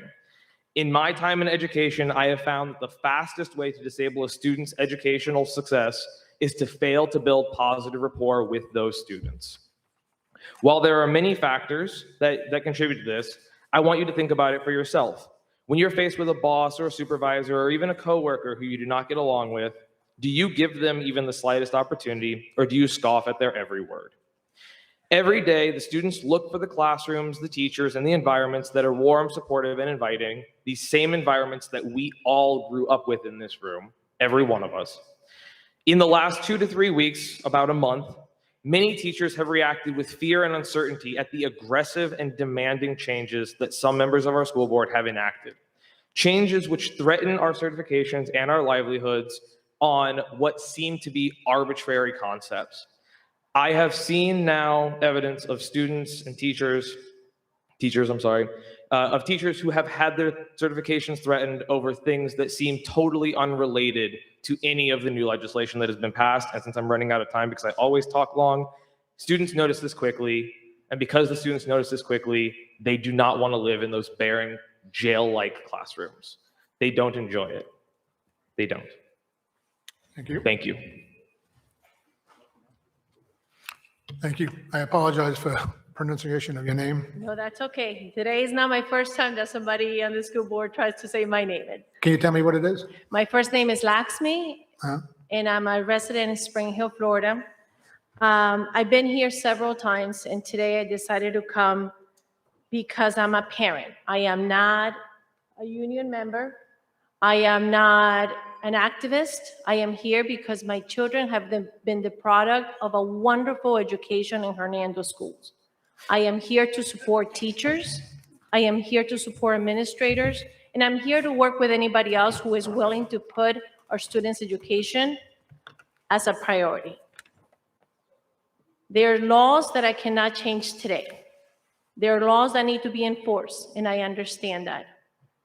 Any extreme in my mind is not a good thing, but our kids cannot be in the middle of this. So I ask all of you guys to work together, to pay attention, to listen. Thank you for letting us speak. Anybody who's listening to me, I hope you guys remember that today is not the only day you need to show up. If we want these laws to change, we need to keep coming. If we want supported staff, if we want teachers to remain here, we need to provide what they need. Are there things that need to be changed? Absolutely. We heard lots of people talking about many, many things. Vaping, behavior, bullying, ESE issues. We need to provide more services. But you know what? We have a really good thing here in Hernando County. My kids have excelled because of wonderful teachers. I am here to support you as long as you're willing to work with us. And I'm not gonna stop coming. I am gonna make an effort to make sure I can come as much as I can. I encourage everybody to come and do this.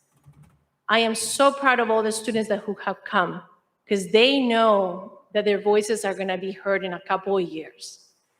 And the pendulum has gone a different way right now, may not be what some of you guys want, but guess what? They're the future leaders, and they're hearing you and they're seeing what you guys are doing. We are preparing our kids in our community to be able to excel. They'll be your future doctors, teachers, and when you are in the hospital bed, you're not gonna ask them what they read. You're gonna ask them, are you educated enough to complete the procedure that I need to save my life? So let's provide them that education. I just heard today during the meeting that we are expecting 8,000 more students in the next 10 years. What is the school board doing to make sure that all those kids are gonna get the education we need? And I'm sorry to tell you, for those who don't wanna hear it, some of them may be different than what you're expecting, because not everybody who is coming is gonna be to your liking. But hopefully we can provide the education to all that is part of the mission of Hernando County Schools. Thank you. Vanessa, before you go, you have a sealed letter here from, Joseph Masadi. what do you want me to do with it? That's for you guys to read. I don't think we can. Oh, that's like not during the time. Okay, Okay. I'll give it to the attorney. Good morning. My name is Vanessa Quiroz from Spring Hill. I recently had the privilege of shaking Mr. Shutton's hand at my high school graduation as an IB diploma candidate with a 4.64 GPA and as an esteemed student leader in my community. My positive reputation could not have been accomplished without the influence of my parents, my older peers, and my teachers. These powerful leaders have taught me the importance of patience, kindness, and inner strength. And because of them, I believe that one of the most effective ways of teaching is leading by example. In preschool, we are taught sharing is caring, and you get what you get and you don't throw a fit. Yet, as we age, we witness more often the sad reality.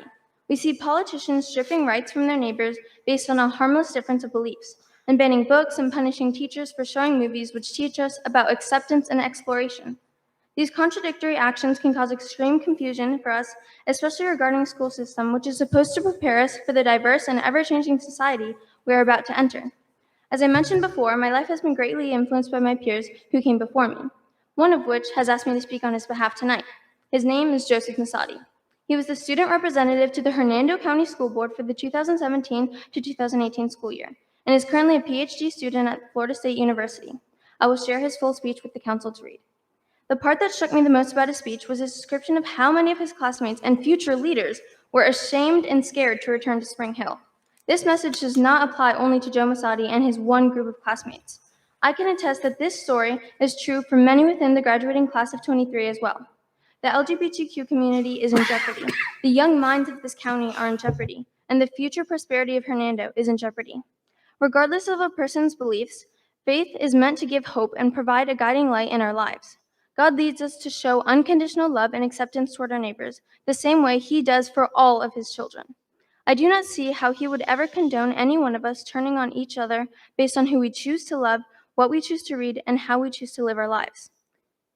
Since I have a few seconds left, I would like to say that limiting students' minds and perspectives is the equivalent of limiting our chance for success. I recently graduated from the International Baccalaureate program, which emphasizes global-mindedness and cultivating a passion for learning. Never once have my teachers tried to turn me gay or told me which political party is the correct one, or anything of the sort in school.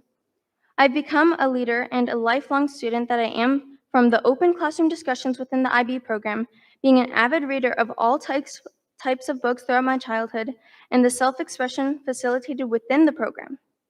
And I would also like to say I'm happy to not be part of the normal crowd. Different is beautiful. Thank you. Thank you. The next batch, Donald Roselli, you here? Donald Roselli? I got two with the same name, the same address. That's why I'm asking. No? All right, next numbers are 120, 152, and 241, which is Amanda Mobb, Cecilia McBee, and Kelly Dobson.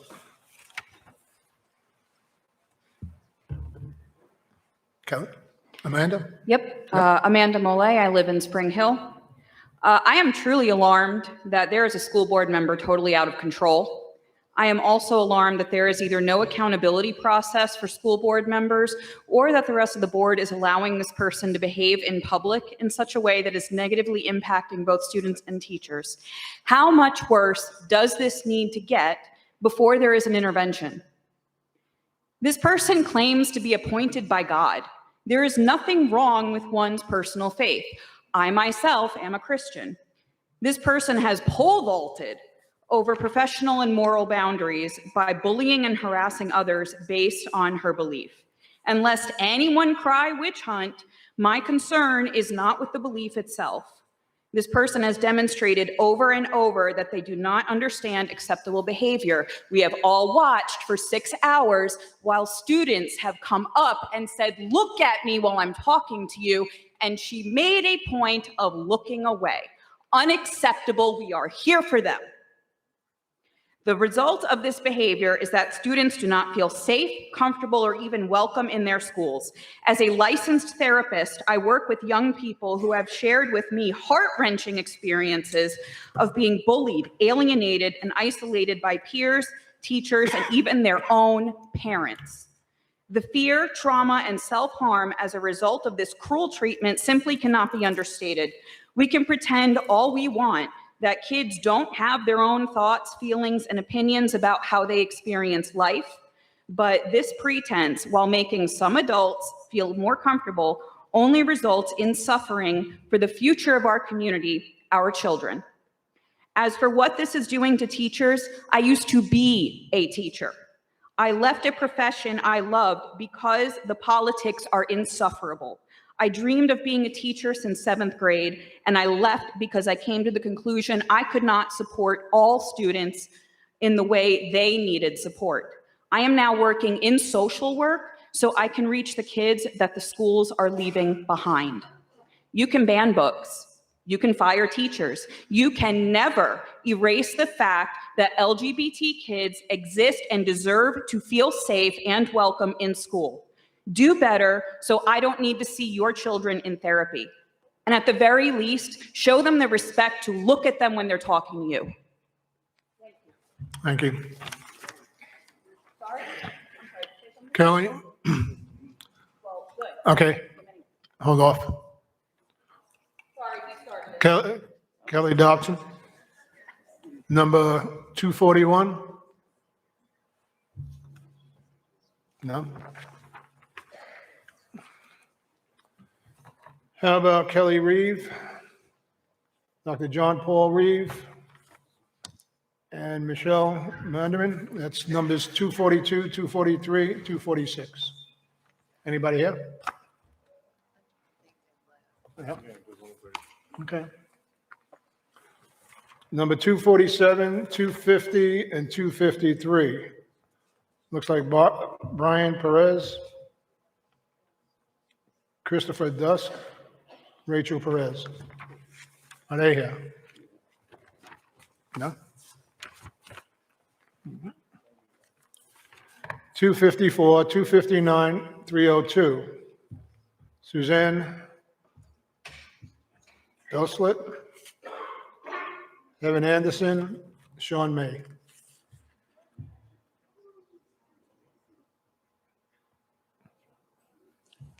Numbers 254, 259, and 302. Anybody here? These two. Hmm? Suzanne? I'm 259. Hi, my name is Haven of Brooksville, Florida. Education is something I have always been passionate about, whether it was getting my AA before I graduated high school or sitting as the student representative on this board. I was going to speak tonight, but I'm here tonight to speak on behalf of the teachers terrified to be here tonight. On behalf of the students who couldn't talk to their parents and now they can't speak to their teachers either. On behalf of the students who are actively being erased and left behind by members of the board. There's been so much said in the past months against teachers, against students, against future students, against administration. I couldn't address all of it in these 3 minutes, even if it didn't make me nauseous to do so. I spent all 13 years of my education in these schools, learning so much from these teachers that I just graduated with my bachelor's degree at 20 years old because of the top-notch education that I received here. Teachers don't become teachers for the pay or for indoctrination purposes. They do it because they love it. They do it because they care about students and want them to be the best people they can be. And anyone who's ever worked in a school or taken the time to speak to a teacher knows that. No teacher is trying to convert your kid to gayism. They come like that. What I have learned is that there are school board members who join the board for the sake of their own kind of fascist indoctrination. I have a friend who has a daughter that is a little taller than my knee. She has the curliest hair you've ever seen, the most beautiful dark skin. She's just 2. But I'm sure to some members on the board right now, she'd just be some other racial slur used by Mrs. Rodriguez, which was used during Jim Crow era to describe segregated places. But students of color are not the only targeted group. No, it's already been made clear tonight that certain members of the board don't believe students in an ESC program can be regular students.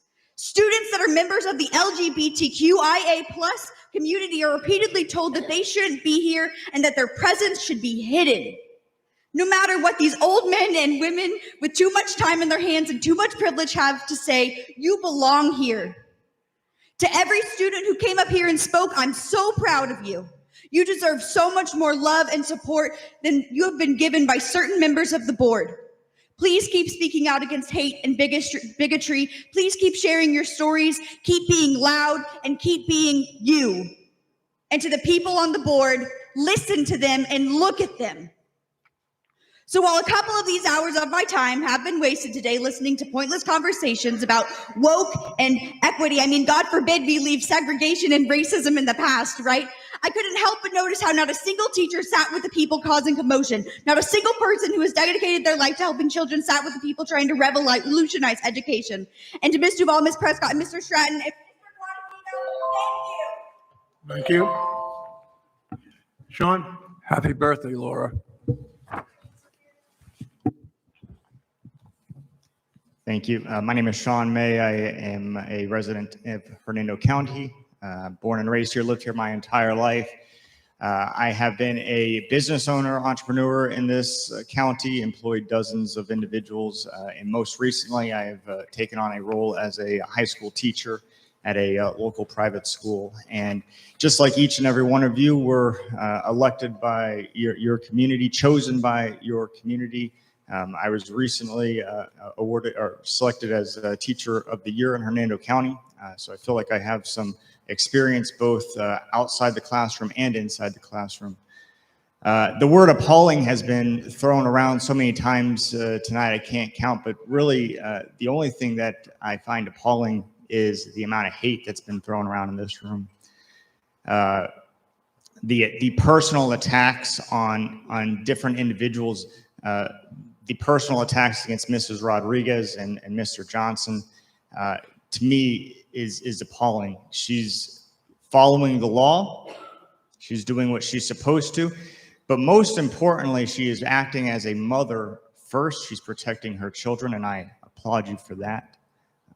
I don't believe you're abusing your power. I believe you're doing what you are supposed to be doing. We are worried about what's being, taught in the classrooms. I want to, tell you, I was born and raised, I went to Springstead High School under Miss Duvall, and I don't remember what was on my classroom walls. I don't remember, what, relationships my teachers were having with each other. I do remember the hug that I got from Miss Duvall my junior year when my father passed away. The compassion that she showed me. I don't care who you sleep with at night. I don't care what, that didn't mean anything to me. I've been a contributing member of this society without being taught about a woke agenda, without being told, what it means to be gay, without being taught any of that stuff. Because I didn't have any of that when I was in high school. I learned what 2 + 2 was. I learned the difference between a noun and a verb. And I learned about our Constitution and our Declaration of Independence, which states we have 3 inalienable rights: life, liberty, and the pursuit of happiness. We've spent so much time here thinking that happiness is free, that we should all have it. Listen, we need to get back to the basics teaching English, arithmetic, history. I don't care what you guys do at home, but we need to teach our kids better. Thank you. Suzanne, before you go, Caitlin Baru, Ralph D. Brown, and Suzanne Bear. That's 331, 332, and 333. I'm 249. I'm sorry, I'm 249. 249. Did I call you? I don't think we called you yet. Hold on a minute.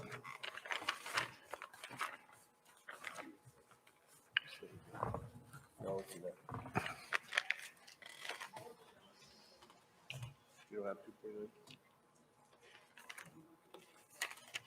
Alright. I just let her speak.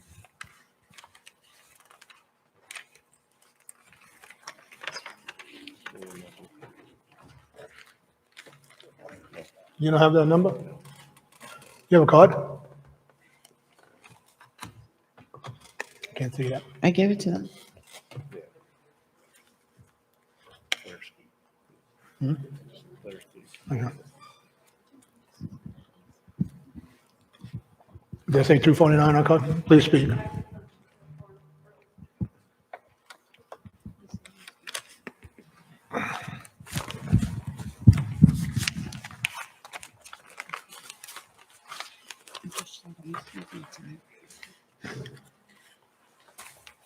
I'm a parent in Pasco County. Excuse me, since you don't have a card, can you state your name and address for the record? Sure, it's Rebecca Thanks. Yingling. My address is protected under Florida statute, law enforcement, family. I'm from Pasco.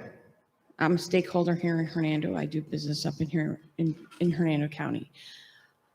I'm a little appalled by watching this board meeting and this is my first time at a Hernando board meeting, that parental rights are just not respected whatsoever. The attack on board member Rodriguez is just eye-opening.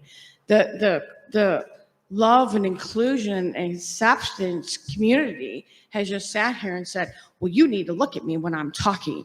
Everybody needs to look at me when I'm talking. Me, me, me, me, me, me, me, me, me, me, me, me, me. That would be the trans cult. Yep, love it, like it, I don't care. You're attacking this woman and her fundamental beliefs for her 10-year-old child. That's what you're doing. You're attacking a 10-year-old child. The amount of people that came up here and stood up here to attack this mother and her fundamental rights, but yet you want trans rights, you want boys and girls bathrooms without telling anybody. What about those girls' fundamental rights? You want boys playing in girls' sports. What about girls' rights? What about it? Do we want to talk about transgenderism? Dr. John Money.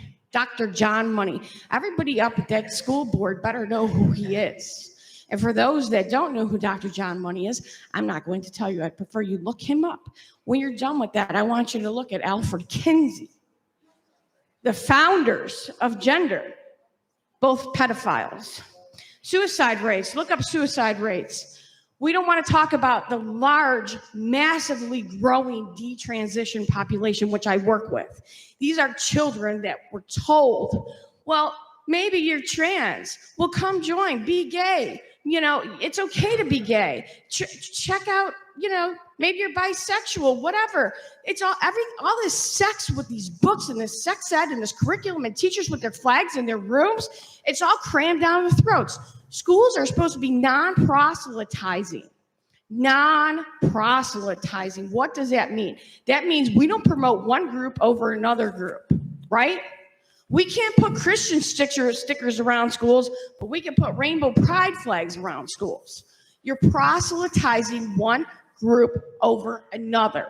This is why many people in the state work with our legislators to get laws enacted to prevent this. So everybody that's in here that's upset about it, the people of Florida put through these laws to support good school board members like Miss Rodriguez. And I thank you, Miss Rodriguez. I pray for your family. I've been in your situation. hold strong because they're still the minority. Thank you. Number 254. 254, 331, 332, 333. That's Suzanne Belsery, maybe? Catherine Aru? Catherine Buren, yeah, I'm 331, so. Okay, just a minute. Ralph Brown and Suzanne Bayer. Okay. You're Catherine? Yes, I am. Please go. Well, good morning, everyone. School board members, Mr. Stratton. I have a question for you. Did you carry each of the 22,621 students of Hernando County in your womb or worry by their bedsides when they were sick? Their parents did. Why? Because those 22,621 children belong to them. As they enter the doors of the schools, they still belong to their parents. When they drop them off at school or leave them at the bus, they are trusting you to protect them. We, the people, we, the voter, and we, the taxpayer, is here to speak about what happens when the very young are exposed to pornographic pictures, drawings, and writings like the ones found in the libraries of Hernando County schools. There's been a lot of talk today about book banning. Let me tell you about the books that need to be banned in the schools. The American Academy of Pediatrics, June 2016 states, pornography may be defined as the depiction of erotic behavior, sexual display in pictures or writing that is intended to cause sexual excitement in the viewer. This is happening in even our elementary schools, our middle schools, our high schools.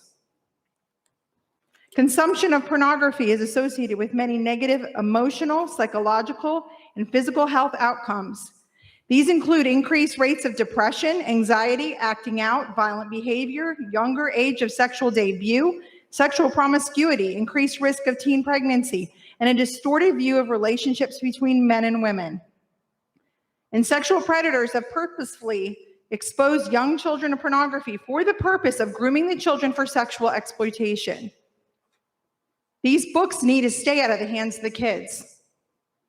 The American College of Pediatrics urges healthcare professionals to communicate the risks of pornography use to patients and their families and to offer resources both to protect children from viewing pornography and to treat individuals suffering from its negative effects. Are you listening? When I hear an elected school board member state that the pornographic materials found in the books of our very libraries in Hernando County don't really matter because after all, the children may be exposed to it somewhere else anyway. It angers me, and it should anger everyone who's an advocate of protecting the minds, hearts, and future lives of these children. If the American College of Pediatrics finds this exposure extremely harmful, then any books not immediately removed by this board is intentionally causing further harm and damage to a minor. We are here to say enough is enough. Hernando County School Board, if for nothing else, it is your job to protect the innocent. Thank you for your time. Thank you. 334, 337, 338. Robert Mizuko, Judy Simpson, and Alyssa Morano. Two more after this. Two more after this.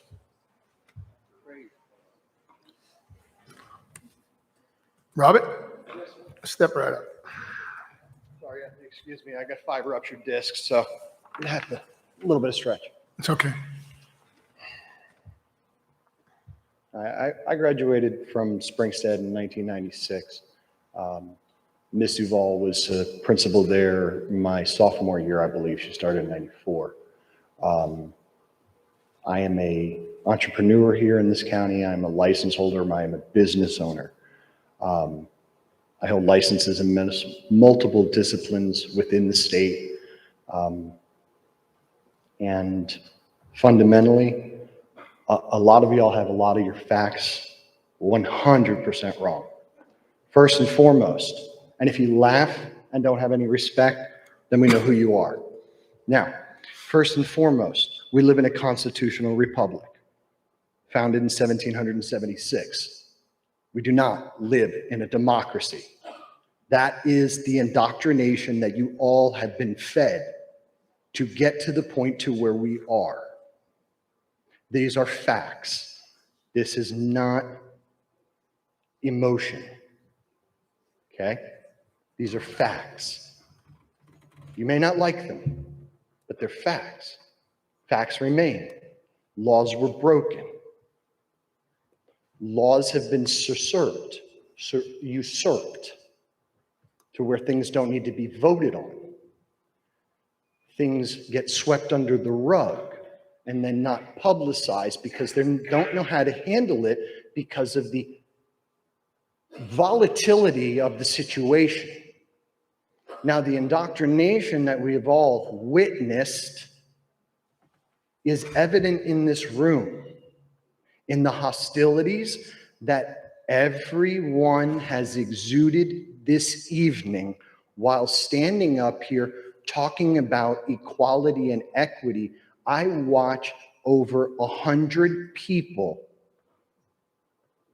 insult and bully sitting members of this board.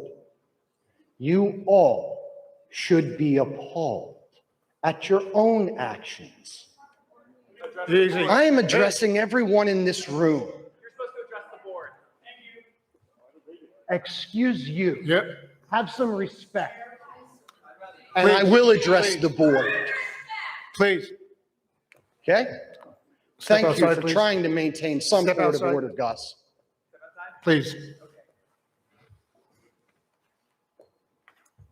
Now,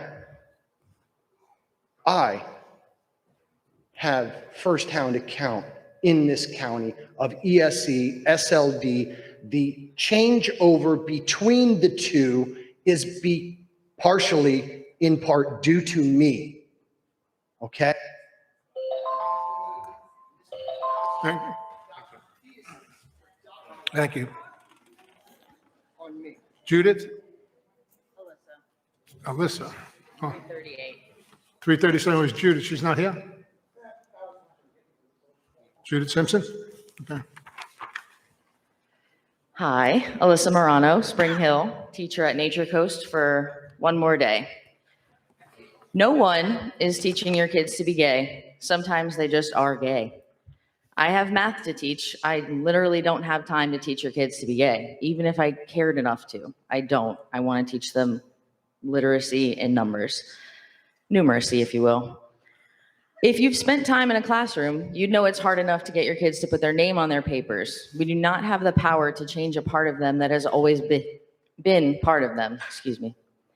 Students are watching their teachers being picked off in a witch hunt. They're learning that people of a certain group don't matter right now, and I would hate to break it to you, but more of your kids were already a part of that group before they walked through my door. That was under someone else's watch, potentially even their parents.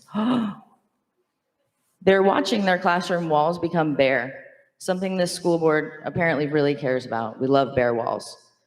Our students are learning that if someone is different from them, all they have to do is be a bully and their existence will become political. We can hop in our Hernando County time machine and go back to 1950 and remove rights that we don't care for. According to the ideology being shared, I should be straight. I walked into every classroom throughout my entire time as a student, gay, with straight teachers against all odds. I walked across the graduation stage, gay. There were no rainbows, and yet there I was, gay and real and human and deserving of rights.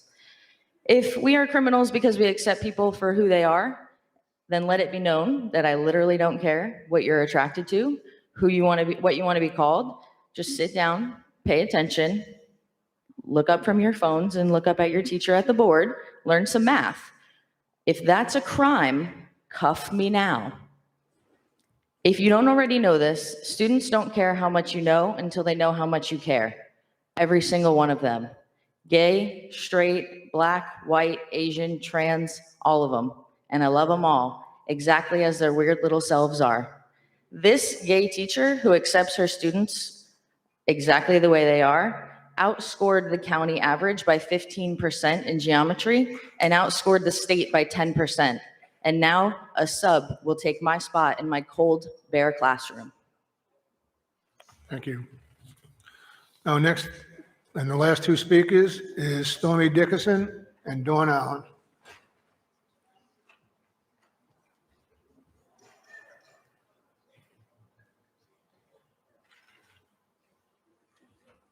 Who's Stormy? I'm Stormy, You go first. like the weather. Hi there. So a couple of points that first of all, I'm a Spring Hill resident. I have two children, one who's gone through elementary, graduated high school, is now in college, another that's in high school now at Nature Coast.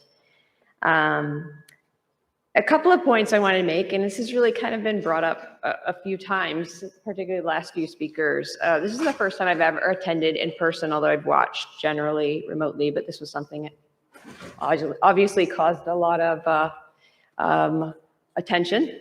But throughout the entirety of I was sitting right here, and it's the first time I've ever seen all of you face to face.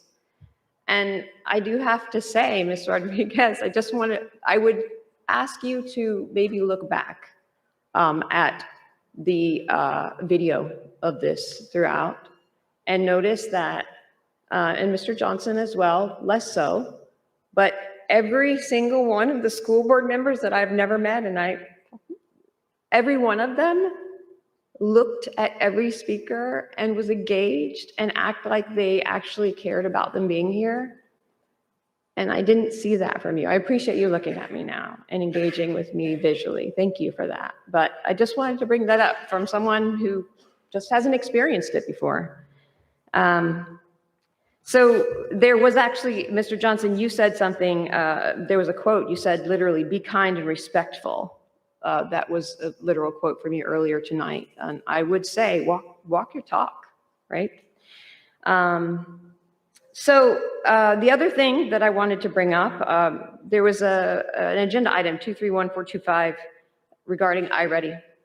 I was I wasn't familiar with iReady, and I'll have to do a little research on it, but it was interesting because the quote was, it's very liberal and a very woke state, assuming that that's not something that we would be interested in coming from Massachusetts. Massachusetts happens to have the highest rank for public schools across the entire country with testing and reading and math scores of every state. So it just seems like I don't know, I thought that seemed interesting to me that would be a reason, I don't know, that you would say this woke state with great results would be a reason you wouldn't take this. And then I would finally just say that there's so much to say, but I would finally like to just say that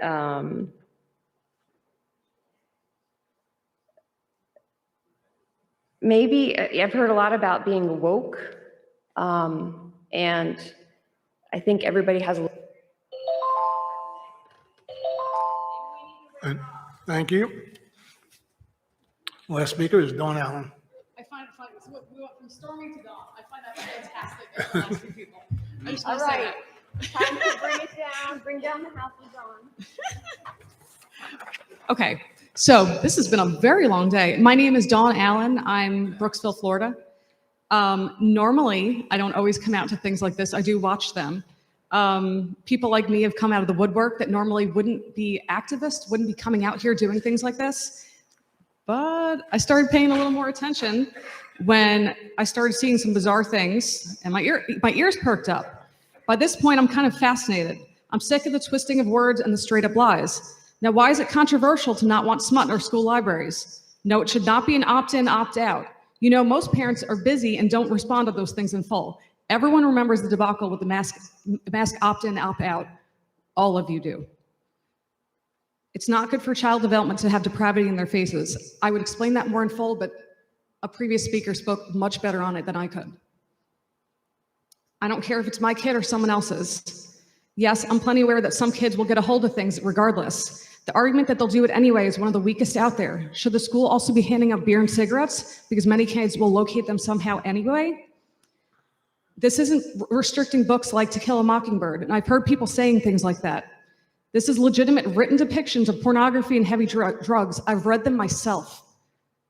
If you wouldn't hand it out or read it to children in public, it shouldn't be in public school libraries. I literally have the statute here, but I'm not even going to get into that. I'm pretty sure you've all read the statute. Next, why is it so controversial to have a problem with a teacher, trans or otherwise, stating that they'd like to shoot children? I know the teacher was going through some stuff, but it doesn't make it okay. I have compassion for them, but I would also expect them to be taken out of the classroom the absolute day it was discovered. There's no excuses. It doesn't need to run through a string of people to make that decision. Sorry. A teacher made threats. End of story. I don't care who approves of it. I don't care any of that. This is our children. I understand people have different priorities, but at the end of the day, that is my children that are in the school district. I'm going to skip over some of this because there are some other things I want to say. Something that was stated much earlier in about ESE. I had an amazing brother that is, I still have an amazing brother, but he got out of the ESE program, and he was in 3 different states that had these programs, and in Hernando County was absolutely the worst one he ever went to and never wanted to go to school because of this. Some of that does need fixed. I do want to state one thing about the attorney on the board. Your bias is showing. I suggest you pull that in a little bit. Everyone have a good night, or maybe a good morning by this point. Thank you. That's the end of citizens input.